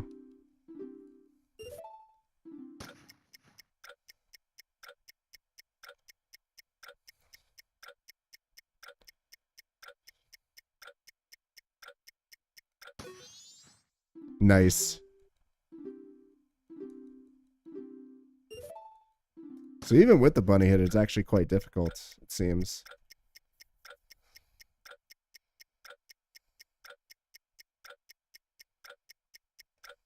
That was way too late.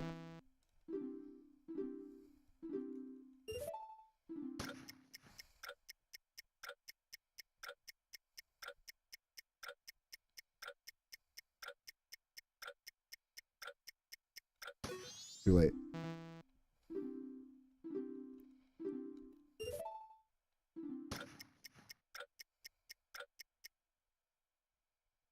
Uh-oh.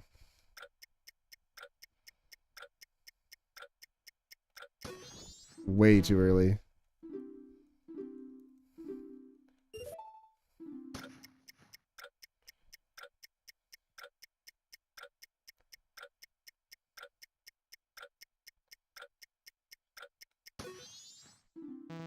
Ah.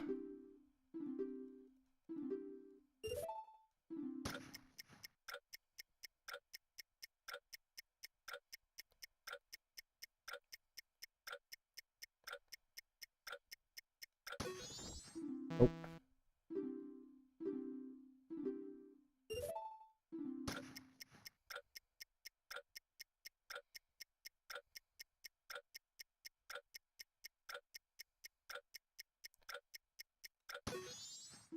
$10.02 again.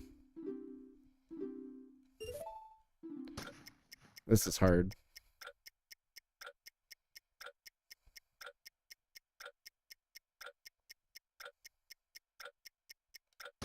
.4.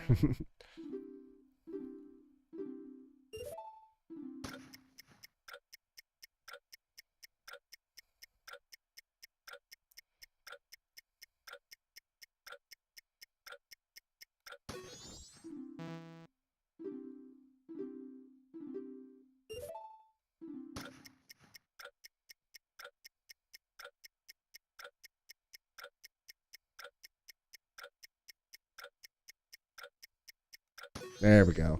It took me like, what, like 10 tries? Easy. All right, let's go do the rest of the frog.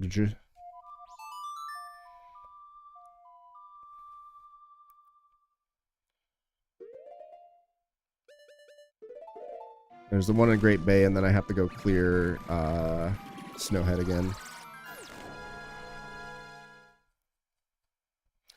So interesting. So there's 50 heart pieces listed in the guide, which means one of them we know is boat archery that's missing. I'm curious what the other one that they didn't identify was. I'll just try to follow this in order, doing things as efficiently as I can.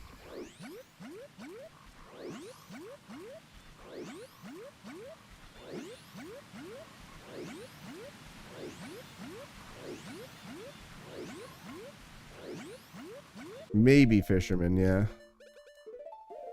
Yeah, I saw, I skipped ahead. I saw they talked about the gossip stone HP.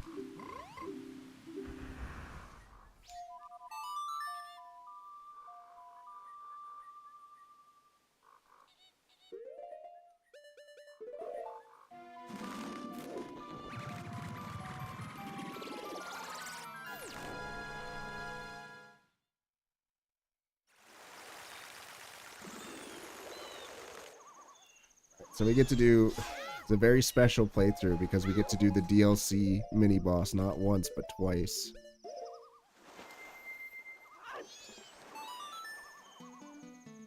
Oh, wait. Does he talk about Evan here? Mailboxes, water caves, no. That's Seahorse. That's Woodfall. HP.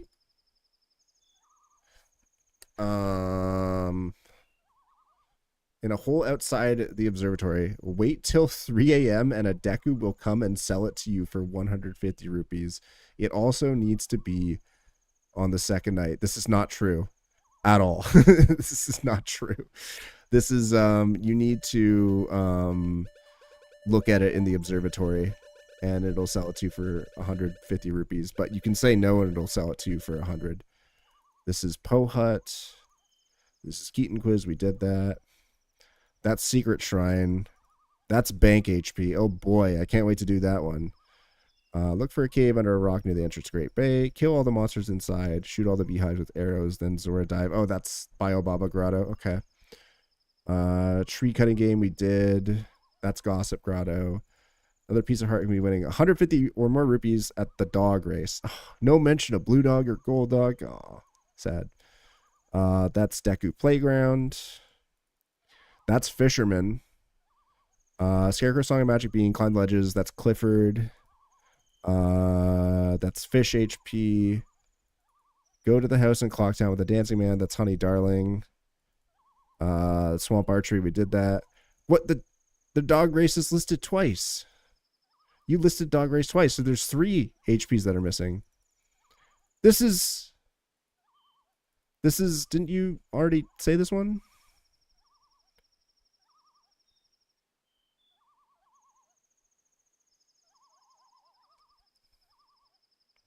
A tree cutting game by the post office, select the second choice. You can score 30 points by cutting down 10 trees.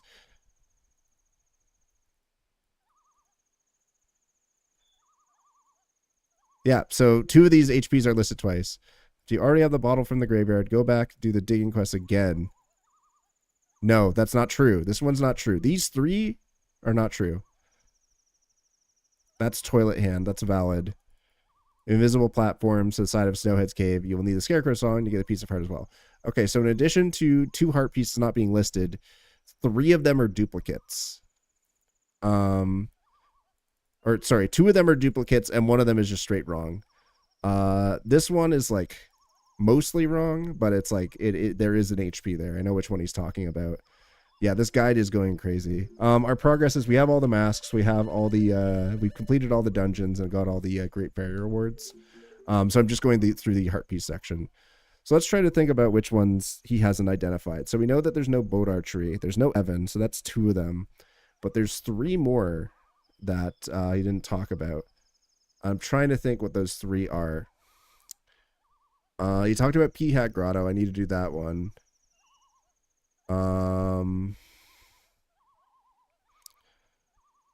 Did not talk about... we talked about Poe Hut.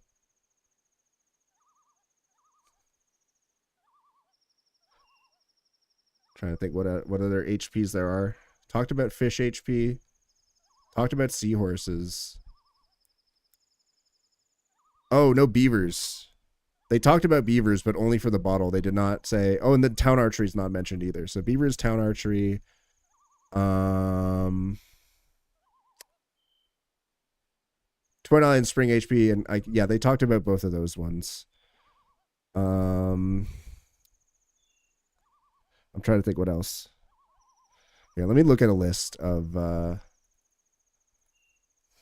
Majora's Mask heart pieces.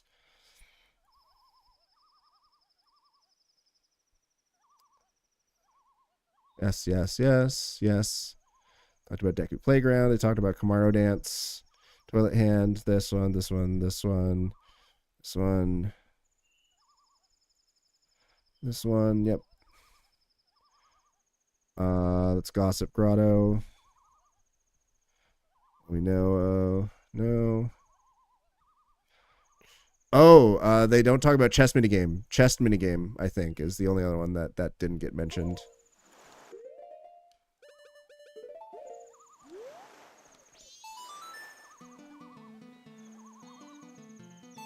So missing it's boat archery, Evan, town archery, beaver HP, and chess minigame. Yeah, 3 of these listed here. Well, 2 of these listed here are duplicates. 1 is straight wrong. And I mean, they do say, to their credit, they do say at the beginning of this section, some of these haven't been confirmed yet. Email me if you find more. So I'm assuming there are some people who emailed him and he didn't like check to make sure there were no duplicates, and that's why there are 2 here that are listed twice. I have to assume that's why they're listed here, because the phrasing is completely different. But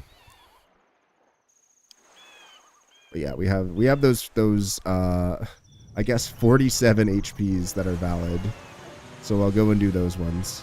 I should email him now, be like, hey, your guy's out of date. And his response will probably be, he'll tell me where to stick the guide. He'd probably say, brother, I'm like 50 years old now. Leave me alone.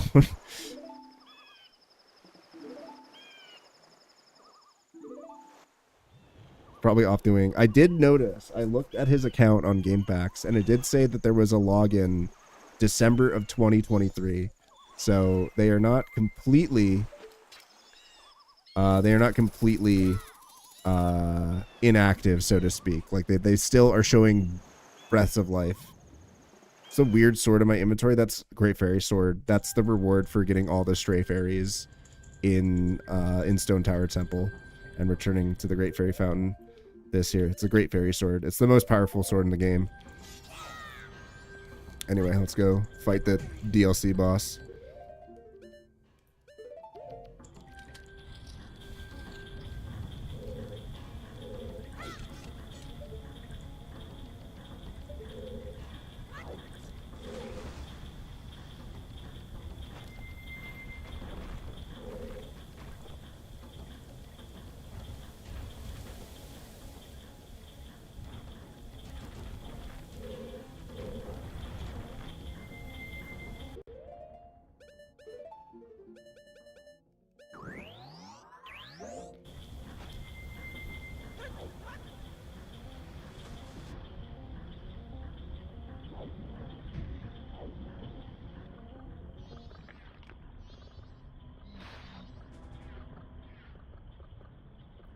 Yeah, so maybe there might be a non-zero chance that they actually respond if I were to contact them, but I feel like they probably They probably don't even remember writing this guide, to be honest.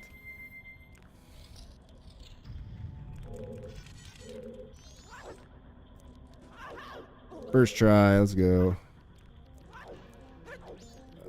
Yes, nice arrow is what I meant to equip there.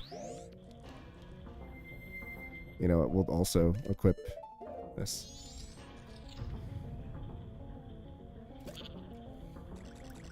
So in the Japanese version, we have access to power crouch stab. So I will go ahead and use that and hopefully kill him in 2 hits. It's hard to say because again, it was 25 years ago, and I mean, I don't remember what I had for lunch yesterday. Like it is, it's been a long friggin' time. I don't know. It would be neat to hear from them and get some input. And I hope if they do end up finding out about this playthrough that they take it in stride, you know. As I know we've been kind of ragging on the routing and some of the stuff being wrong, but we have to remember that where this is coming from. This is a guide written before. This guy was written before I really even had conscious thought. There are some people in this chat room right now who were not alive when this guy was written. So for what it is, the time period it was written in, and considering it was written in a completely different language that they didn't fully understand, like, it is remarkable that this exists. Let's get out of here.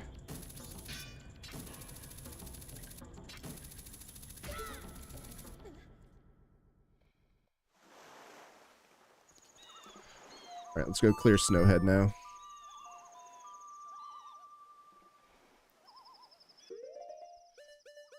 Yeah, check out this amazing ASCII art they did of the map of Majora's Mask. Yeah, the game was like brand new. Like within 6 months of this game being released. Like everything I'm saying here, like I'm saying with the utmost like respect and love of this guide being written.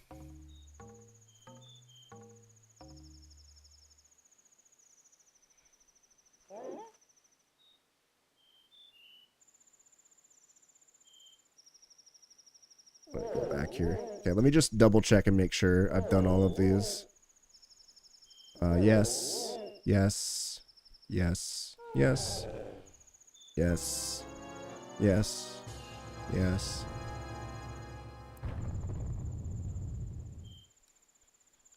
Oh, Dojo. What's up? Shout out to everybody joining from the YouTube chat. This playthrough is my first time streaming through YouTube. So, shout out to anybody who's watching from there. And of course, I'm streaming on YouTube and Twitch, so got the Twitch regulars here as well. Yeah, everybody say hi to YouTube.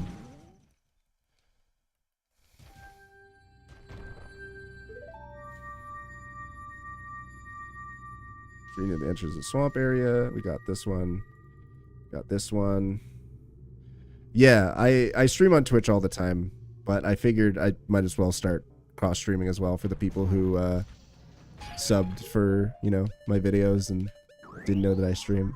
But spoiler alert, this playthrough is going to be condensed down into a YouTube video.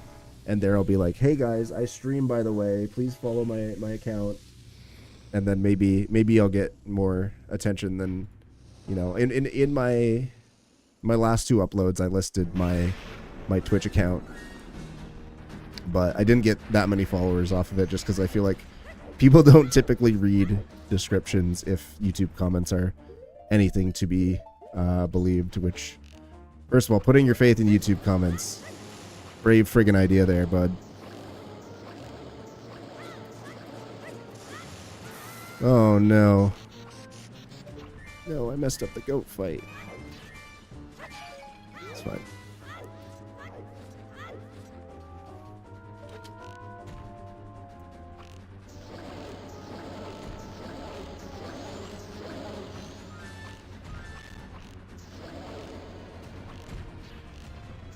Okay, 2 more hits.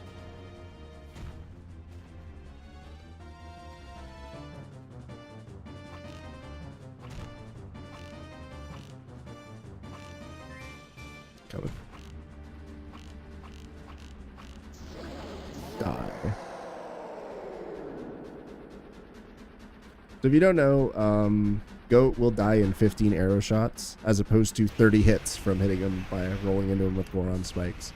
So it is much faster to use arrows to kill him than the, you know, what basically everybody does in just rolling after him and chasing him around.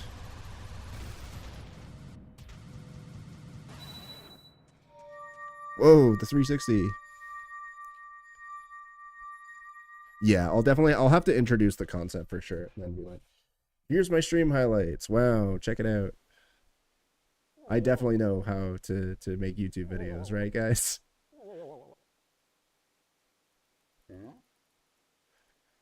It's wild is, I don't know if a lot of people know this, but I've been putting videos on YouTube for 16 years.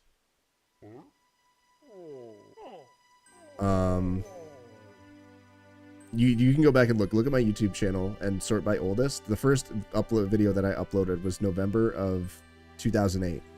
So actually it's been closer to almost like 17 years at this point. I was in high school when I started uploading videos on YouTube, and your friend says he knows me from Mario Paint videos. It's funny. And in that 16 years that I've been uploading to YouTube, I amassed a total of just under 1,000 subscribers. And the day that I uploaded the Blue Dog video, I actually put out a tweet that says like, hey, I'm X subscribers away from 1,000. If I hit 1,000 subscribers, I'll upload the video today. And so I got up to 1,000. I uploaded the video, well, you all know, and now look at my YouTube channel. I have almost 27,000. So in the it's been 8 months since Blue Dog got uploaded, and I gained 26,000 subscribers from that alone. And there you go. That's wild. Yeah, I'm assuming most people from YouTube would have subbed from the Blue Dog video. Just statistically, it makes the most sense. All right, let's see here. We got this one, this one, this one, this one. Okay, he wants me to do P-Hat Grotto. We'll do that one next. I love that the frog song is still going during the soar. That's awesome.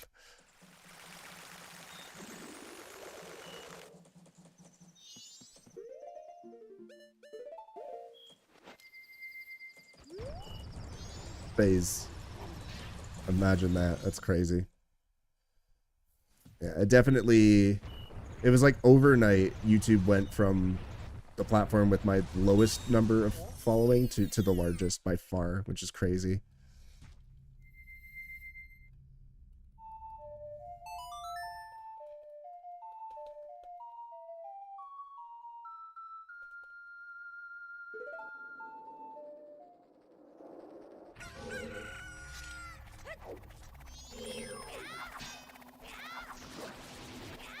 Yeah, believe me, FaZe, I hear it like every friggin' day of my life now. That is who I am to the internet.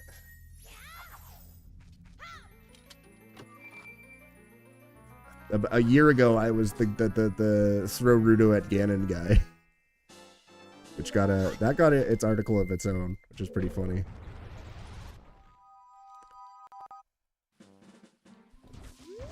Nice, I'm glad to hear it.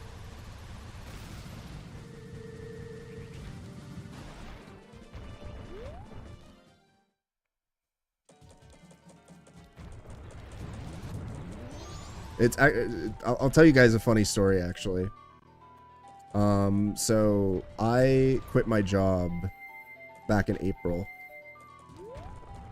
but I'm still in contact with a lot of people. Like, a lot of my friends still work there. And so shortly after I quit, they got a new intern who ended up taking the desk that I sat in prior to me leaving. And I finally got to meet this intern last weekend at like a get-together. I got to meet this guy who replaced me at my desk at like a friend's get-together. And I go up, he introduces himself. He's like, by the way, I love the Blue Dog video. I can't believe I sit at the desk of the Blue Dog guy. And I'm like, what? What the hell? And apparently he had seen the video before he even started working there, which is wild to me. So that's how far it is. Even people that like, you know, people totally outside, people I meet totally outside the gaming sphere, they know about that video. It's crazy.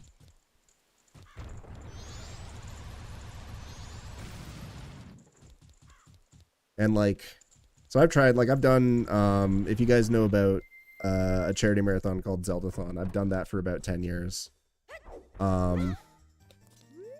And so like I've been trying to explain to like my family and stuff like what Zeldathon is, and they only sort of know, they sort of like get it, they understand it. It's like, oh, I guess it's kind of like a telethon, maybe, I'm not really sure. And like my mom is like trying to understand it, but you know, they're from a different generation, they don't entirely get it. But my mom is friends with someone who is like, I guess their daughter is dating a really famous Dark Souls YouTuber. I don't remember his name, but my mom talks to like her friend through this, and like she knows like, oh, you know, this guy makes like X thousands of dollars every month doing YouTube stuff. And now my mom is starting to get it, and so now she's been asking me like, you think you could do YouTube as a career? You think, you know, you could make like this many thousands of dollars? Like, I think she wants it to happen. She's like supportive and stuff, but I'm like, probably just keep it as a hobby. But thanks for the wishful thinking there, Mom. Which is nice that like she kind of gets it now. She kind of understands it, and especially like she knows about the Blue Dog video as well. It's like, well, where's the money? Where's it coming in? After 16 years, I found a way. I found my in through it. Although I don't know how much that's entirely true. I feel like you know, I've met a lot of very, very cool people from what I've done over the past 10 years. It just feels really neat that like it's kind of a culmination of like the 10 or so years that I've been in this space. 10 plus years. What's up, Looney Susie, by the way? Good to see you. Okay, so we got P-Hat, we got this one. We got the Dodongo one, we got this one. Mailboxes, we got this one. These are the moon HPs. We got this one. Got this one. Oh, we didn't get the second. This is probably a good time to reset, actually. Let me just get one more rupee just so I can do an even deposit here.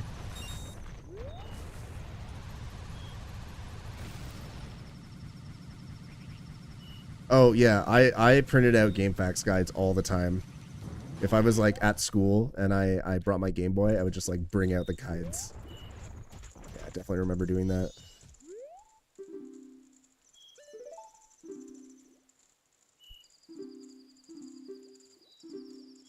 Oops. 0 rupees, that's a cruel joke.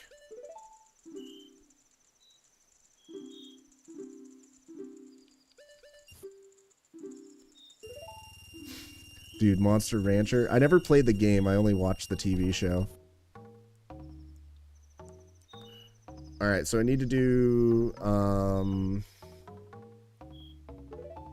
Need to do Grandma's Stories 2.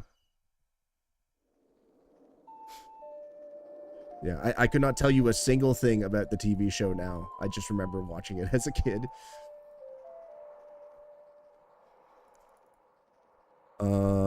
This is Seahorses. That's Woodfall HP. This one is like half wrong. So of the 50 listed, one is like half wrong. One is completely wrong.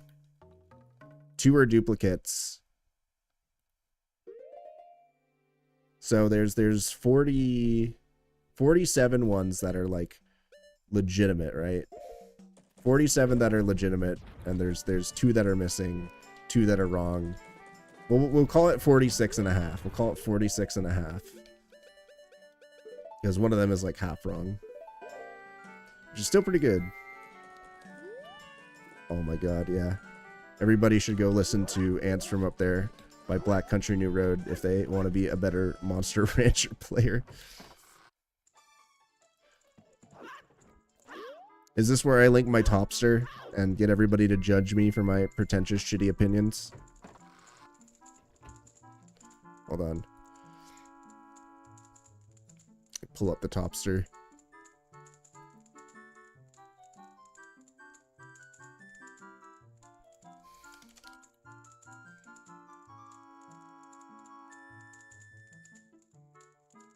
You're wasting time.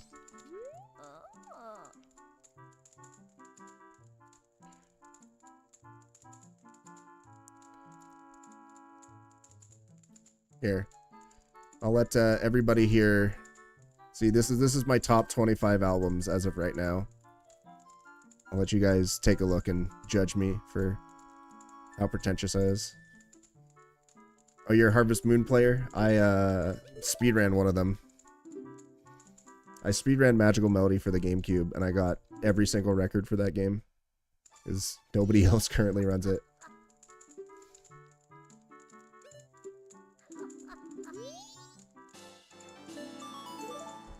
Alright, next one that they listed was Seahorses. Scary Monsters and Nice Sprites is definitely not on. There's no Skrillex on my top 25 albums.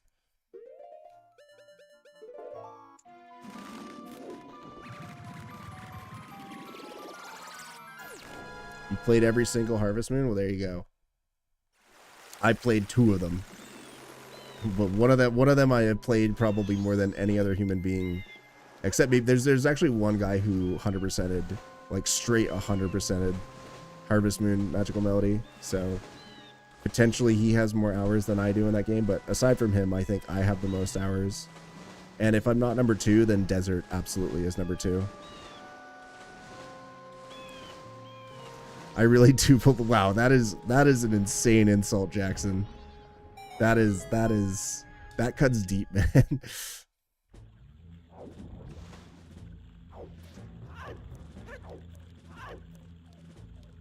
I was thinking, I don't know if that's gonna count.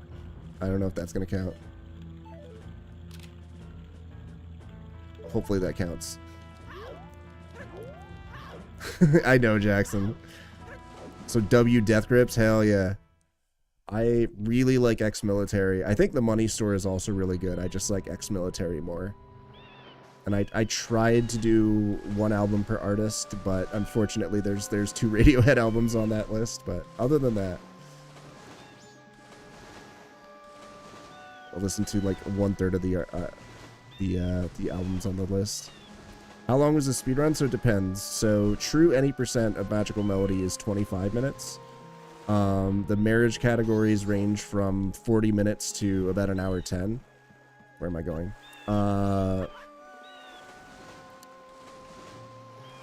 The glitchless is about 2.5 hours. Restricted any percent, which is like not, it's any percent without the do everything for me glitch, is about 2 hours long. And then all notes, which is kind of 100%, but not really. All notes is about 9 hours long. And so all notes was the last run that I did. I was thinking about maybe making, like, doing like a yearly all notes thing, like just one day dedicate to doing just a no practice off the rip run of all notes just for fun. And that'll be like my yearly playthrough of Magical Melody. I think that might be fun. I might do that. The thing is, the record that I got in all notes, there was like 1 mistake that cost me 2 minutes. But aside from that mistake, I got like God RNG. So I don't know if that run will ever be beaten. And if it did, I'd need like God RNG without that mistake. And even then, it's like sub 840 is probably the cap for that category, unless like something new is found. I've never actually heard of Sunshine Islands, but I did play 64 quite a bit. And if you talk to the Harvest Moon speedrunning community, plenty of them will cite 64 as like peak Harvest Moon, even though I only played it for about like 3 hours total.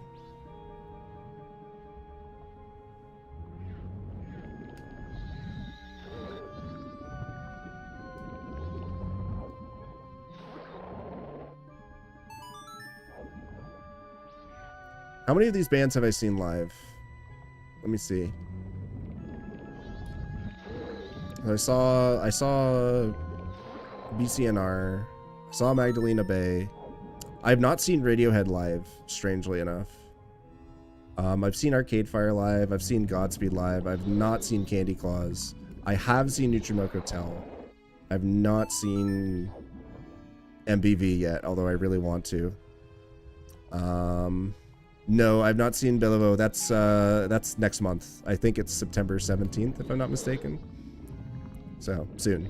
But not yet. I've seen Origami Angel. I've seen LCD Sound System. I've not seen Muse, which I probably would have wanted to 10 years ago, but nowadays I'm not really sure I want to. I've not seen the Antlers. I've seen Pup live like 5 or 6 times now. I guess I sort of saw Death Grips. I was at a festival. I was waiting for another band because I didn't know about Death Grips at that point. But Death Grips were playing on the stage next to me. So I heard them play, but I was not like actively paying attention to the music. So I've sort of seen Death Grips live, but not really. I have seen Animal Collective at that same festival, funnily enough. I've not seen Explosions in the Sky, which I'm a little sad about. I would really like to see them. Again, no Radiohead. Yeah, it's a technicality. I have seen Of Montreal a couple times. The Unicorns I definitely have not seen and never will because they broke up 20 years ago. I've seen Jeff Rosenstock. I've not seen Deaf Heaven, but again, I really want to. I could have seen MCR last week, but I chose to see LCD Sound System instead, which I do not regret that decision at all. I have seen Justice, but I have not seen Beach House. So, like maybe slightly more than half of them I've seen live. Oops. Talk to him, please. Thank you. Yeah.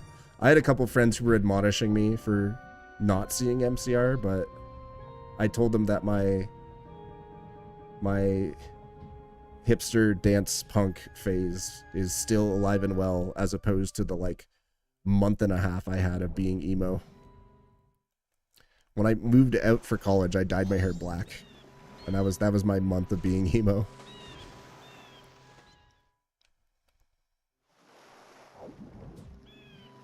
Back when I still had hair. Sorry, obligatory. You had hair? What? You're not bald? I wasn't always bald. Alright, what are we doing next?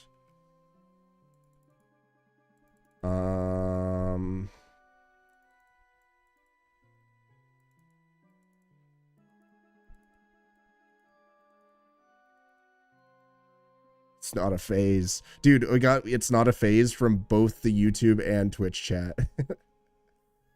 That's funny. Yeah, so this is Seahorse.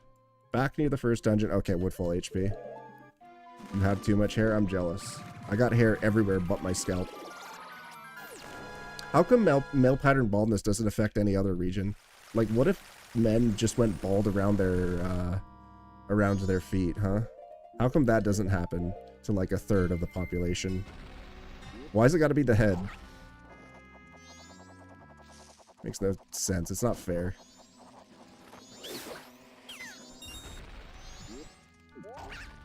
These questions are answers at 3 a.m. infomercials, yeah. Brother, did I land?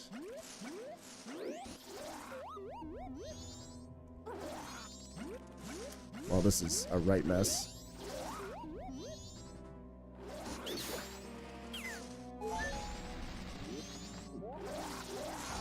Double kill. Why is all the good shaving stuff marketed primarily to men? Why do you really need to ask that question? Like many things in life, the answer is the patriarchy. Next question, please. Something like 500,000 Tumblr posts saying if men got periods, then you would get period products for free everywhere, etc., etc. All right. Anyway, enough progressive thoughts for one YouTube stream. One of your thighs is more than a man's chin. Oh my god. Okay, so this is one of the HPs that is like half incorrect. And I think this is probably just like someone who randomly figured this out and got the wrong information, which again, understandable for less than 6 months after the game came out, before, you know, the internet was out and all these like tools to like find this stuff and guides. But this one says, in a hole outside the observatory, wait till 3 a.m. and a Deku will come and sell you it for 150 rupees. It also needs to be on the second night. So the only part of that that's true is that in the hole outside the observatory, there's a Deku that sells you the HP for 150. However, time of day has nothing to do with it. What it actually is you need to go and spot him in the observatory.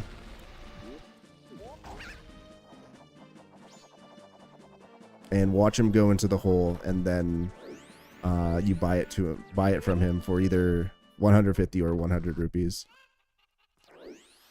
That's interesting. I didn't know that. But yeah, people say like it's because you have so much testosterone, which like, well, what if I don't want testosterone? What? Makes me so sad.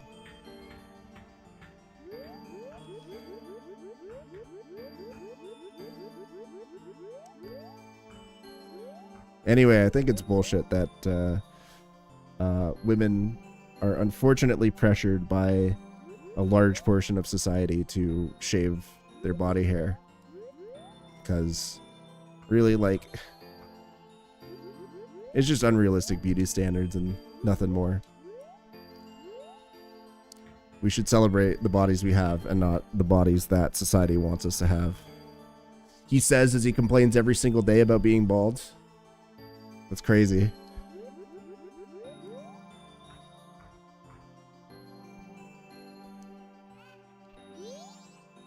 Do I have bombs here? I don't. Alright, I'll soar out and get it a long way.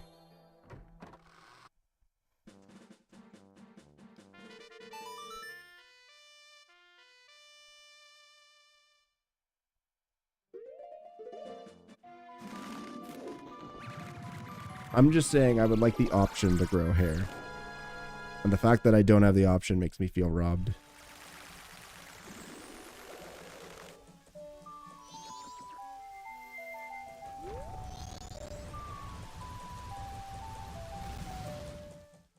I'm gonna need some arrows. I'm gonna need to farm here. Oops.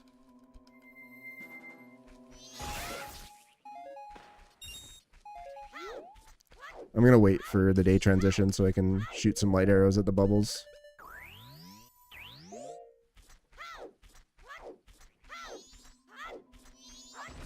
You're dull, you're 30 or more. I am 30, so... Yeah, I know. I did have long hair when I was younger, and I know it was quite annoying, you know, to manage it, but there is something to be said about the aesthetics of it all. But it's okay. People tell me bald is beautiful, so I just have to believe them, even if I don't believe myself.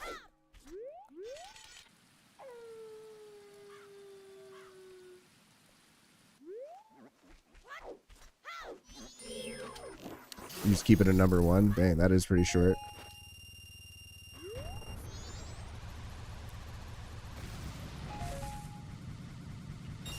I should just count myself lucky that I'm able to grow a full beard. Because there's a lot of people who do not grow full beards. Alright, note that it is not 3 a.m. on day 2. I think what happened here is somebody just like made stuff up and sent it to him, but they kind of got it right with the Deku here. All right, the next one he lists is Pohut. So let's go do that.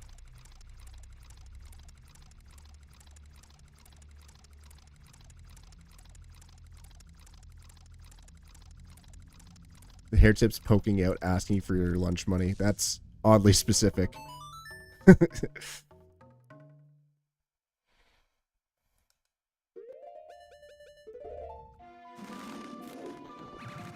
Yeah, I mean, I wasn't amazing at hair care or anything when I had hair, but now I don't gotta worry about it. I just shampoo my scalp and call it a day.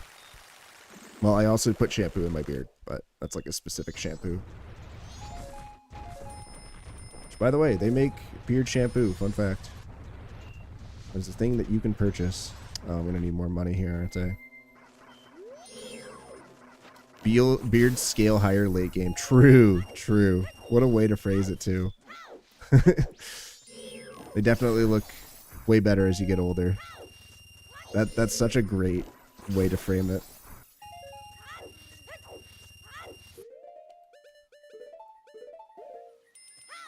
Alright, so I don't know if this works on the Japanese version or not, but this works on the English version. So normally the Pohut here costs 30 rupees, but if you play the Song of Healing before talking to the guy, then he's like, you can't heal these souls, but if you really want, I can make you play the game for 10 rupees.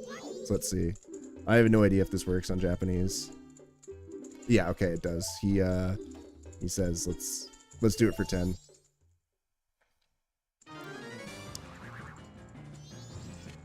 This is much easier on Japanese because you have the ability to crouch stab on English.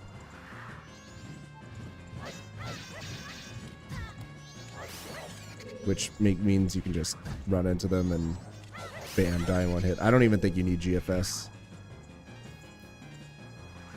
Baze, you'd think so, but there are a lot of things in Japanese that we're discovering are like added in the English version. Like it's actually quite surprising.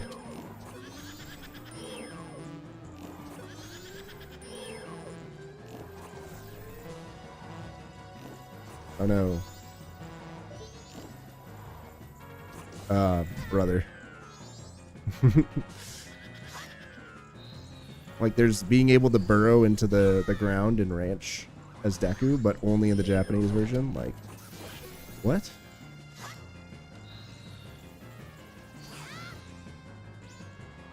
Yeah, having power crouch stab, really nice. Very, very nice. Gonna make Majora like a cinch. Alright, what's next? Keaton face, we did that one. Oh, Secret Shrine time. Alright, let's do Secret Shrine.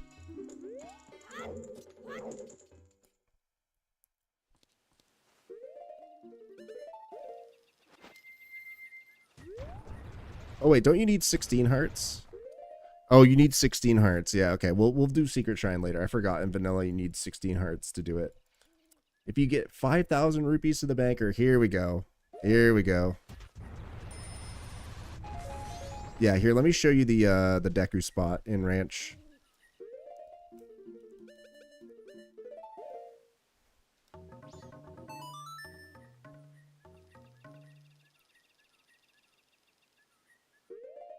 This is something that I learned during this playthrough.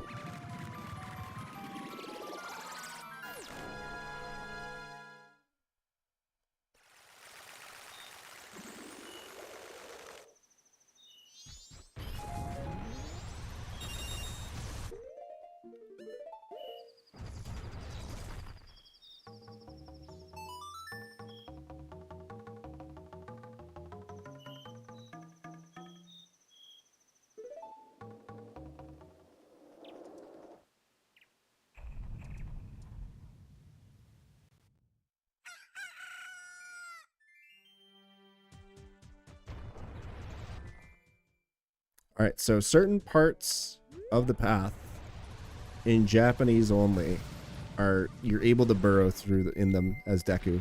Look at that. However, it does not allow you to use the flower at all. And it's just the path. Like if I try to do it here, he just spins. But yeah. Isn't that wild?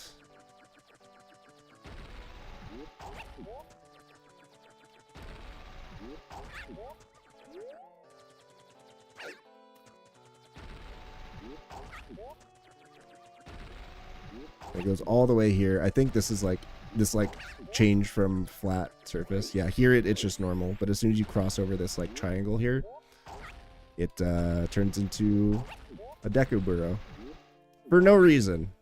There's zero reason for this to exist, and so I guess they realized this, and so on English they decided, yeah, okay, let's just make the path normal. Yeah, very weird. Yeah, I don't know. It could just be like a certain property of the ground that they forgot to take off. But the spikes in OOT thing is because it's literally just retextured lava, which I think is not something exclusive to OOT. Like plenty of other games, I think, do it that way. Yeah, very odd, but that is the game we know and love. Maybe not the version that most of us grew up with, but you know, nevertheless, that's how it be. All right, so the next one he details is, if you give 5,000 rupees to the banker in town, you will get a piece of heart. So let's go ahead and do that one.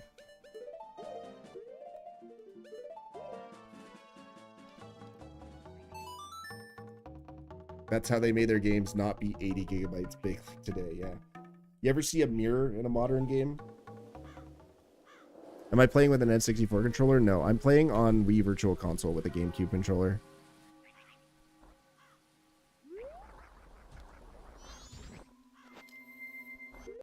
This is actually one of the few places in the speedrun where bunnyhood is actually useful, because you have to stay as human for so long as you're farming money off of these guys that it's just way more convenient to have the bunnyhood equipped. Yes, the YouTube stream is real. I am finally streaming on YouTube in addition to Twitch. Yeah, I do prefer the GameCube controller for most things. Although I don't hate the N64 controller like a lot of people do. I think the N64 controller is a perfectly valid way to play the N64 Zeldas. What really matters for playing the N64 Zeldas is does the control stick have notches or not? If you don't have notches, then I do not want to be playing on that controller.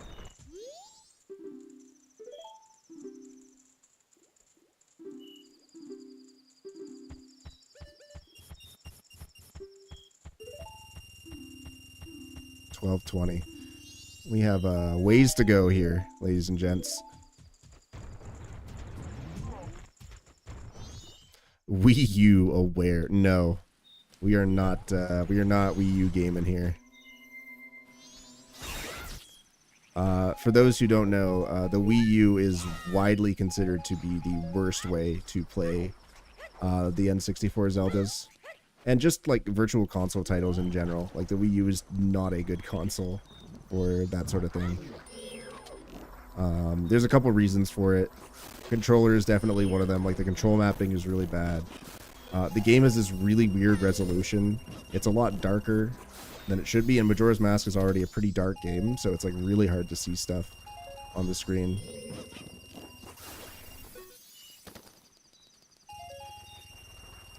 Hard Perfect Classic. The thing about notches is, like, if you don't have notches, I've played OT and MM without notches, and if you want to move, like, well, like, backwalking is such an important part of your movement in OT and MM, right? But if you don't have perfect notches, you'll just do this, like, everywhere. Like, you'll see people move around like this, and they'll try to do, like, perfect side hops and stuff. That won't work either. Moving perfectly sideways for, like, setups and stuff isn't going to work. You'll see people, like, just, like, do this, and just, like, oh, I'm trying to backwalk, but I can't because I have no notches. Like, you really do need notches for good movement in this game.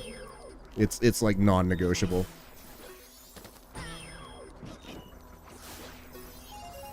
Again, I'm speaking in the context of a speedrunner. So, like, if you're a casual player, if you don't really do backwalking or any of that, then it's not that important. But just keep in mind that for people who are dedicating their lives to playing this game, it's very much like something you cannot compromise on.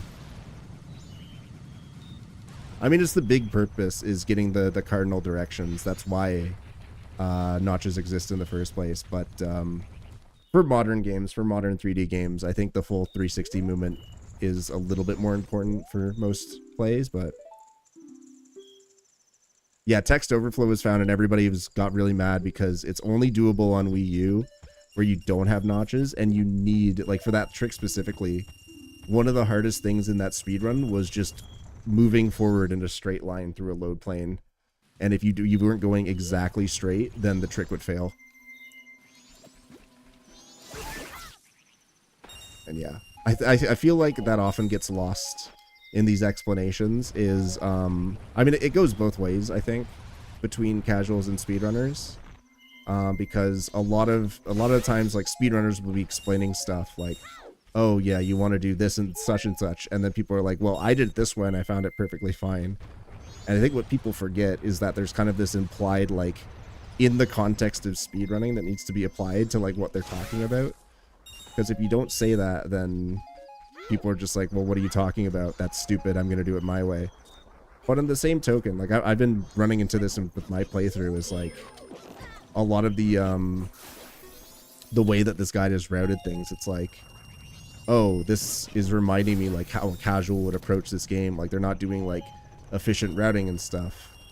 Like, you can assume, like, oh, maybe, you know, a casual would go through and they'd be able to figure out how to play the game that's semi-efficient, even if they don't know, like, strats and stuff. But no, the routing is, like, just as casual as the rest. Which, again, it's fine for a guide written in the year 2000, but it's something I keep catching myself on, because, like, oh, this is completely out of order, this makes no sense. But I also have the speedrunner brain, so I guess we kind of have to make compromises somewhere, right? For Smash Brothers.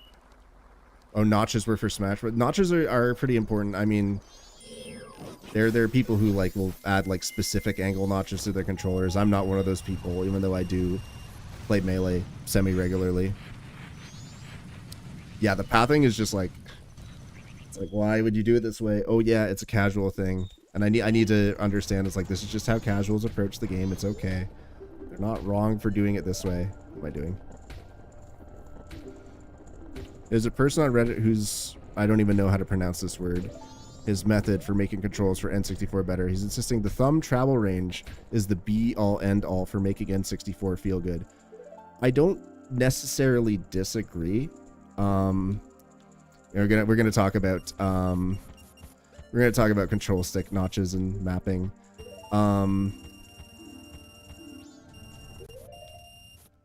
So a lot of people will play a port of Ocarina of Time, and they'll try to do, like, first person, not the 3DS version, but they'll play, like, a port like Wii VC or Wii U VC or Switch NSO, and they'll be like, well, this is awful. They'll try to, like, aim with the slingshot or the bow and be like, well, this makes no sense.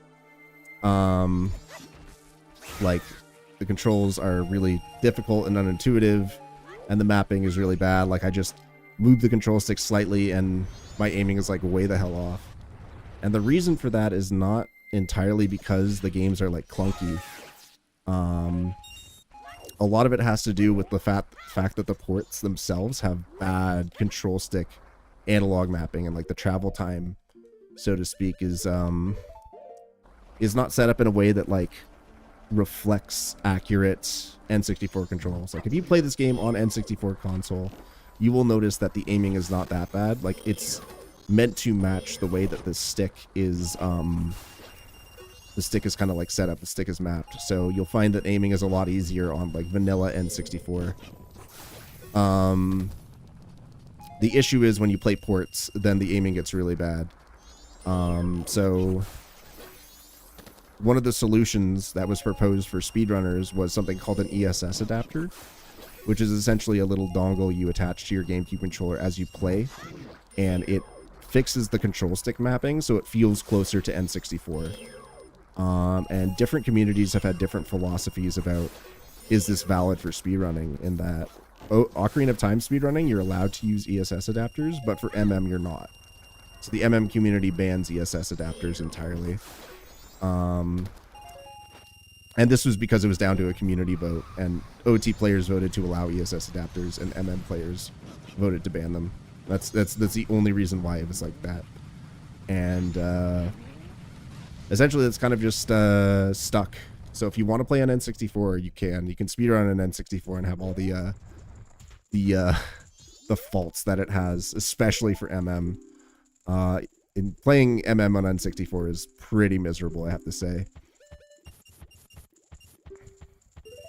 Using a longer stick. Yeah, I don't know if a long stick is a proper... Sorry, I'm catching up on both chats here. But yeah, I think calling to question like the accuracy of the analog mapping is good. The question about the collector's edition, it depends which one you're talking about. The Ocarina of Time GameCube version is pretty good. It's got some weird lag. It has some weird lag in places. It is susceptible to crashes, but so is the Virtual Console version is also susceptible to crashes. So it is a little bit different though, and people will generally just play on VC. One, because it's more accessible, and two, it's just a little bit better. But it has like basically the same, I guess, range of tricks that you would find on VC. The GameCube version, on the other hand, is in the conversation for worst version of If it's not that one, it's Wii U, but it's between those two, and they're both really bad. And the reason the collector's edition is so bad is that that game crashes so frequently. It is you be doing anything and the game will just randomly crash. Like if you boot up the GameCube version of and just do like a casual playthrough, it is almost certain you will encounter at least one crash in your playthrough. It is incredibly easy to crash that game. Whereas conversely, the Virtual Console version of although it does have VC crashes just like OOT does, they are much rarer than Ocarina of Time. So most people will insist that the Virtual Console version is the just straight up the best way to play Majora's Mask, both even with the bad control stick mapping that VC has. It's still like pretty like non-debatably the best version of the game. Yeah, every year we do a community glitchless race for and I think it was Yumius joined on game. Is Yumius, I think? I don't remember who exactly it was. I think it was Yumius, but anyway, this person played on GameCube just for fun, and they got a crash like 90% of the way through the speedrun. You've had 2 VC crashes in 1 week? It means you are a very unlucky motherfucker, Morpheus. I'm sorry to tell you. I ran through the entire game and it didn't crash. If you're playing on GameCube, then you're extremely lucky that you didn't encounter a crash. Wii U is just... I mean... Again, if you're playing casually, it's not that bad. It doesn't crash, which is nice, but it is... For speedrunning, it is very much like the worst version of the game. Baze, you were talking to the OOT VC Crash Master. I think, was it S5 calls? S5 calls, I had 5 VC crashes. Can you believe it? I had 5 in quals alone. Yeah.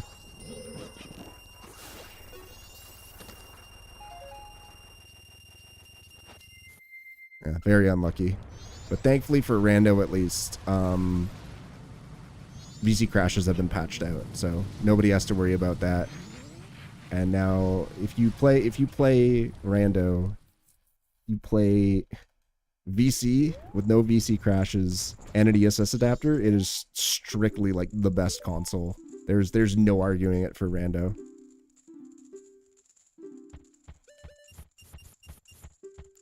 Yeah, they got patched for OTR as well. I assume it's because your controller is so clunky. I mean, yeah, the Wii U controller is something else, huh? Yeah, so VC crashes are fixed for OT Rando as well.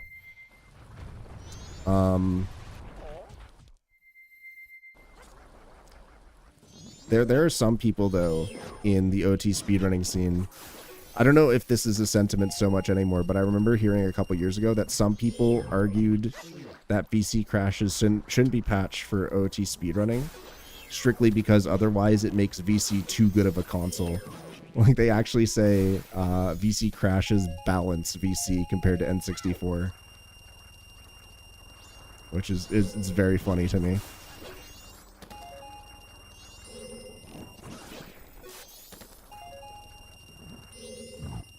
The Wii U versions are the easiest to mod, though. I don't know if that's true either. I've tried to homebrew my Wii U before, and it was an incredibly painful process. As opposed to modding my Wii is fairly simple. And Morpheus and Jimmy are both just saying, huh? What? Yeah, what's up, Jimmy? I've been studying some Jimmy VODs a little bit. So I've been trying to learn some new bingo strats.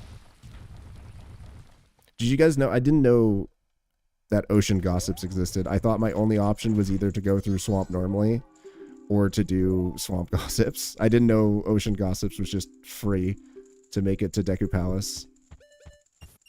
Yeah, I'm stealing Jimmy's strats now.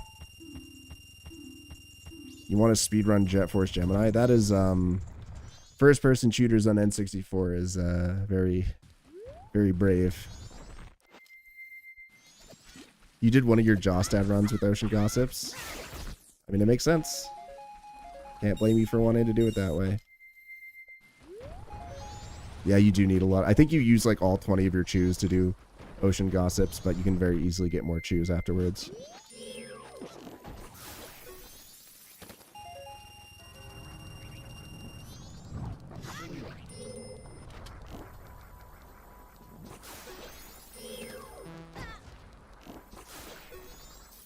You trying to set up the Switch to do Jet Force Gemini? I guess it's not on NSO. I've never played it either.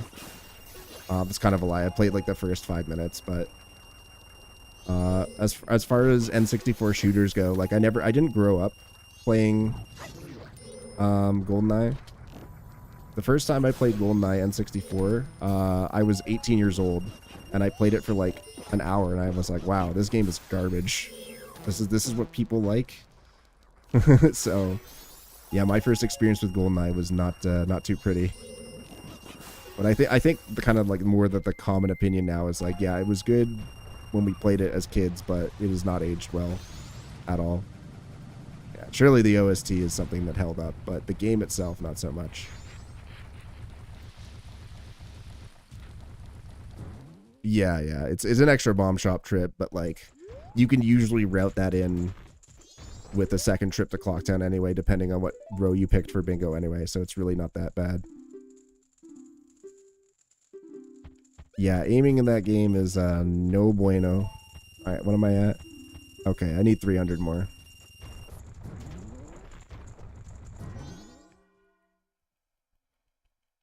Yeah, I mean, I wasn't allowed to play games with guns when I was a kid. That's literally the only reason I never played GoldenEye as a kid. My family would not allow it. Dude, Philly, we've been having like the Bank HP podcast here. We've been talking about controller rule set discussions. We've been talking about different MM versions. It's been great. I've been enjoying my time just chatting with you guys while we do Bank HP.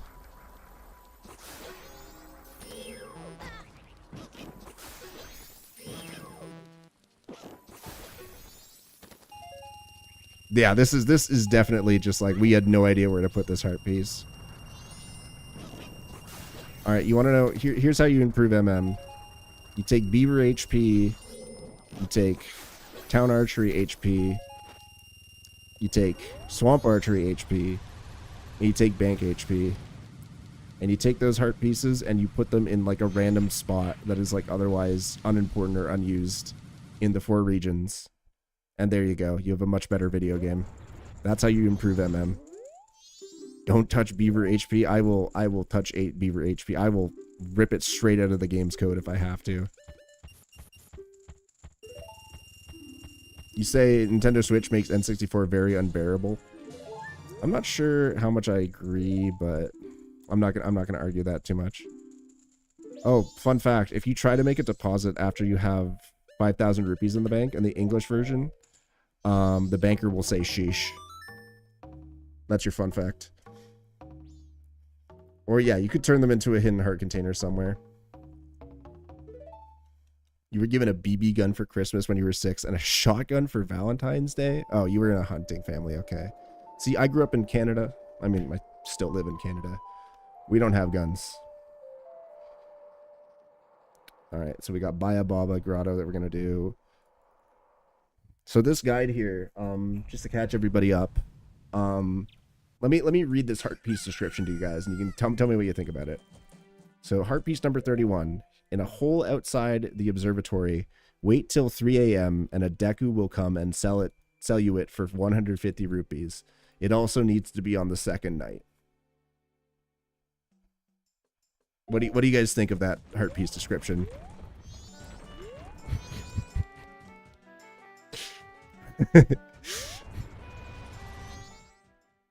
Yeah, so yeah, no notes. So the way I've described it, there are only 50 heart pieces that are listed in this guide. There are only 50 heart pieces that are listed. Two of them are missing because there's 52. 2 of them are repeats. So he talks about Sword School twice, and he talks about Dog Race twice. One of them is just straight up wrong. One of them says you have to do the Dompe digging minigame a second time to get a heart piece. And one of them is half incorrect, which is this one. So I said he got 46.5 heart pieces right, which is pretty good. That's a pretty good success rate. This is, I mean, no, not really. The way he outlines the dungeons is, as he's going through, it's like he details some of the stray fairies, but not all of them.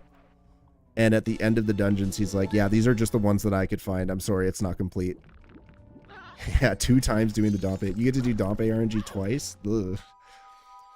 So almost 100%. There are 5 heart pieces that are missing. Well, 5.5. And he did not detail. The only one, I think, Woodfall, there's only 1 stray fairy that he missed. But he details every other one. But other than that, it's like maybe like 7 or 8 that he was able to find. Which again, like, this is a guide written less than 6 months after the game released. This is pretty good for what it is. All right, so there's Pohut, Keaton, Bank HP, Biobaba. We did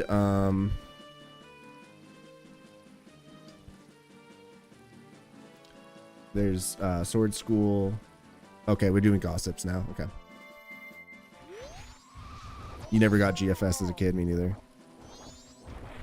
You weren't allowed to play anything past T rated. Okay, I'll tell you guys a funny story regarding this. So I mentioned earlier, I never played GoldenEye or anything. I wasn't allowed to play Game as Guns. In fact, I had a Mega Man game. I think it was called like Network Transmission or something. It was a GameCube game. And we rented it, and my parents saw me playing it and said, no, we're returning this game because it's too violent. It's like Mega Man with like cartoonish explosions, and they said, no, you're not allowed to play this game. So they literally took it away. Later on, when I was in middle school, I started getting invited to, well, they were called parties, but it was just a bunch of us like dweeby kids sitting around and playing Halo for like 8 hours. And we took it very seriously. And so my dad knew about this, and so eventually he bought me the PC version of Halo 1. And then my mom saw me playing it and saw it was like a gun game. And she's like, this game is going in the garbage. You're not allowed to play this. And my dad is just like hushing her like quietly, like, this game is the only reason he has friends. Just let him have this. I promise you it's okay. So that was why I was allowed to play Halo, but also not allowed to play Mega Man. So thankfully my dad was a homie that day and let me continue to play Halo. And I was good at it. I was good at it for a while. Ads during story time? Go watch YouTube. Go watch YouTube.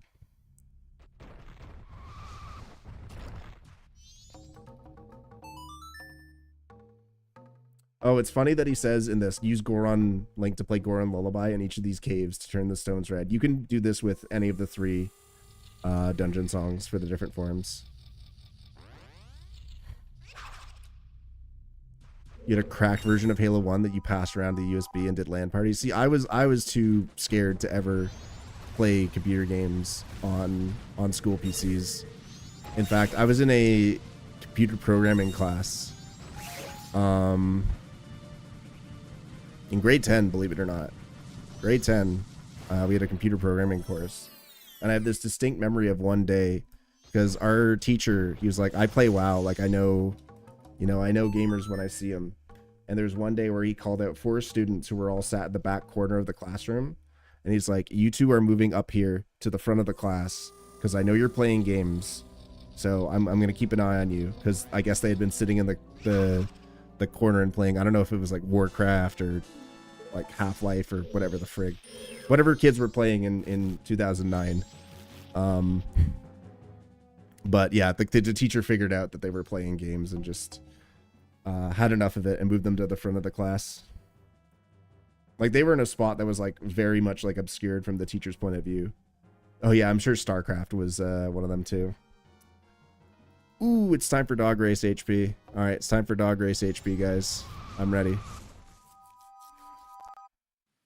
How many bombs do I have? 10. Let's get some more bombs. I'm gonna cheat here.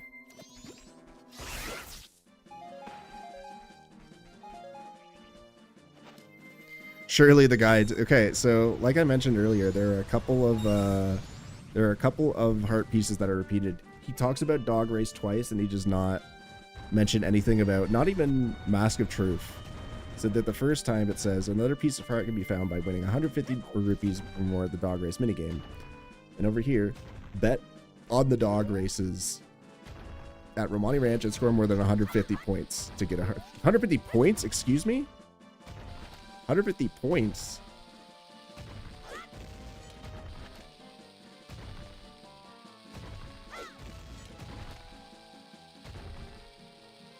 If I ever do the recomp brand, yeah, I've seen the clip of Blue Dog going fast. It's very funny.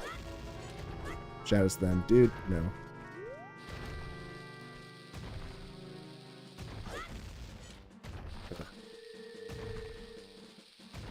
I've not played Recomp Rando yet, but all right, take care, Dojo. Thanks for hanging out and chatting. Can you do 2 hovers here and turn to Zora? I don't know. I guess on Japanese it would be different too, because you would turn to face the other way, right? It's fine. Oh, and you have to unlock the camera, yeah. Yeah, as I mentioned earlier, on Japanese, when you use a transformation mask, Link turns to face the camera. There we go.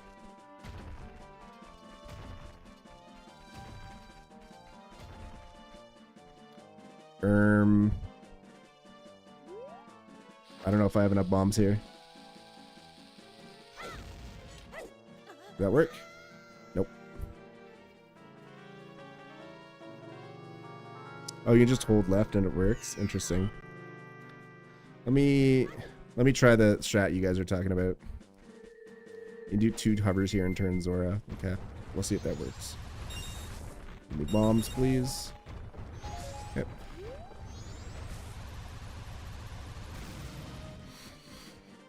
It's all good. So what, do you do like 2 hovers against this wall here? Is that the idea?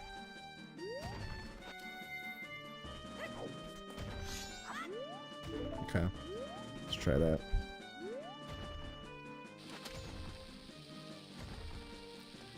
Maybe not a good idea to do this with bombs though.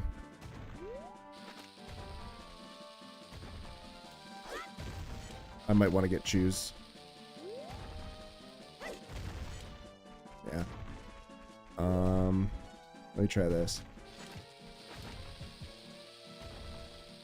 Dude.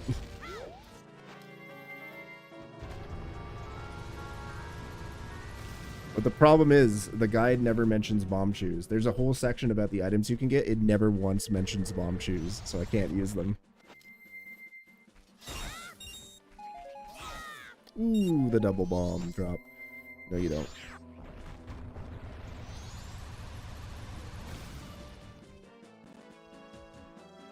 I did it the first time, just need to be closer to the wall. Okay, okay, okay.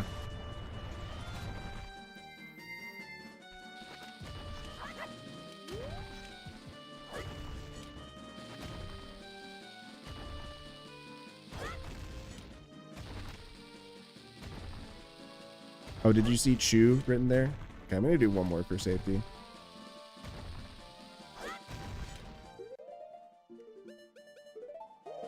Alright, we're gonna turn Zora, we're gonna hold... Oh! Let's go! But then I lose ISG. I have to do ISG again.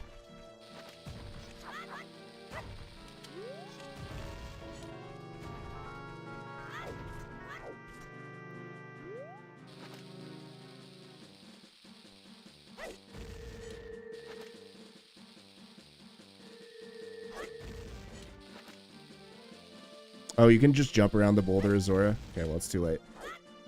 Oh, Mao. We're fine. Thank you for helping me.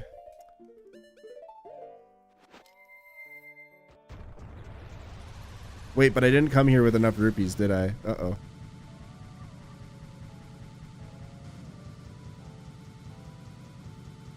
Yeah, I figured it would be more precise. Alright, we're gonna hope for first try gold dog, right? Surely we'll just get it first try. Yeah, there's 10 in the barn. You can also drop bugs in the bean patch and get another 20. Hello, blue dog, my beloved. Yeah, there's rupees all around the ranch. Alright, let's see. Do we get good gold dog?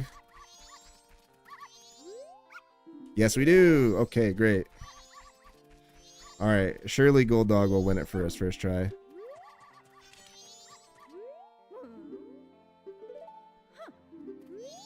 Oops.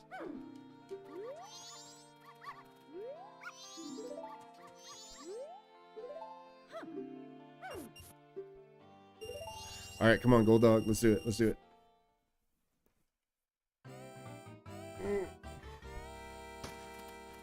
SMH. I didn't even route this in with bank HP.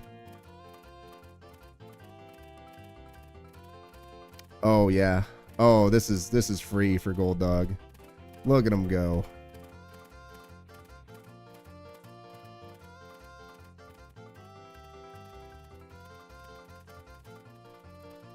Wait, he might actually get second. No, first place easily. Let's go! First try dog race. Woo! And then there he goes. My little pog champ.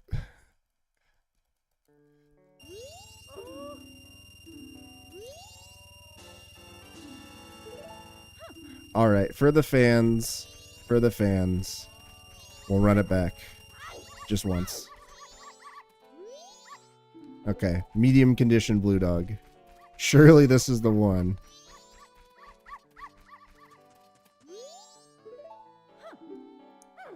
Yeah, the game never tells you anything about the dogs having different stat conditions based on their color. It is ridiculous that it is coded that way.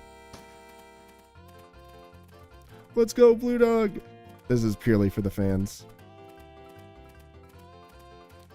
He's already falling behind. Oh no.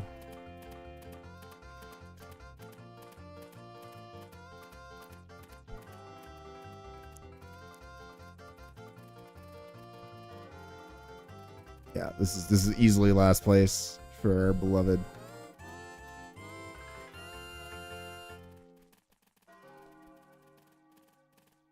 Sag.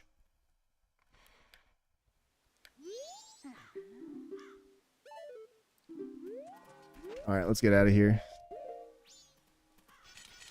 Wait, we skipped the day transition here, right? Yeah, nice. Okay.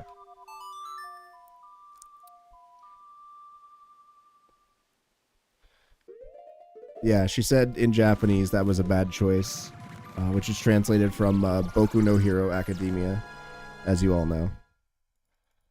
Alright, go to the launcher in Clock Town. Oh, Deku Playground. Okay, let's just do Deku Playground and Honey Darling right now, just to be somewhat efficient.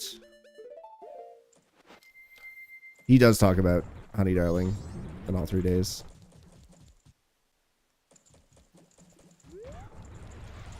Dude, imagine if the guy had said, I won with Blue Dog, he's the best. That would have been amazing.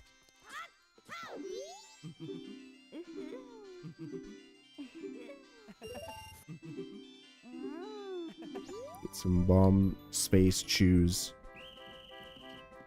Oh, maybe this is where the guide talks about bomb chews.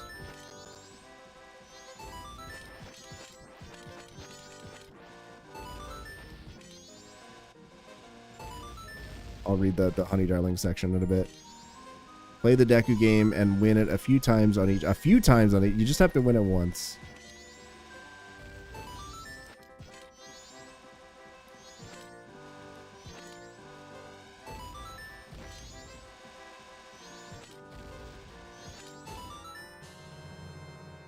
Wait, are JP chews different? Really? I don't know. Please enlighten me. I have no idea how they're different.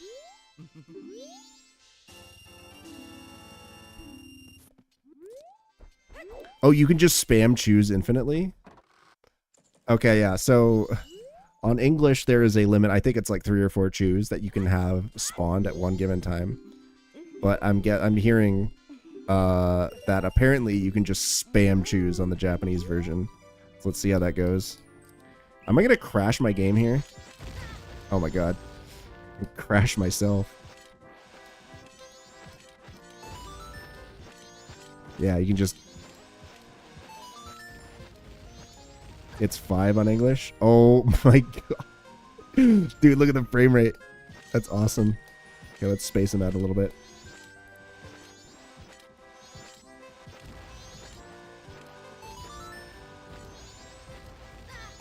I'm worried I'm going to crash my game.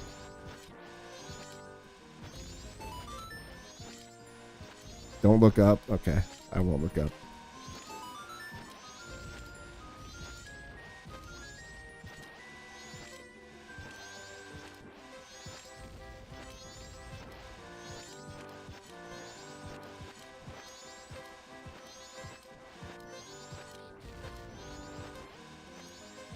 There's so many chews. This is awesome. Aw, they all blow up at once. That was fun. Alright, let's go do Deku Playground before it closes.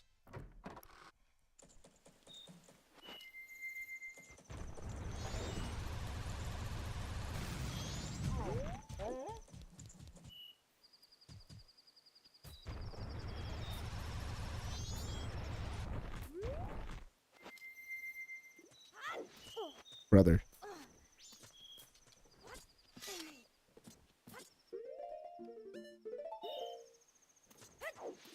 Yeah, it's a weird time for it to close, and there's like no indication that it closes at that time.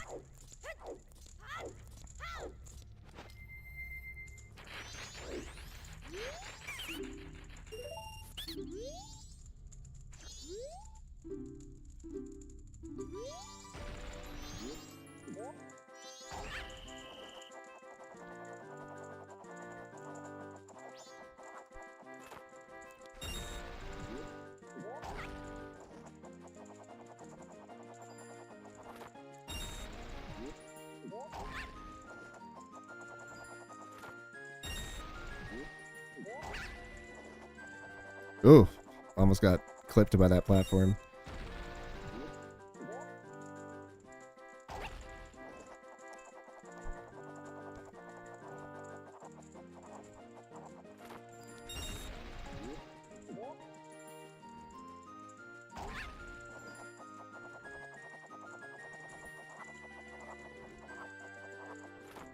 This is Beaver's music, it's true.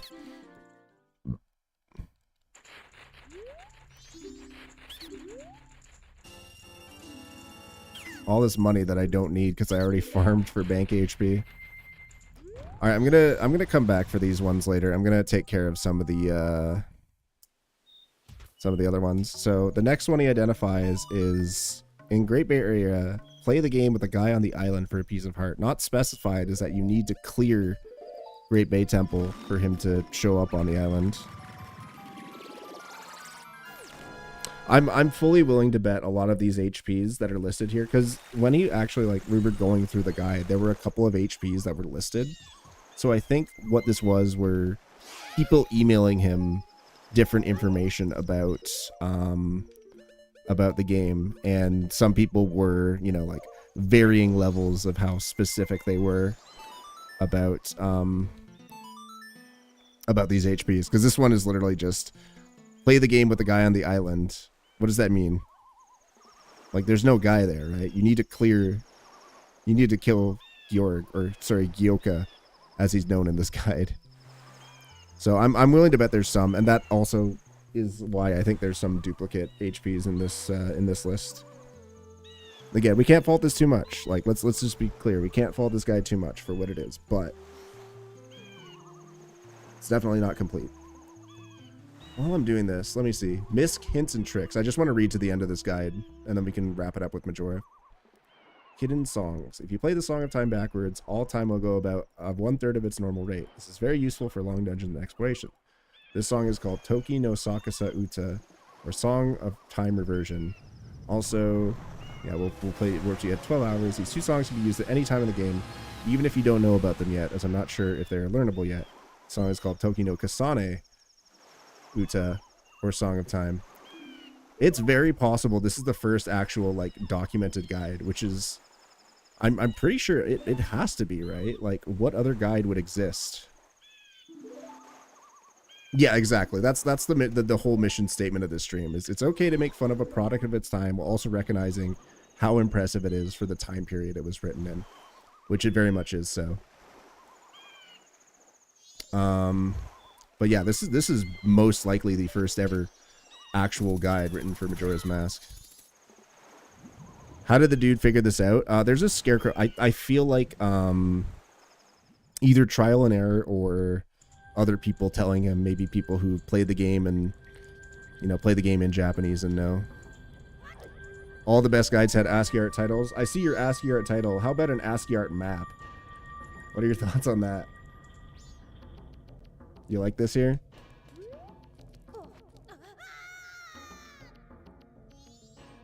Yeah, the song is called Song of Time Compression. Song of Time Compression. Which is the Song of Double Time. In Clocktown, use the bunny hood mask on the right side of town to jump roof to another ledge, then on top of the door to another ledge to get an easy 100 rupees. Dude, this guy knew. This guy knew every bingo route. This guy knew how every bingo route started. He knew about spamming lens. He knew about, what was the other thing? So he knew about spamming lens, and there was one other thing I was like really impressed that he knew about. I don't remember what it was. Yeah, we're gonna go to Rockville. Rockville is, so we talked about this a little bit earlier, but the reason why it's called Rockville in this guide is that the exact Japanese pronunciation of the Stone Tower region is Rakubiru, which can be interpreted a couple different ways, because you could kind of interpret it as like a romanization of like Rockville, which I guess he translated as Rockvale.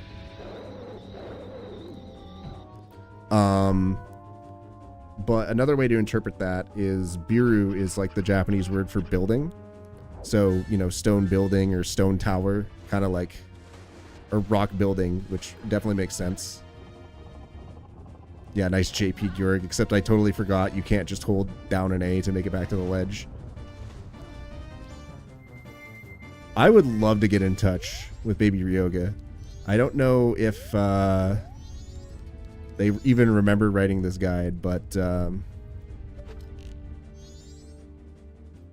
if they do, I'd love to hear. I'd love to know what their thoughts on it now.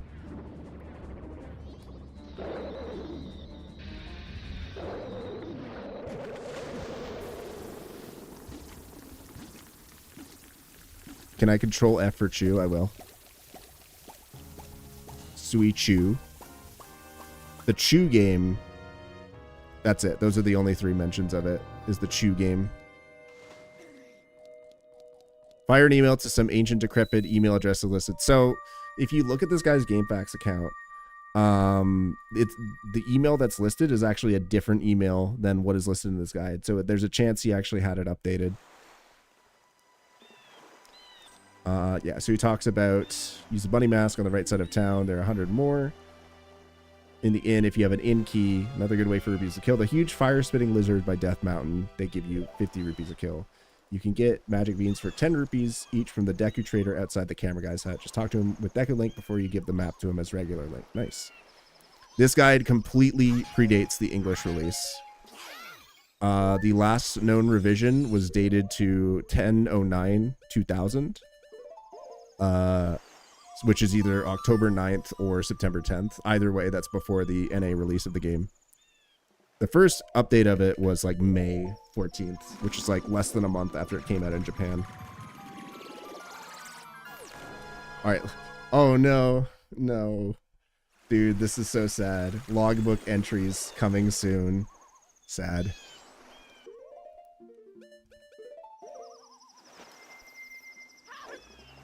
Damn. Logbook entries. Info to come.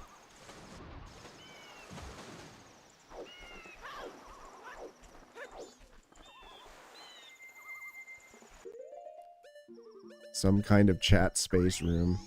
Yeah, Rip Bomber's notebook.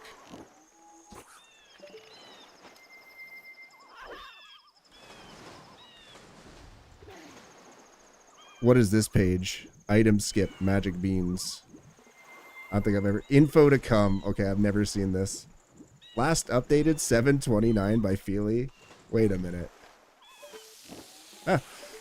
Ooh, clutch box. Let's go.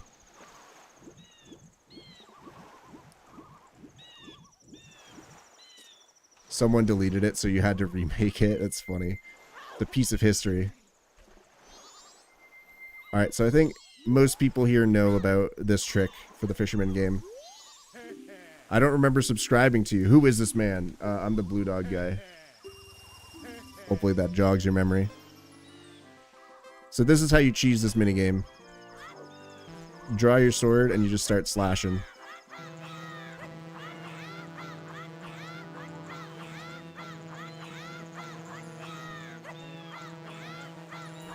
Hell yeah, brother. Cheers from Iraq. Cheers to you too, bud. And there you go. I got 9 right away. And there you go. Very easily get to 20. Now we just... Oh, wait, no. Wait, how did I not get that one? Did I mess up? I must have jumped on the wrong platform. Alright, let's read the special thanks here. Thanks to the people on the Zelda 2 IRC channel on EFNet. We helped each other play through the game and might not have finished as quickly if a few of us were not there. Nice. So we got... Yeah, so like I said, we got some help making this guide. Chiab at wanadu.fr. We got a man parler en français.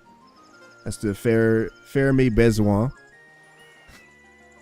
For the locations of a bunch of masks and a few pieces of heart. Also translated the kanji in the names of the masks, songs, and some items. Kyoiku, Furano.ne.jp for some translation, corrections, and info on Cafe's story. Nice. Also, a lot of heart pieces are yet to be found, so please, if you know where one or several are that are not listed here, don't hesitate to email me. I don't know if that still rings true, but I'll let them know about the corrections of the heart pieces. Email me if you have the last mask in the bottom right corner. That's Fierce Deity mask. Oh, this must be before, because he does write about FD mask, but this must have been like before.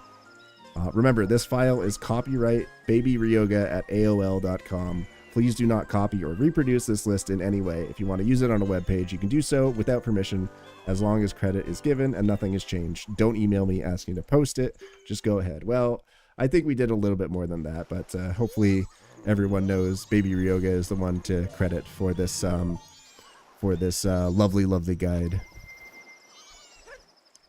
Yeah, not Baby Yoda, Baby Ryoga. Yeah, lots of people will throw a huge fit if you rip off their work, including me, so don't do it or you might find yourself and your ISP in a whole heap of trouble. Oh no, dude, my ISP. I'm gonna get banned from Rogers.com. It's so sad.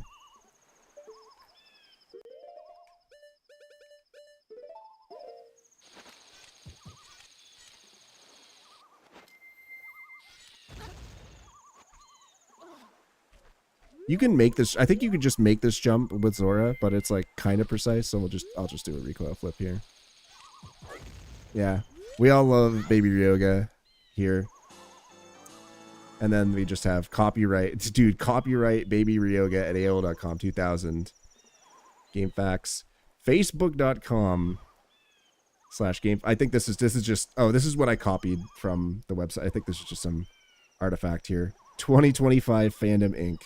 Yeah, okay. So let's go back and get these last couple heart pieces. In the Great Bay Area, oh, we have to do fish HP now? Good lord, okay. Let's just, let's get that done quickly.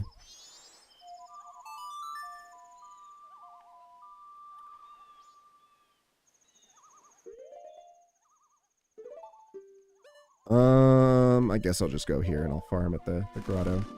This is that. So we just need to do, doing that, come back on day 3 for a final game, which will give you a piece of heart. So we just need to do Deku Playground, Honey Darling. There's the repeat of the dog races. Repeat of the sword school. This is one that is just made up. This is just says the bottle from the graveyard, which we know is incorrect. It's Toilet Hand, which we did. Oh, and then, okay, the last one we do is, the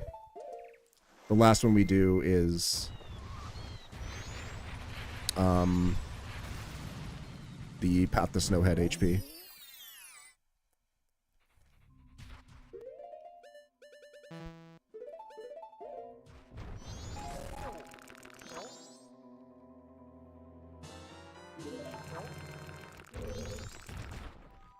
And then once we're done with all this, I'll move on to the final chapter here.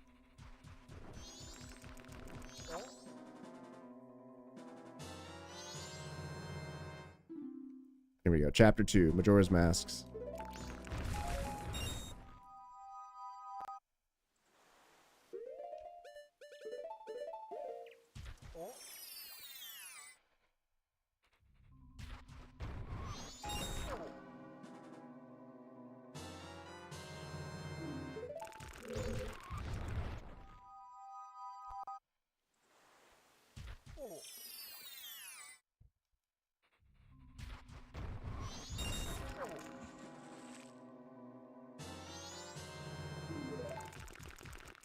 So I should end this with 17 HPs and 3 heart pieces.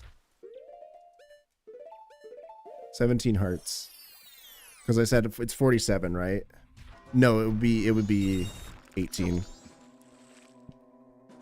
Because we're missing 5. Missing 5 from this guide.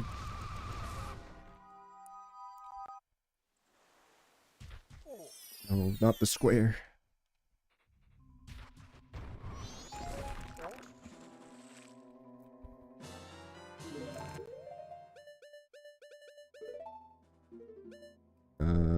Yeah. Just wait out the day transition here.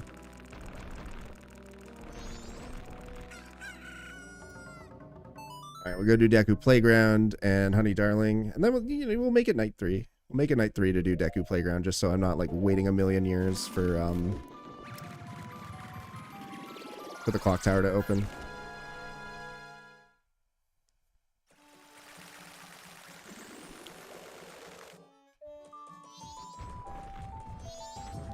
Alright, so most of you probably know about this. Is there any fancy ASCII art in the header for this guide? There's no ASCII art in the header, but there is a beautiful ASCII map of the world of Talmina, as it's referred to in this guide. Which is, I think, is very much worth its own shout. Alright, so here on the second day, you can spam a transformation mask. And you make the rupees fall down off of the platform.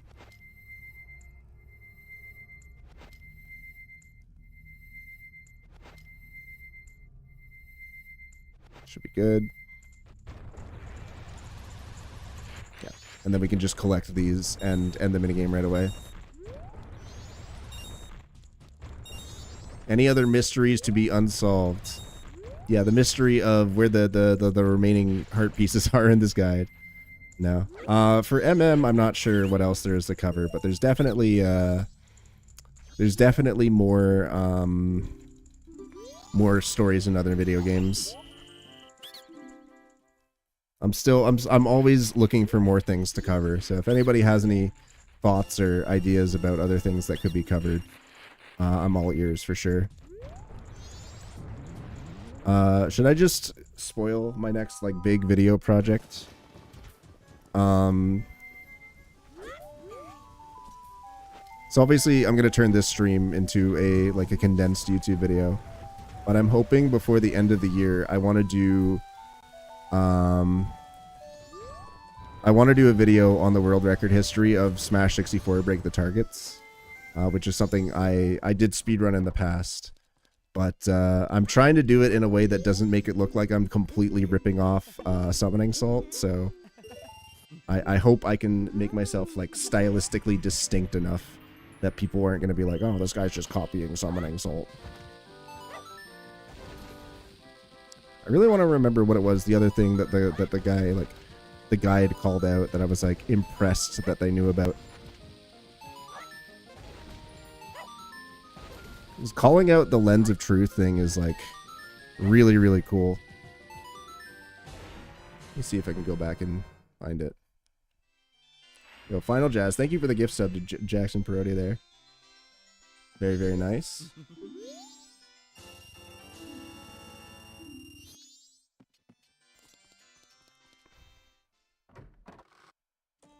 Trying to think here.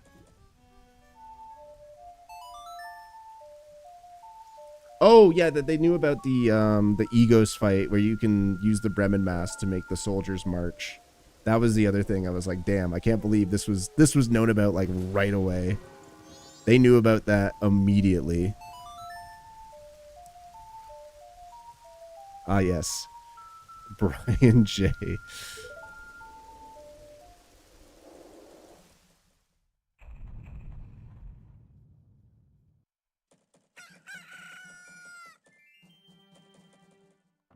Oh yeah, another neat little thing.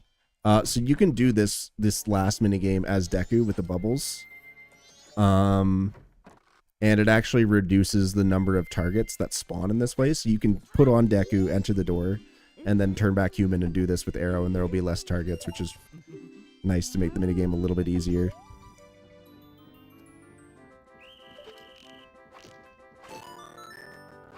So of course the Brian Griffin tattoo, everybody's favorite. What if I got a tattoo of Brian Griffin, but he was a blue dog? Would you guys find that entertaining?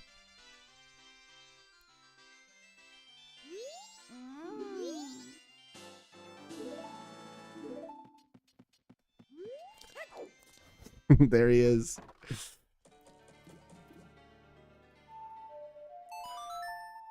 Don't you weird me. I must get it. I don't know. I don't know if I'm ready to get a shitpost tattoo. Maybe someday, but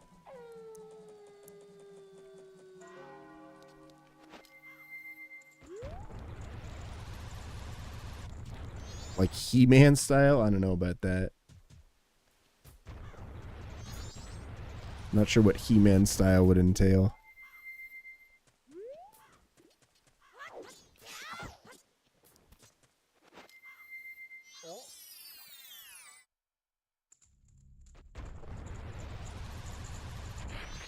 Oops. Famous Family Guy, Brian H. Griffin.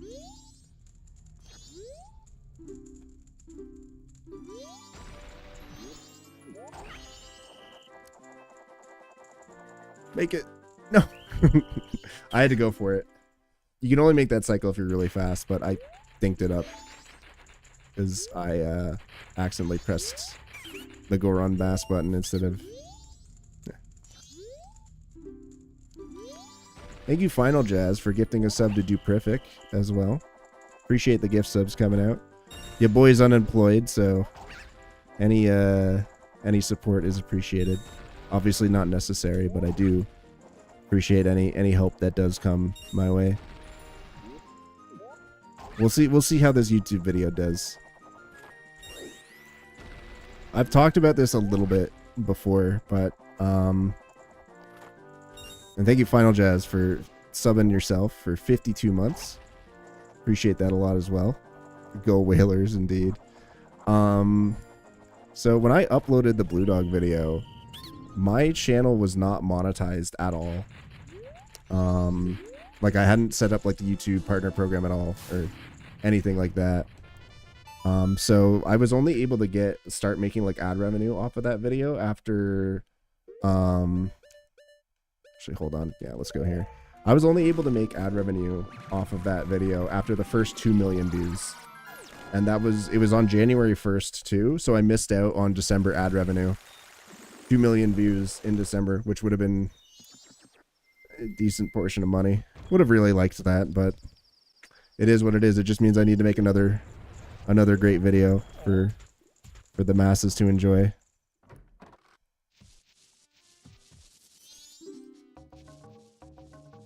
Yeah, I mean, I had no idea the video was gonna pop off the way it did, so yeah, I gotta find another big video to do.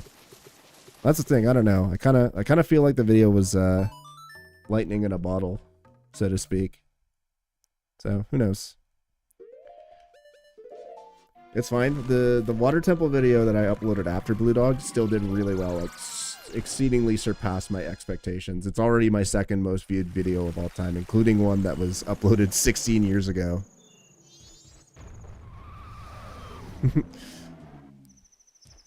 Roach King. Yeah, I feel like it's a story that resonated in a way that you know, I'm glad I was able to capture, and was glad I was able to get the attention of the collective YouTube masses, even if just for a brief period.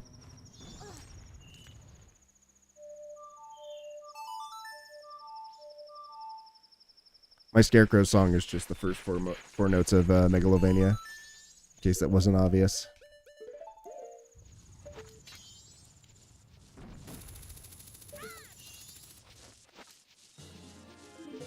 I think I'm missing a couple heart pieces that were identified. Give me a sec here.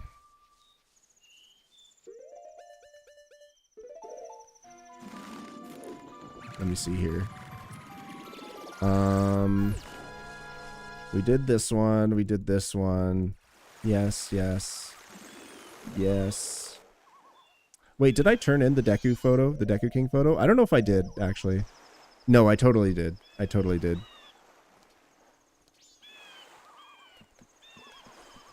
One of the, yeah, we got that. We got this one. We got this one. Got this one. This one. We got the underwater one.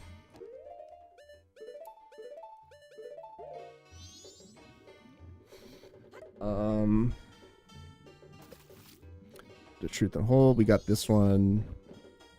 This one. This one. This one. Oh, there's still the never mind. There's still the 4 on the moon. Yeah.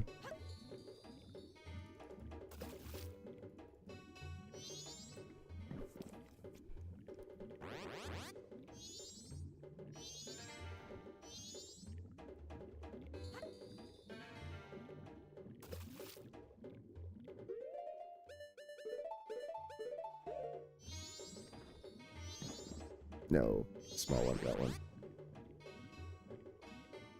Did I do Secret Shrine? Oh, I didn't do Secret Shrine. Good call out. Yeah, I completely passed over that one because I didn't have 16 hearts yet.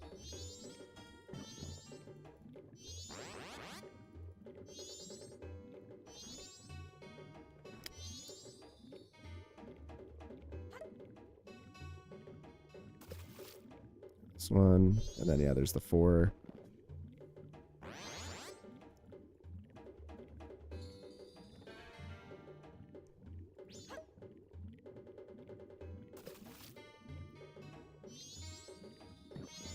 Okay, nice. So that is random between 4 and 6 fish that you need to drop, and thankfully, or sorry, 4 and 7. So it's completely RNG. So I think, yeah, it's Secret Shrine, and then there's one other. Oh, I never did Grandma Long Story. Oh, geez. Okay. I'm gonna reset. And then we'll do Secret Shrine. I totally forgot about that. It's Grandma Long Story is the other one I didn't do. Yeah, goodbye, Shark. And we'll do Long Story to get me to day 3 again, and then I can do Secret Shrine to pass the time. And then we just have to do the end section.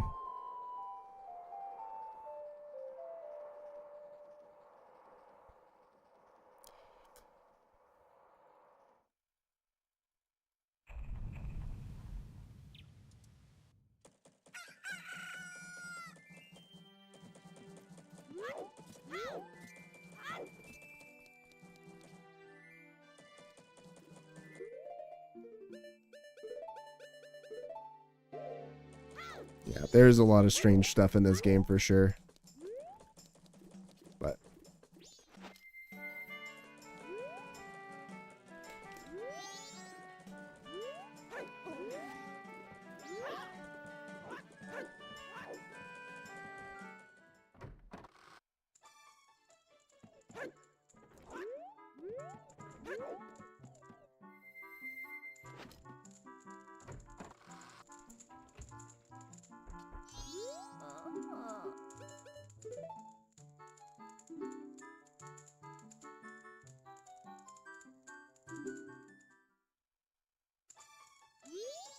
I did do this one though, didn't I?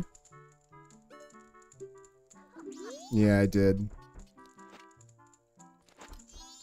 Okay, there's another one that I must have missed then.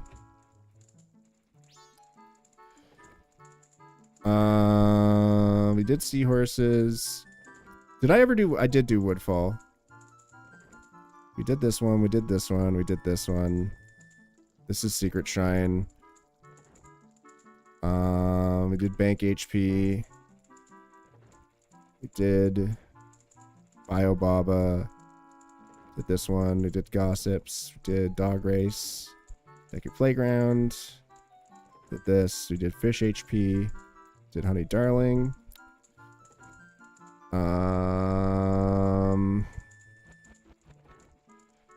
Well, sheesh. Because, okay, so there's 52. 2 are missing. 2 are duplicates. 1 is wrong. So that's 5. So I should be ending here with 3 heart pieces. So I think there's something I forgot to do other than Secret Shrine. I got this one for sure. Got this one for sure.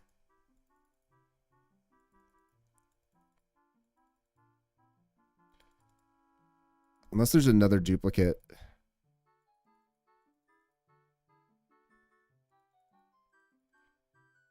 For a cave under the rock. That's Bio Baba. Secret Shrine. Keaton Quiz we did. Poe Hunting we did. We did this one. I did show Couples Mask, yeah. We did Woodfall HP.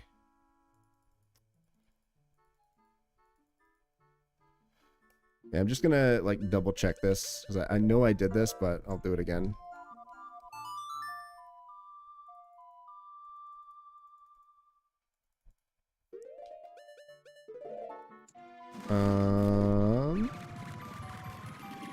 Got Iconic Castle for sure.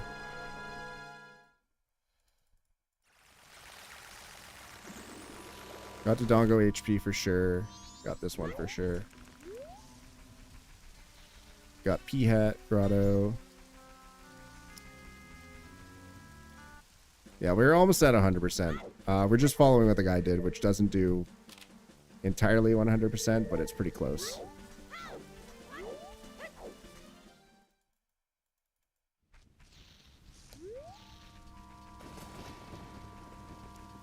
Definitely did underwater HP.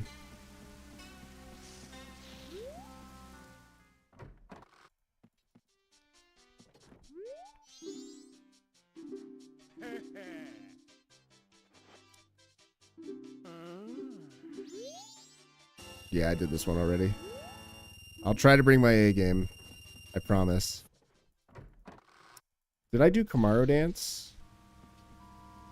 I might have not done Kamaro Dance. I remember doing it, but maybe I didn't.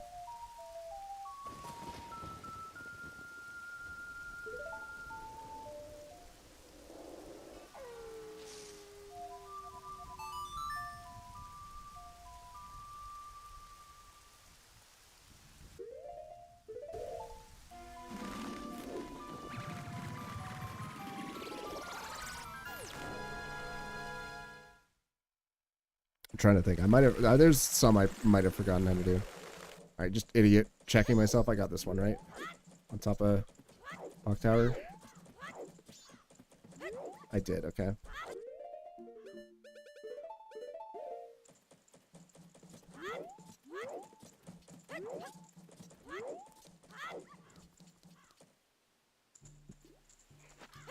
I have a memory of doing this, but we'll do it again.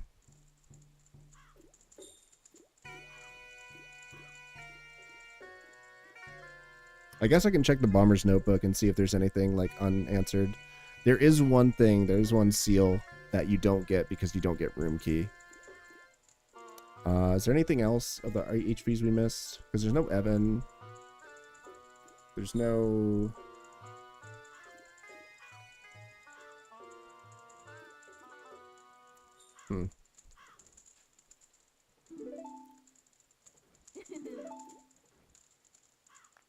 Oh, yeah, never mind.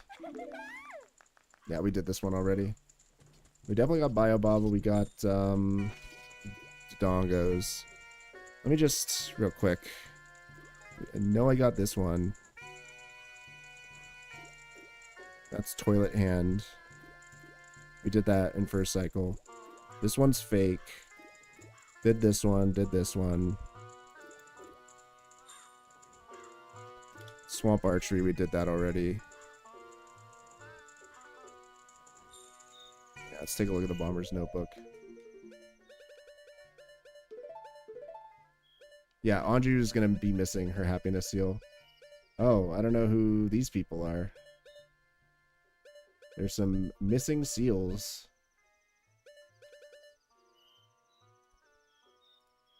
Hold on a sec.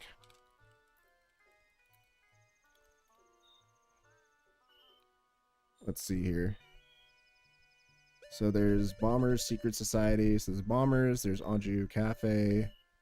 Curiosity Man. Old Lady. Romani. Cremia. Dotour. Aroma. Toto and Gorman. Postman. Rosa Sisters. Oh, we don't have the hand because we did that in first cycle. But we got that. Anju's grandmother. Camaro. Grog, yeah, because we did this before the Bomber's Notebook. Gorman Brothers, Shiro, and Guru Guru, which we also did before the Bomber's. Okay, so there's nothing from the Bomber's Notebook. Let me continue. We did Honey Darling, Fish HP, got Ledge HP, Fisherman Game, Deku Playground, Dog Race Duplicate, Gossips we did Swordsman School, we did like HP, we did Bank HP, go to the caves behind that. That's that secret shrine we're about to do.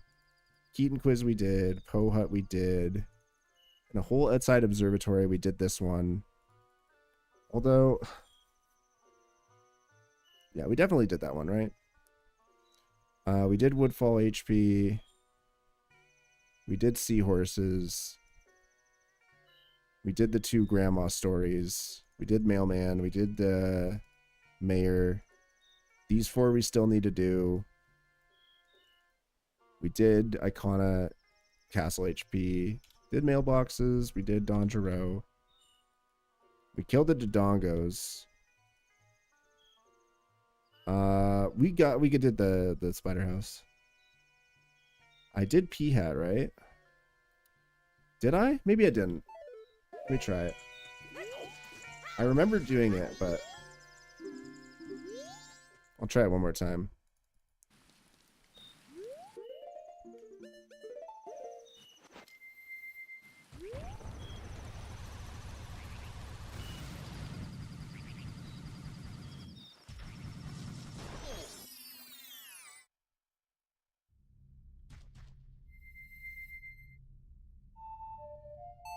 I do remember coming down here.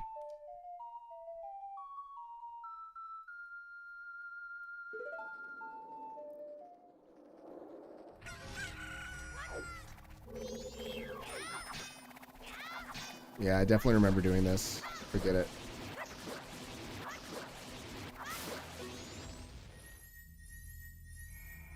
Either my count is wrong or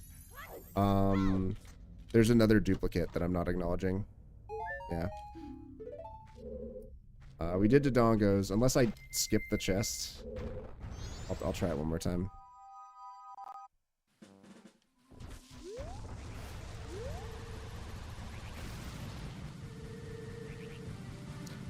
It's very possible that I, like, skipped over a heart piece.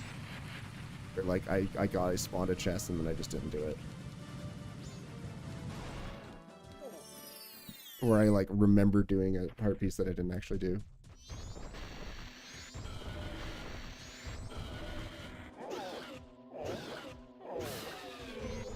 I definitely remember doing this.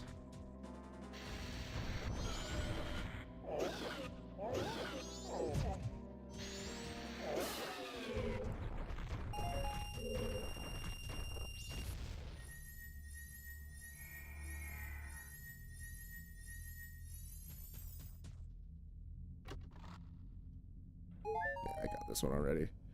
Ledge around Icona area. Need to use a launcher to get it. Use that launcher.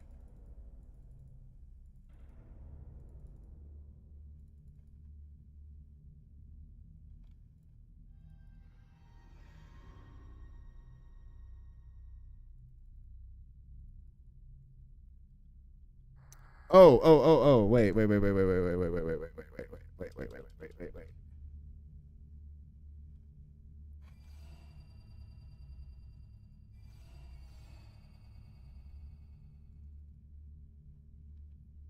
Let's see here. There's the Morrow Dance. I think there might be another duplicate here.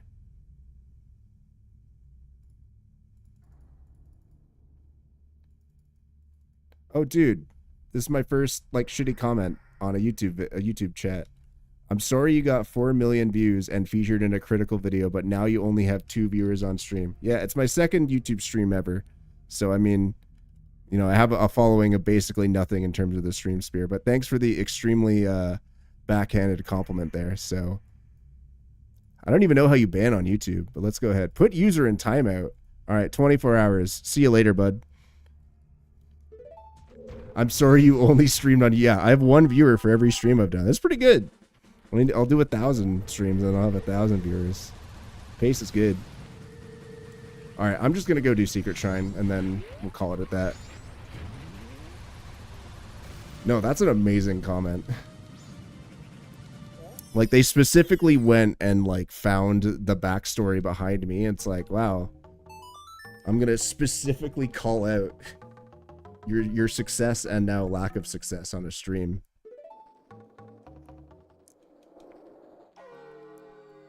I mean, it's possible they didn't mean it that way, but it still comes across as extremely backhanded, so we're just going to get rid of that guy. They can think about what they did.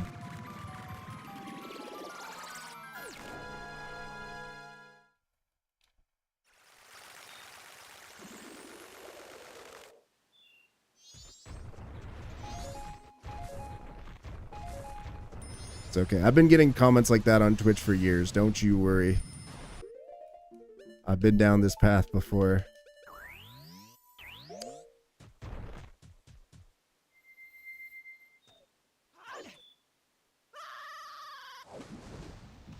I'm sure I can go back into this VOD and like go through and figure out what was the heart piece I missed, but I kind of don't care. I went through the guide. I did everything I feel like I needed to do. So either my count is wrong or there's another duplicate that I missed out on. Thanks, Feely. You're my favorite Feely. Alright, so this is another spot where Bunnyhood is actually kind of useful.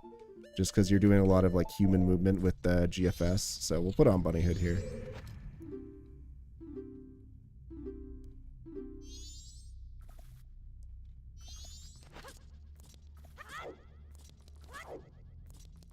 Dude, it's so funny that they like specified like very, very like specific things about like view numbers. It's like the exact view count and you were featured on critical. Just felt like I needed to point that out. Thanks, bud.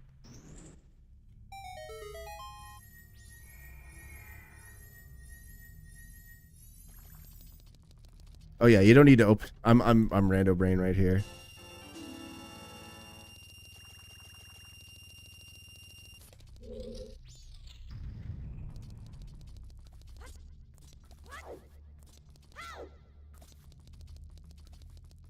Yeah, Bunnyhood is really nice here, just for the fact of being able to run around like this. Yeah, if you think about it, this is the #1 stream. Well, you know what? You can't say for sure. It's possible. Imagine if there's somebody who like wanted to play through MM for the first time. They're like, let's just look for a game facts guide, and then they found this one and just went ahead and used it. That would have been awesome.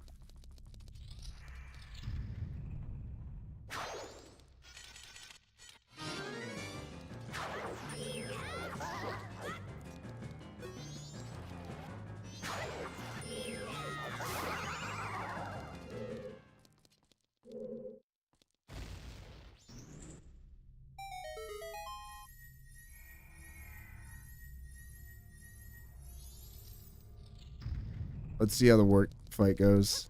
Now that we have GFS, it's like fairly easy.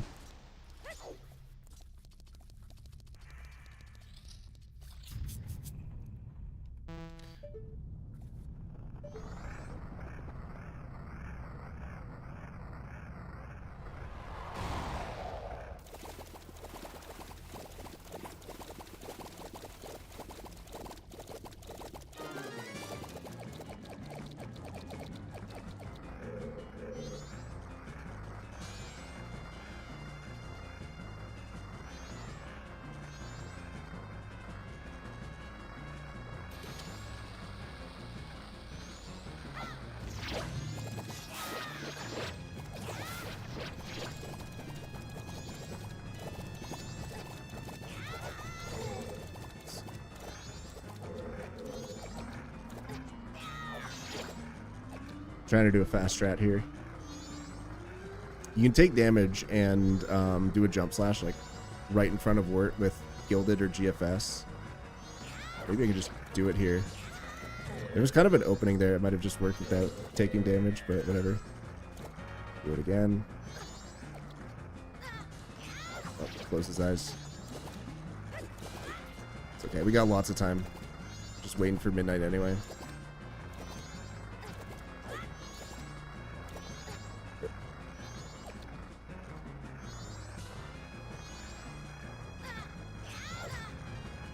Just a little late on that jump slash. Oh, I pressed the A button. It didn't come out. Must have been a tiny bit too early. Again, I'm killing time anyway here, so it doesn't matter that much. No. Nice. Didn't even need to take damage.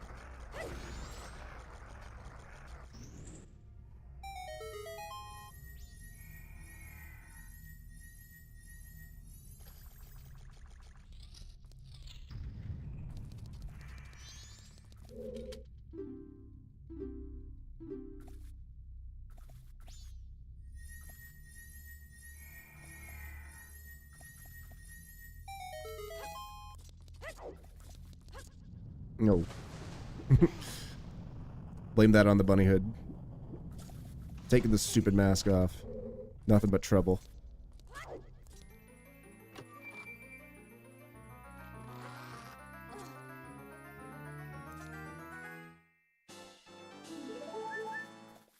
Alright. You just got one more in-game hour to kill.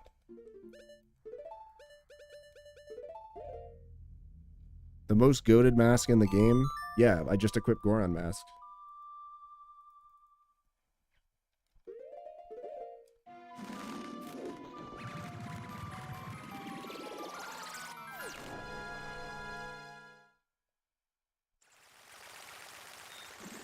Oh yeah, well, you want to be outside of South Clocktown or else you get the cutscene. I forget. Forget about these things.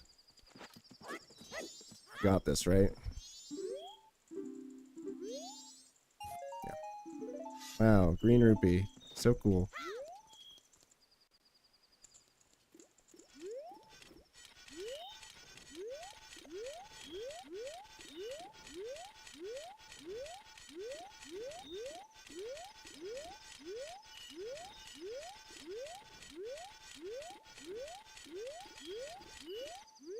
Let's talk about some of the heart pieces that they missed.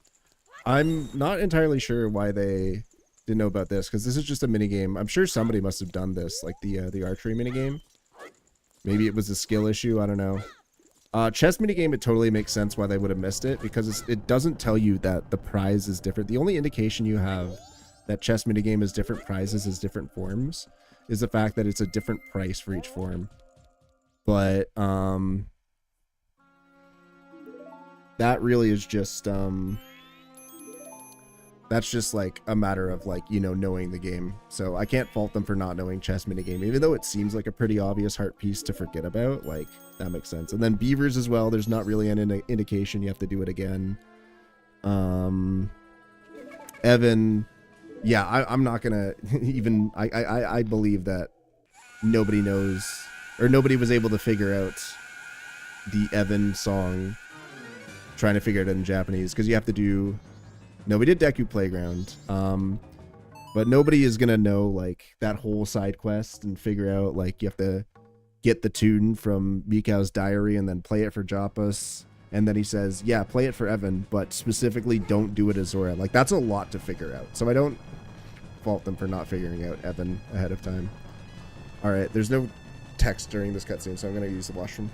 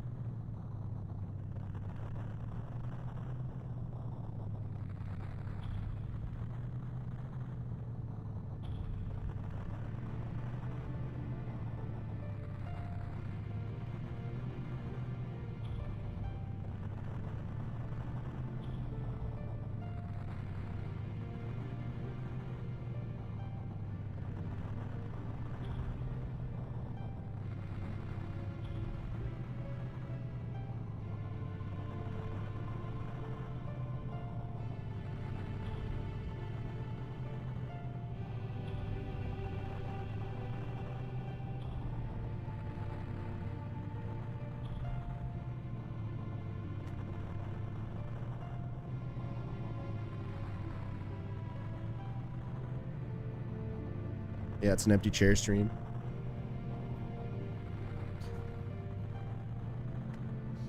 Anyone else in chat a pisser? Press 1. Alright, when you are good and ready, and if you have all the Guardian masks, make your way to the Clock Tower in Clocktown at midnight on the last day. Engage in battle with Stalkid, and play the song you learned when you beat the first of the Guardians. After a small scene, the Mask of Majora will reject Stalkid and beam itself into the eye of the moon. It's the mouth! Since the Guardians cannot hold back the moon any longer, Link decides to follow. If you have all the normal masks at this point, you might be able to get this last special mask as well. Read on. The world consists of a tree with several kids running around. Each one is wearing the mask of a Guardian. I'm not too sure how it works, but you can give away your mask to the kids to be teleported to one of several small cave areas. If you go back in time, you will gain whatever masks you gave away. I've not seen a few of these areas so far. Oh, I've seen a few of these areas so far, but not all. First consists of several flower launchers, a few spinning on branches in the middle of a huge pit.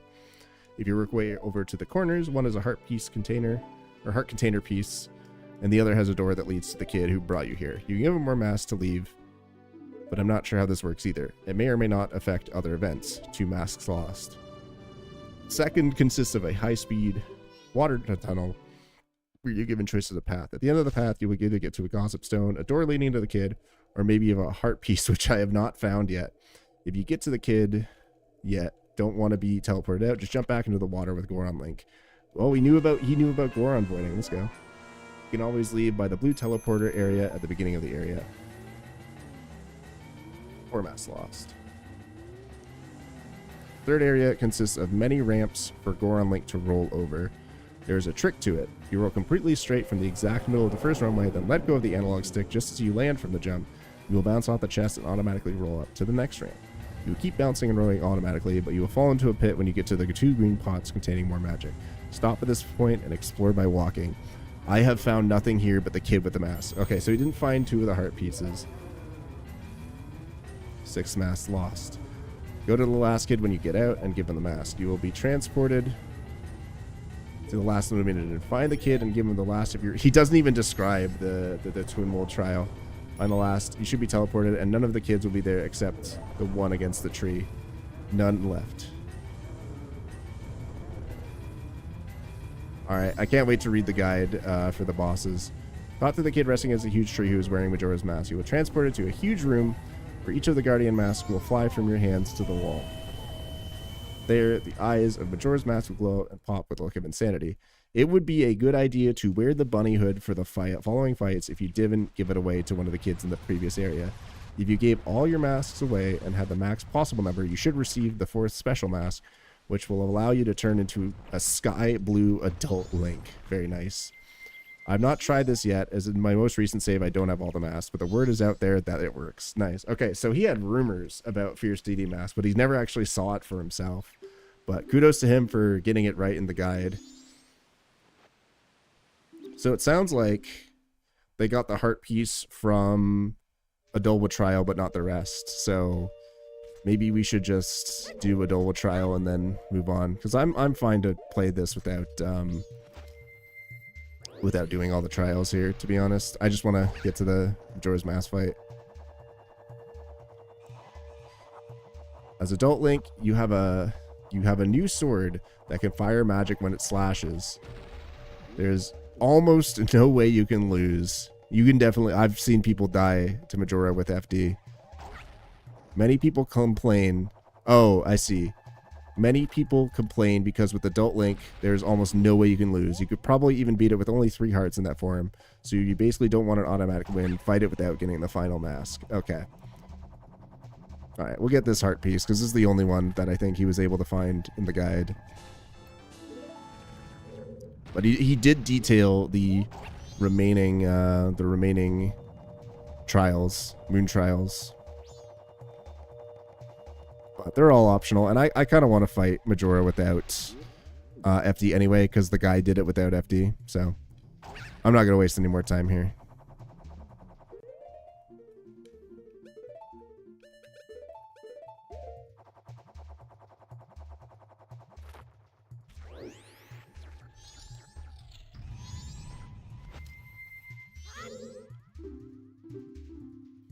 Alright, let's read about Majora's Mask boss. You will need to hit the mask in the back as it floats or spins about, then slash it while it is stunned. In order to do this, you can try your luck with arrows or wait till it dives down to spin across the room and hit it with a spin attack when it gets close. Ugh, I have to do this strategy for it? Alright. What's up, Michelle? How you doing? He wants me to use spin attacks when it flies around? Okay. There's way easier ways to do it. The guide also says to wear bunny hood, so I guess we're wearing bunny hood for this.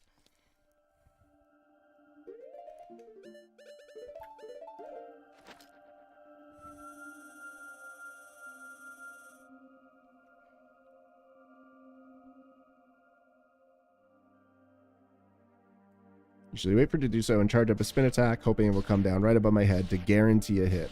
Conserving arrows is a good idea because you only have whatever number you had to enter plus 1 set under a jar. After a few hits, the Guardian Mask will fly off the wall and attack too. It will shoot sparks down at you. They each take 2 to 3 hits to kill, the only way being arrows. Sometimes you can shoot once and slash it before you can fly up back again for an easy kill. Try to keep your eye on the Master Majora at all times because it is a new laser attack at this point. While you're fighting off the Guardian Mask, just Z target it and use your shield to block the laser. I'm just gonna spam quick spins here. Where you at? Want to use your attack there, bud?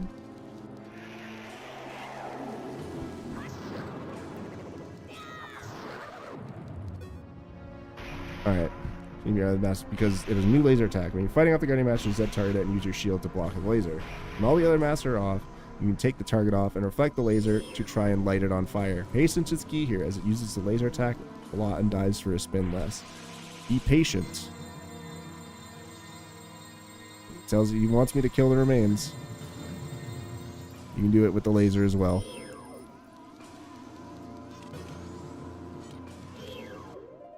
Here. Conserve arrows. Oh, it actually used the spin attack here. Very nice.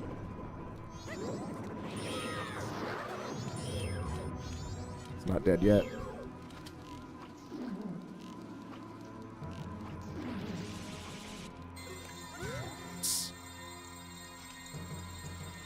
I think that should be it for it. Yeah. Alright. Age is the key here is use laser attack. Be patient and save the arrows you have left. A few more hits and it will burst into flames and then mutate. Boss, Majora's Mask again. Not Majora's Incarnation. Next form will dance around the room in various ways. Z target it and try to stay back. Never fire anything at it or try to rush up and hit it. Wait for it to come to you before you slash. If you say so. Wait for it to come to you. I'll kill the remaining here. Got him. Alright, let me read this here.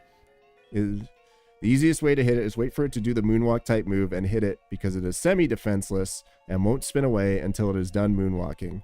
It is an attack that it might occasionally do where it throws several sparks at you. Just try to Z target it and leap in circles when it does. When you score a hit, you can hit it a few times while it cries out in pain. And if you keep slashing and time it right, you will hit it again when it recovers. Oh, he actually knew about the stun lock. Okay, that's cool. Yeah, you can hit it as it gets back up and stun it again. With luck, you can hit it once and not give it the chance to attack again. After maybe 5 to 9 hits, it will change again.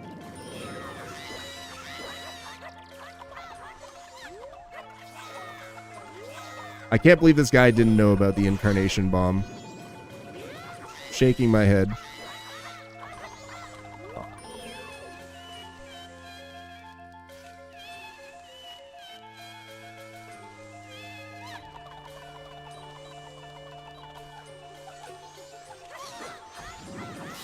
Okay. Boss, the Magic Emperor of Majora. This form is difficult if you don't know what to do. It will spin away or jump away if you get too close and whip at you with its tentacles. At first, you can use Goron Link to spin around the room, then ram into it, but eventually it will move faster and whip at a longer range. Never Z target it and try to close in for a slash. It will just whip you and jump away. The easiest way to end this battle is to try to save as many arrows as you can for this part. If you used 12 arrows to kill the Guardian Mask, you'd have 18 plus 30 arrows left over for this fight to make things much easier. Hit it with an arrow when you find an opening, then run up and slash it a few times. Magic potions are almost useless, so use all the bottles you have on either fairies or life potions. Don't give up too fast. He's definitely a cool boss, but not very hard if you have the right stuff. So he didn't realize that it doesn't dodge light arrows. When it is injured, it will dodge your arrows. Shoot once, then when it lands from its jump, shoot again. When the spiked objects, not calling them Beyblades? What the heck? When the spiked objects dart around the room, you know it's almost dead. Good luck. Okay. I will try to follow that strategy as much as I can. Yo, I got him.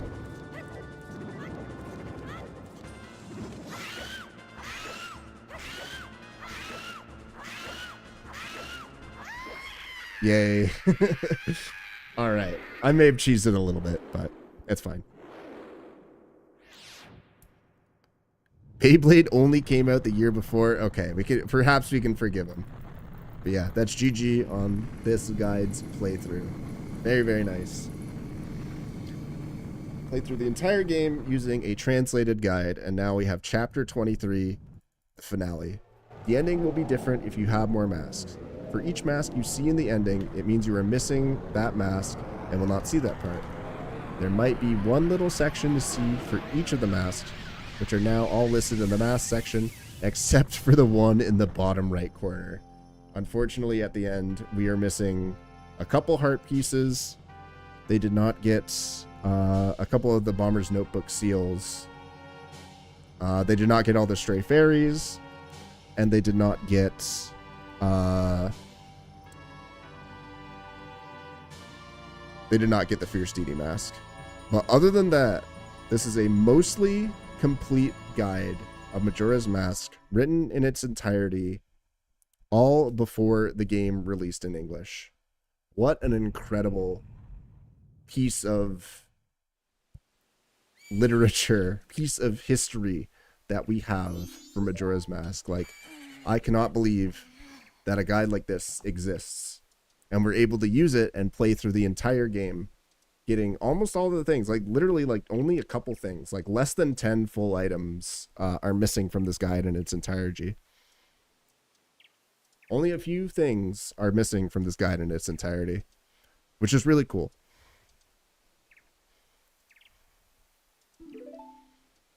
Yeah, I'm really happy I was able to do this. And don't worry, you can look forward to the eventual YouTube video I edit. It shouldn't be too hard to just grab this stream and cut it down, film an intro.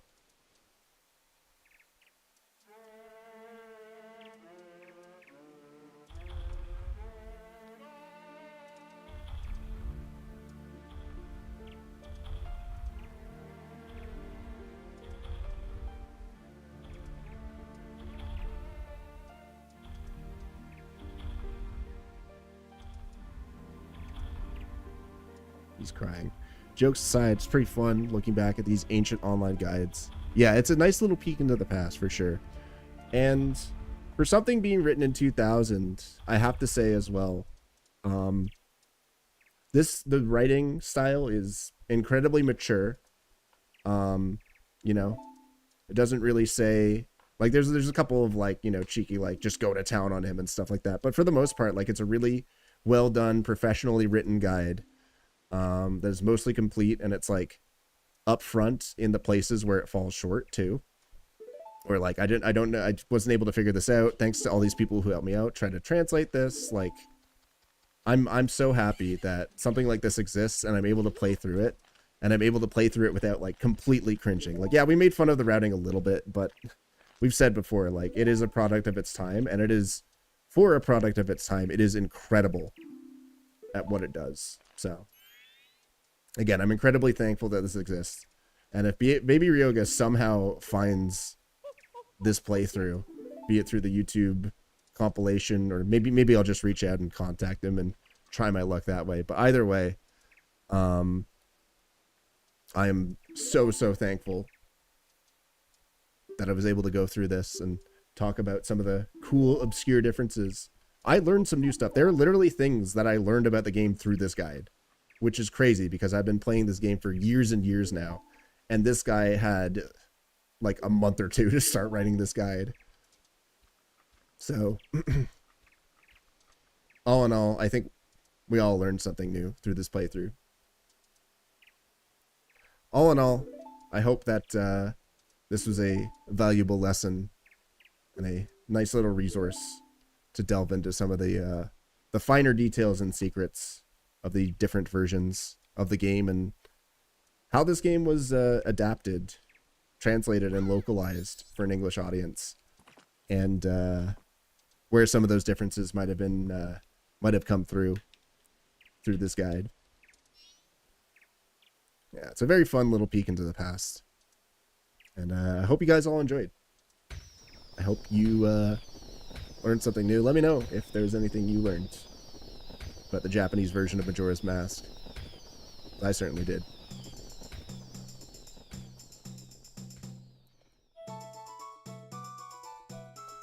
Look, the credits are even in English. That's interesting.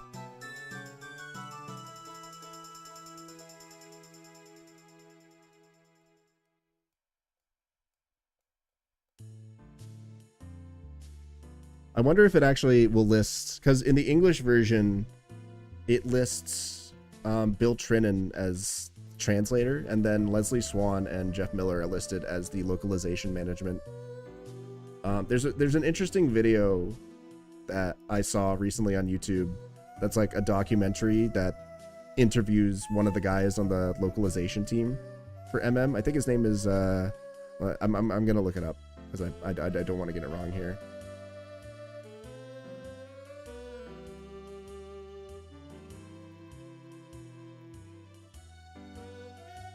Yeah, here it is.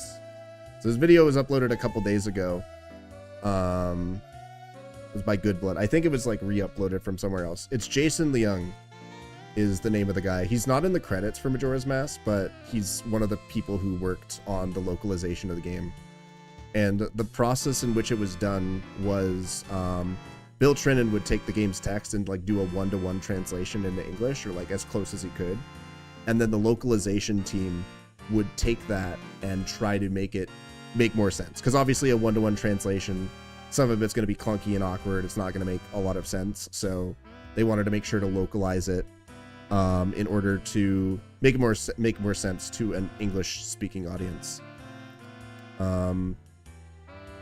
And obviously none of that is intact in this guide, this playthrough, because they didn't have any of that frame of reference of localization. There were a couple things that were like, they tried to turn into, like, you had the Zora Hall versus Zora Hole thing. They translated the game as Talmina instead of Termina. So in Japanese, it would have been Terumina, I believe is how you would, like, how it is said in the Japanese version. But in the English version, it got localized to Termina. They just did a slightly different interpretation of how the Japanese pronounces it. It's the same with Rockvale being Rakubiru. It's the same thing with Zora Hole. And then Deku Nuts Kingdom is another great one.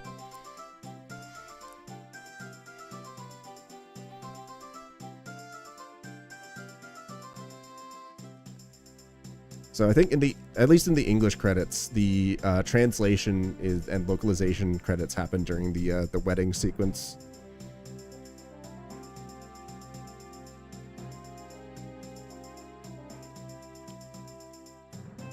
And as I mentioned, all these points in the credits, if you don't have certain masks, then these parts of the credits will just be like a black screen with the mask rotating. It's like, you didn't get this one.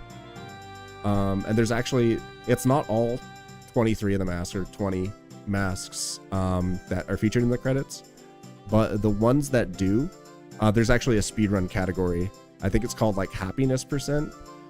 It's something like that. I don't remember the exact name, but it's basically a speedrun where you have to get all the masks that affect the credits. So the only goal of the speedrun is just get like the complete credits with none of the like the mask cutscenes. Let me see if I can find it.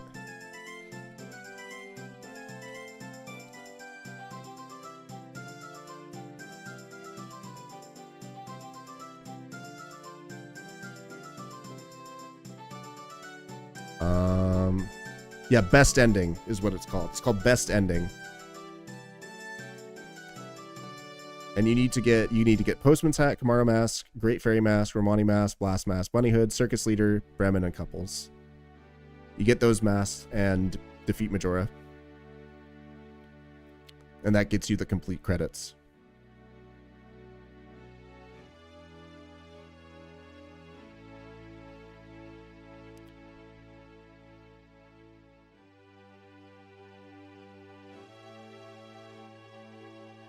Interesting. There's no credits here. I think this is where the translation was. So maybe they left this open for like Nintendo of America's part of the credits. Yeah, that was probably just like a break so that you could put in the additional credits for Nintendo of America. Okay, makes sense.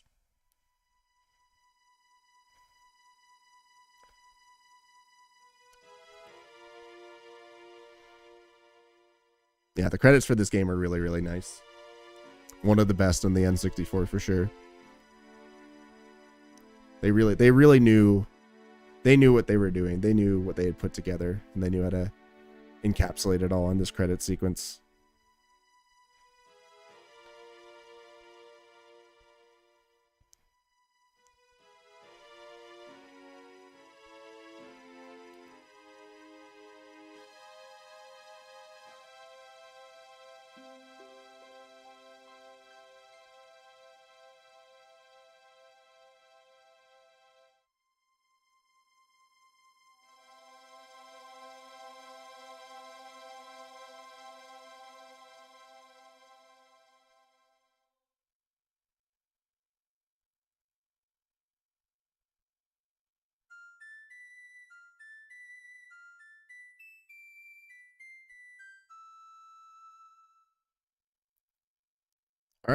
that does it for this very special playthrough of Majora's Mask.